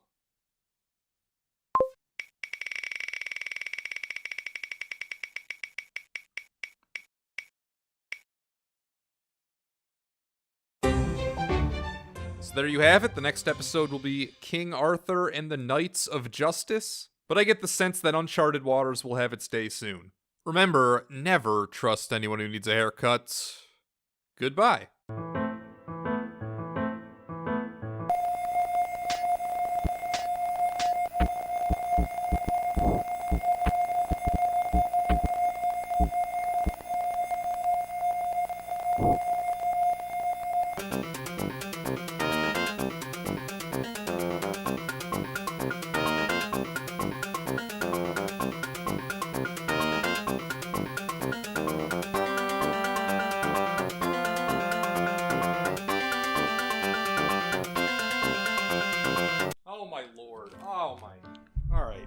Now those clips say more about Ultima Runes of Virtue 2 than I can ever hope to, but I suppose I'll give it a shot because, hey, that is why I'm here.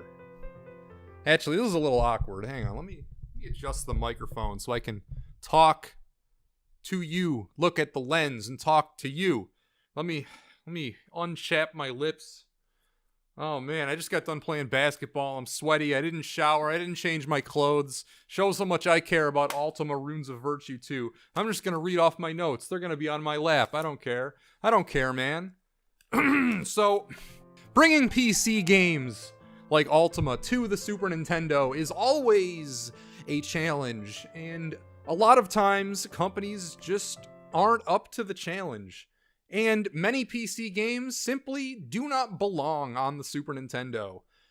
Ultima VI, I do not believe, or at least did not believe when I reviewed it, to be one of those games. It's not like we got Doom here. Doom has absolutely no business on the Super Nintendo. This is borderline unplayable. Cool as it is that it exists, as a historical piece, it is not something you would play to have fun today. And lots of PC ports ended up like this. So Origin and FCI, I don't know if you can see the FCI logo right there. FCI was the company responsible. I think they just published them. I don't believe they actually did any development themselves, but they were the company responsible for porting Ultimas 3, 4, and 5 to the NES, as well as 6 and 7 to the SNES. They were also responsible for the NES version of Hydlide. Bringing PC games to console was their specialty. So when I look at Ultima Runes of Virtue 2, a PC game brought to console, but wait, it's an Ultima game, but it's not a PC game come to console. See, the idea behind Ultima Runes of Virtue 2 on the Super Nintendo in this case was to build from the ground up an Ultima spin-off series for home consoles. Now they made one on the Game Boy, and then they made another one on the Game Boy, and then the third game in the series, confusingly called Ultima Runes of Virtue 2, came onto the Super Nintendo. Now you've already seen the clips, you've already prejudged this game, and you'd be mostly correct. What you see is what you get. Does this look like something you would want to play? No? Well, I don't blame you, but to dismiss it right there, you would not understand how deep the problems go with finished this game. If I could use one term to describe Ultima Runes of Virtue 2, it would be annoying. This is an annoying game. And whenever you think that it's done throwing annoying mechanics, puzzles, and just things that annoy you, when you think it's done, it just keeps coming. It keeps cascading down like a waterfall or a clogged pipe. It just keeps coming and coming and coming, making this mess, this awful mess of a video game. And it's like I need a category scale, like the terrorist watch list, or, you know what, hurricanes, like the hurricane category 1, 2, 3, 4, 5 for hurricanes. That's the kind of system we need to get in to everything wrong with Ultima Runes of Virtue 2. There's little pittances that many games have, and they work their way up into just fundamental, just game-breaking bullshit. And it all just comes together into this. Anyway, here are some specific examples.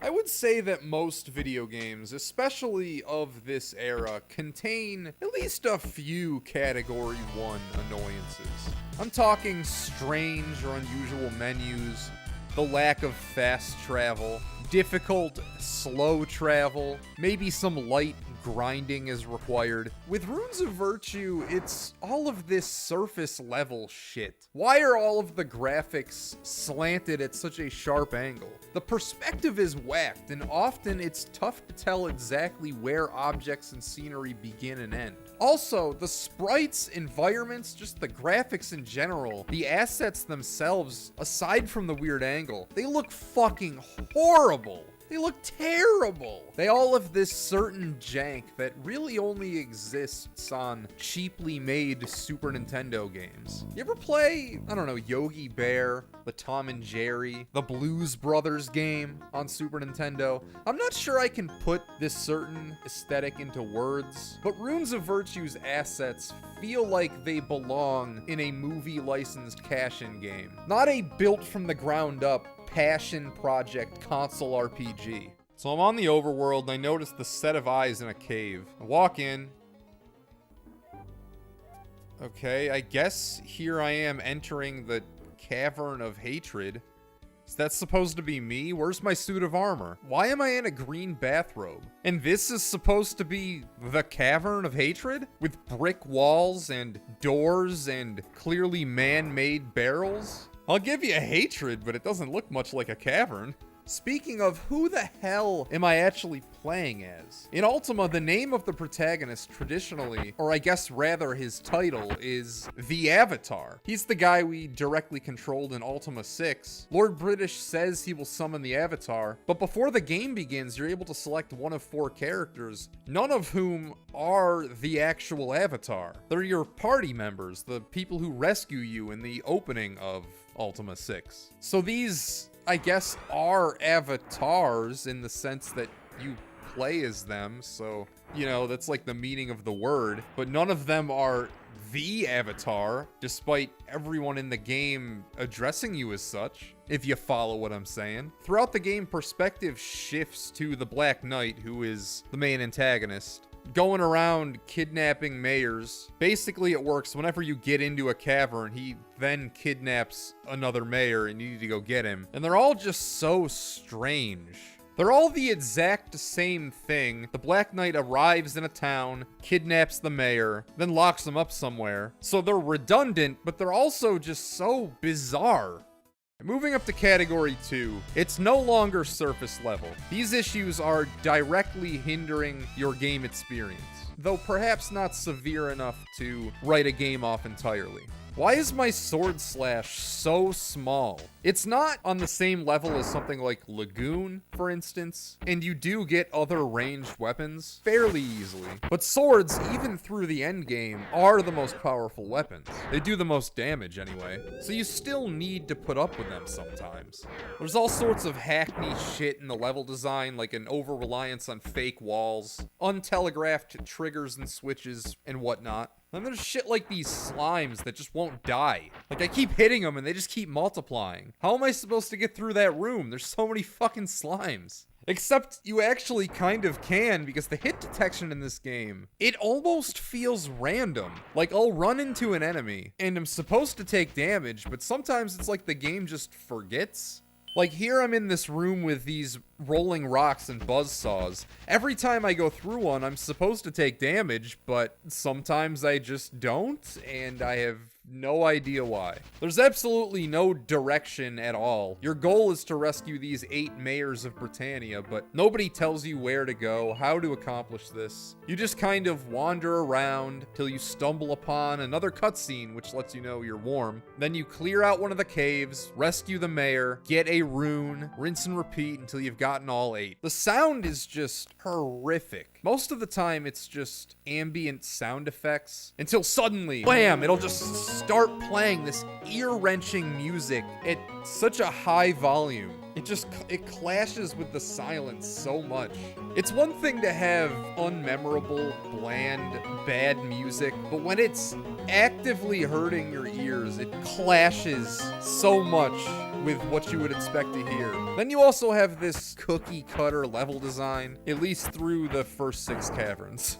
Anyway. Oh, we'll get to the last 2. Don't worry. We will get to the last 2. The dungeons are heavily puzzle-based, and a lot of times the game just doesn't telegraph what's going on very well. Like, take this room, where you hit the switch and it fills up with water, but pushing this vase over the floor tiles somehow stops those tiles from filling up with water. It doesn't really make any sense to me. Why does pushing the vase over the tiles stop them from filling up with water? It's just things are so esoteric. And the graphics, the sprites they use oftentimes don't do a good job of representing what they do. Like, you walk into this room, touch this giant mushroom, and it's like, okay, well, what did that do? Well, it turns out that's what clears the room of water. Like, why does that make sense? Why does touching a giant mushroom trigger the water to go out of that room? So I'm making my way through the Cavern of Hatred, the first dungeon I come across in the game, and I notice a fake wall. Naturally, I go through the fake wall and see a ladder, and when you see a ladder in a game, your natural instinct is to see where that ladder goes. Oh, back outside! How nice. And yes, when you re-enter, you need to start all the way back from the beginning. This is actually an incredible feature. When you reach the end of a dungeon, having a way back to the start is incredibly helpful. But I wasn't done in there yet. My goal is to get the mayor, and I don't have the mayor. I didn't get him. So while it's a great idea to have a way back to the entrance, how about, I don't know, maybe putting an exit sign, telegraphing in some way that that ladder will lead back outside? Luckily, since this was the first dungeon, it only takes me about 15 minutes to get back to where I was. But still, that's a beginner's trap. How are you supposed to know that? Not the first time. Every time you reach the end of a dungeon and rescue the mayor, it doesn't just end there. You actually need to escort them out, which normally just means finding the ladder, the up ladder on the floor that you get them on. But be careful, because these mayors can die. They have health bars. And if that happens, luckily you're not fucked. You can go back to where you find them the first time to re-rescue them, I suppose. Though most of the time, I don't even risk it. You start with this magic ankh that automatically warps you back to Lord British's castle. So every time I got a mayor, I just used the item to warp back. Category 3 in this game is malicious shit that you can still pretty easily get past. Some of the level designs are just brain dead, completely heartless. Like, take this part for instance. I'm in a room full of lava with this moving platform that you need to stay on, which is simple enough, whatever, just stay on the platform, but then it starts branching off into different directions. It's like, okay, I guess I'll go right. Oh, it branched again? I guess down? Then whatever, I just keep following the path. Wait a second, is that a couch just sitting in a pool of lava? Why is there a couch sitting on a pool of lava? It's like I get to the end of this path and then it just stops? It just stops? What the fuck kind of pick-a-pipe nonsense is this? So the main idea of this stage is that you're in a room full of lava and you need to just keep picking the correct path or else it just ends and you die? What the fuck kind of level design is that? It's just pure trial and error. That's awful.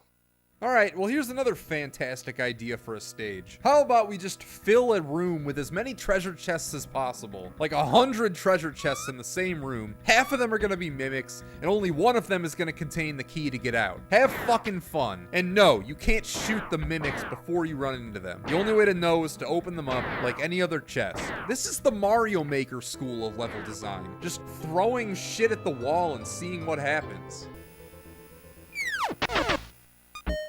Look at this part. You literally spawn into this area in between two enemies that shoot at you instantly. There is absolutely no way to avoid getting hit. And you just you take 2 hits right at the start and there's nothing you can do. What the fuck is this? Like, why would they do that? In fact, you know what? I think I might even bump this example up to another fucking category. It's time for category 4.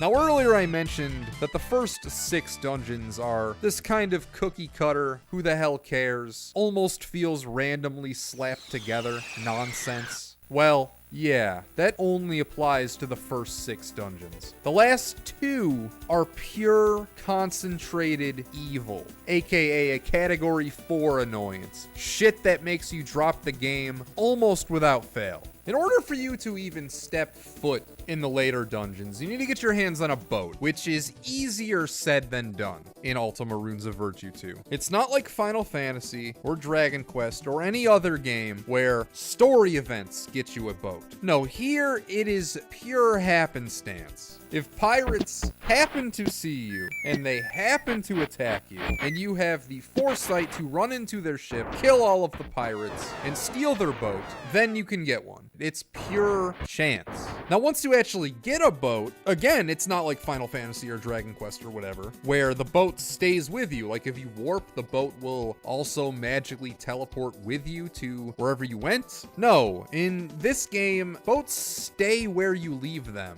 So, say I take a boat from the mainland to a cave in the middle of the ocean, then I get to the end of the dungeon, rescue the mayor, and at this point, you're faced with a very real decision. Do you attempt to try and backtrack out of the dungeon by either finding the up ladder to warp out, which I don't believe exists in every dungeon anyway, or at least I didn't find it in all of them, or you can just use your magic ankh and be done with it. Guess what I opted to do? I warped out using the magic ankh, which takes you back to Lord British's castle, aka the mainland, meaning that your boat is stuck at the dungeon in the middle of the ocean, meaning you need to get another boat. I ended up getting 4 boats throughout my journey. Sometimes it was incredibly easy. I went on GameFAQs and they list the most consistent way to finding a boat is to just wait outside this city on this peninsula here. Though sometimes the boat would be there right away, but other times I waited over half an hour for a boat to show up. Now, you could argue that this is my fault for not simply backtracking out of the dungeon with the mayor, who, if you remember, is able to die, but I would rather just spend the time waiting for another boat than, honestly, having to put any more effort into the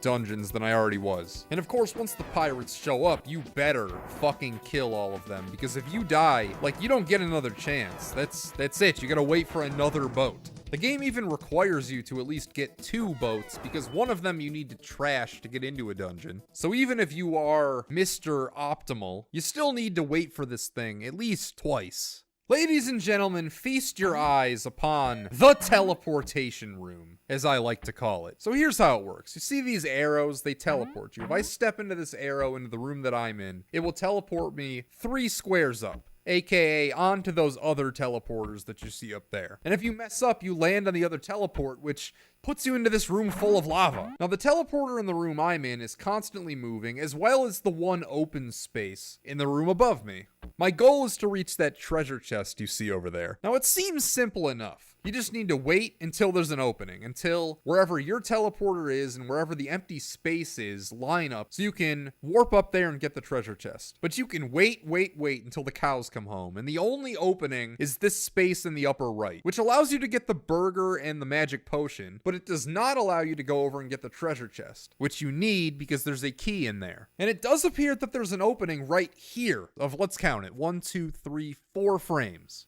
4 frames is what you got to sneak your way in there. But I swear to God, I tried this so many goddamn times, and it just doesn't work. Like, the gap that you think is there is not there. I seriously spent about 40 minutes trying to make this magic happen, but it just would not work. Desperate, I started looking up videos of people playing this game online, which led me to find this long play. And they do some like weird trick. Like, look at this. They go into the teleporter, and then they just kind of appear on the square below where you're supposed to appear. It's like, try as I fucking might. I can't do it.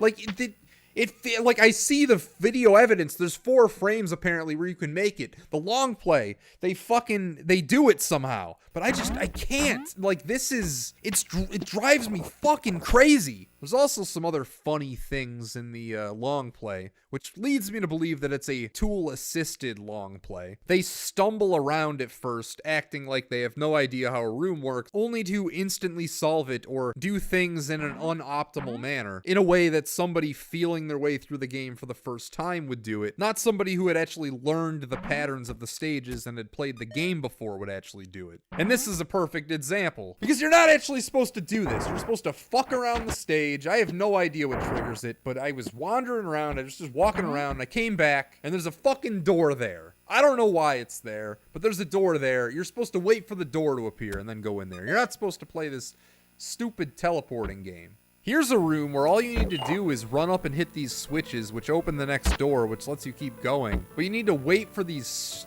slow as hell rocks to just move out of your way. It's not difficult or anything. It's just time consuming. It's just wasting your time. It's just annoying, word of the day. Then you've also got these fucking face things.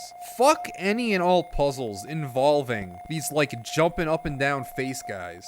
They make the most annoying sound effect in the world. The basic idea here is that I need to Zelda Twilight Princess goat farm them into these arrows on the side of the screen. You can hurt them around if you bump into them. Boy howdy does this game lean into fucking bouncing face puzzles late in the game. There's this one stage that's like an escort mission with these things. You start in this central room and you need to round one of them into each of these hallways so these doors open up. But it's like easier fucking said than done. These things just bounce all over the place.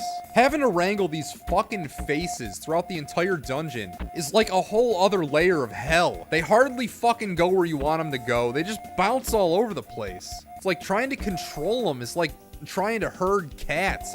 Man, here's a room that's oriented like a grid with a whole bunch of teleporters and enemies. So you kill all the enemies and you're just trying to look for a way through the room using the teleporters. The only problem is that there are no up teleporters going beyond a certain point. So you just fucking walk around like a fucking dumbass until you figure out you're supposed to fucking aggro that stupid face thing in the room above you into another room so it can hit a switch so you can break the walls. And then for good measure, there's like a million of those fucking face things at the end, just fucking blocking your path.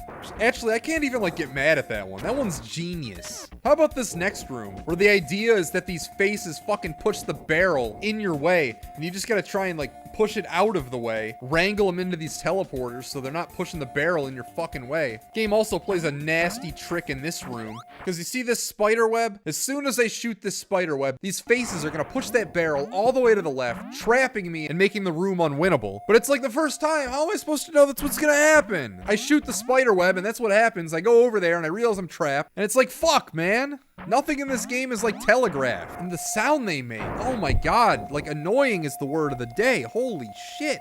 Get a load of this room where it's just a bunch of fake ladders. Haha, that's not it. That's not it. Just keep walking around this room until you find the real one, I guess. This whole game just is Mario Maker on hard. That's what it is. You just get a random assortment of just shit, of just madness thrown into a fucking blender. Some of it comes off as inspired. Like, take this room, for instance. I had a panic attack when I first got here. A sign explaining how the room works before I go into the room? You know it's some convoluted shit when they feel the need to add that. Welcome to the Pie Factory. First punch in at the time clock, then light the ovens. Get flour from a crate and milk from a barrel. Add the flour first, then the milk. Make a pie in the center of the table, then guide it to the warehouse. It's like, okay, did you get all that? So I guess I gotta mix shit together? Like, how does that even work? This game doesn't have much of like an inventory system. I haven't had to like use story items yet. All it really means is that you need to touch this square to light the oven, touch the crate to get the flour, touch the barrel to get the milk, then you make a pie and this fucking bonkers music starts playing. And it's a simple conveyor belt puzzle. There's these switches that trigger these arms to push pies onto a separate conveyor belt. So it's just a matter of you mapping out what switches you need to hit in what order to move the pie around. But it's so overwhelming when you first get here, like holy shit. And after you figure it out once, it's the same solution every time. So why does this room make me do it 4 times? Why do I have to make 4 pies to leave? This game is such a strange mix of this chaotic, crazy, almost inspired levels mixed with just shit designed to waste your time. It's, again, word of the day, it's so annoying. Here's a room with just one long conveyor belt and a whole bunch of switches. There's 1, 2, 3, 4, 5, 6 doors at the end of this. So it's trial and error hitting these switches to see what combination of what opens which door. This room would be annoying if there wasn't a fucking conveyor belt. But when you miss a switch, you have no choice but to just wait until it goes all the way around the room again. You can try and fight it and walk backwards, but that's annoying. Really grinds my gears that the only way to hit these switches is with a ping pong ball. And the ping pong balls bounce off walls, meaning you'll hit a switch and then it'll bounce off the wall and hit the switch again, meaning like you didn't even hit it. It just ends up in the same places where you started. So you really need to angle your shots so you're only hitting the switch 1 time. So you finally reach the Black Knight, and despite him yamming it up the whole game of these fucking cutaway cutscenes, he doesn't say anything, he just attacks you like any other enemy. No fanfare, not even any music. You just fight the Black Knight. You kill him and, well, the game doesn't end. I guess you gotta rescue the last person. And what happens next constitutes the rare nuclear threat, terrorist level, bright red, category 5 annoyance. The type of shit that makes you want to smash your Super Nintendo, that makes you want to give up video games forever. Luckily, I was streaming live on Discord when this happened, and I have my faithful, true reaction recorded. So I'll play that for you now. I beat the Black Knight. The game should be over. What is this? No! What the hell just happened?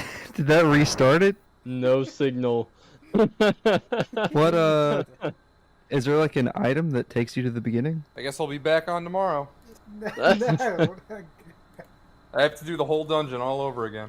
What? Is there an item that takes you outside? It wasn't an item, it was that ladder.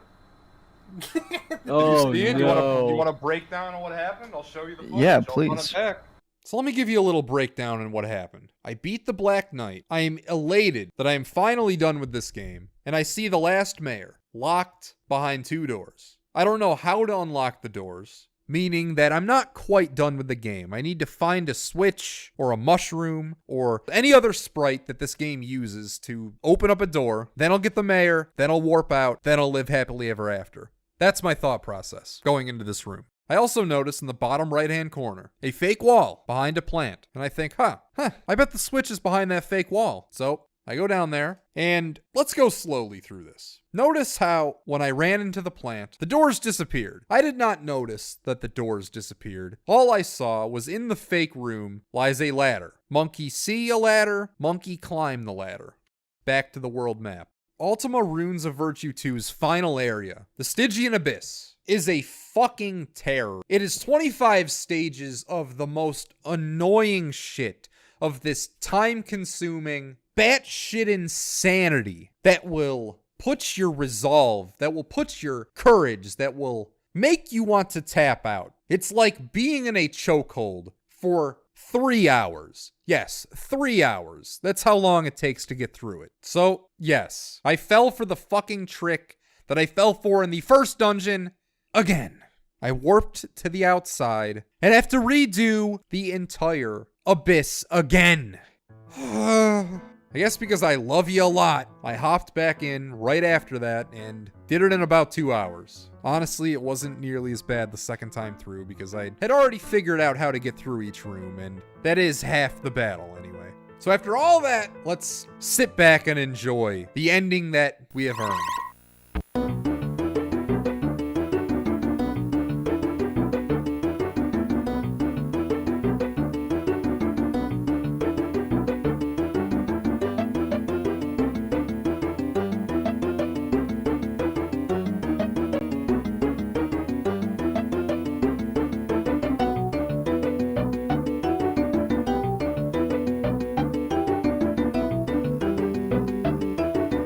And yes, that really is it. No end credits, no the end, no nothing. You're just left to wander the earth like nothing ever happened. Never trust anyone who needs a haircut. Goodbye.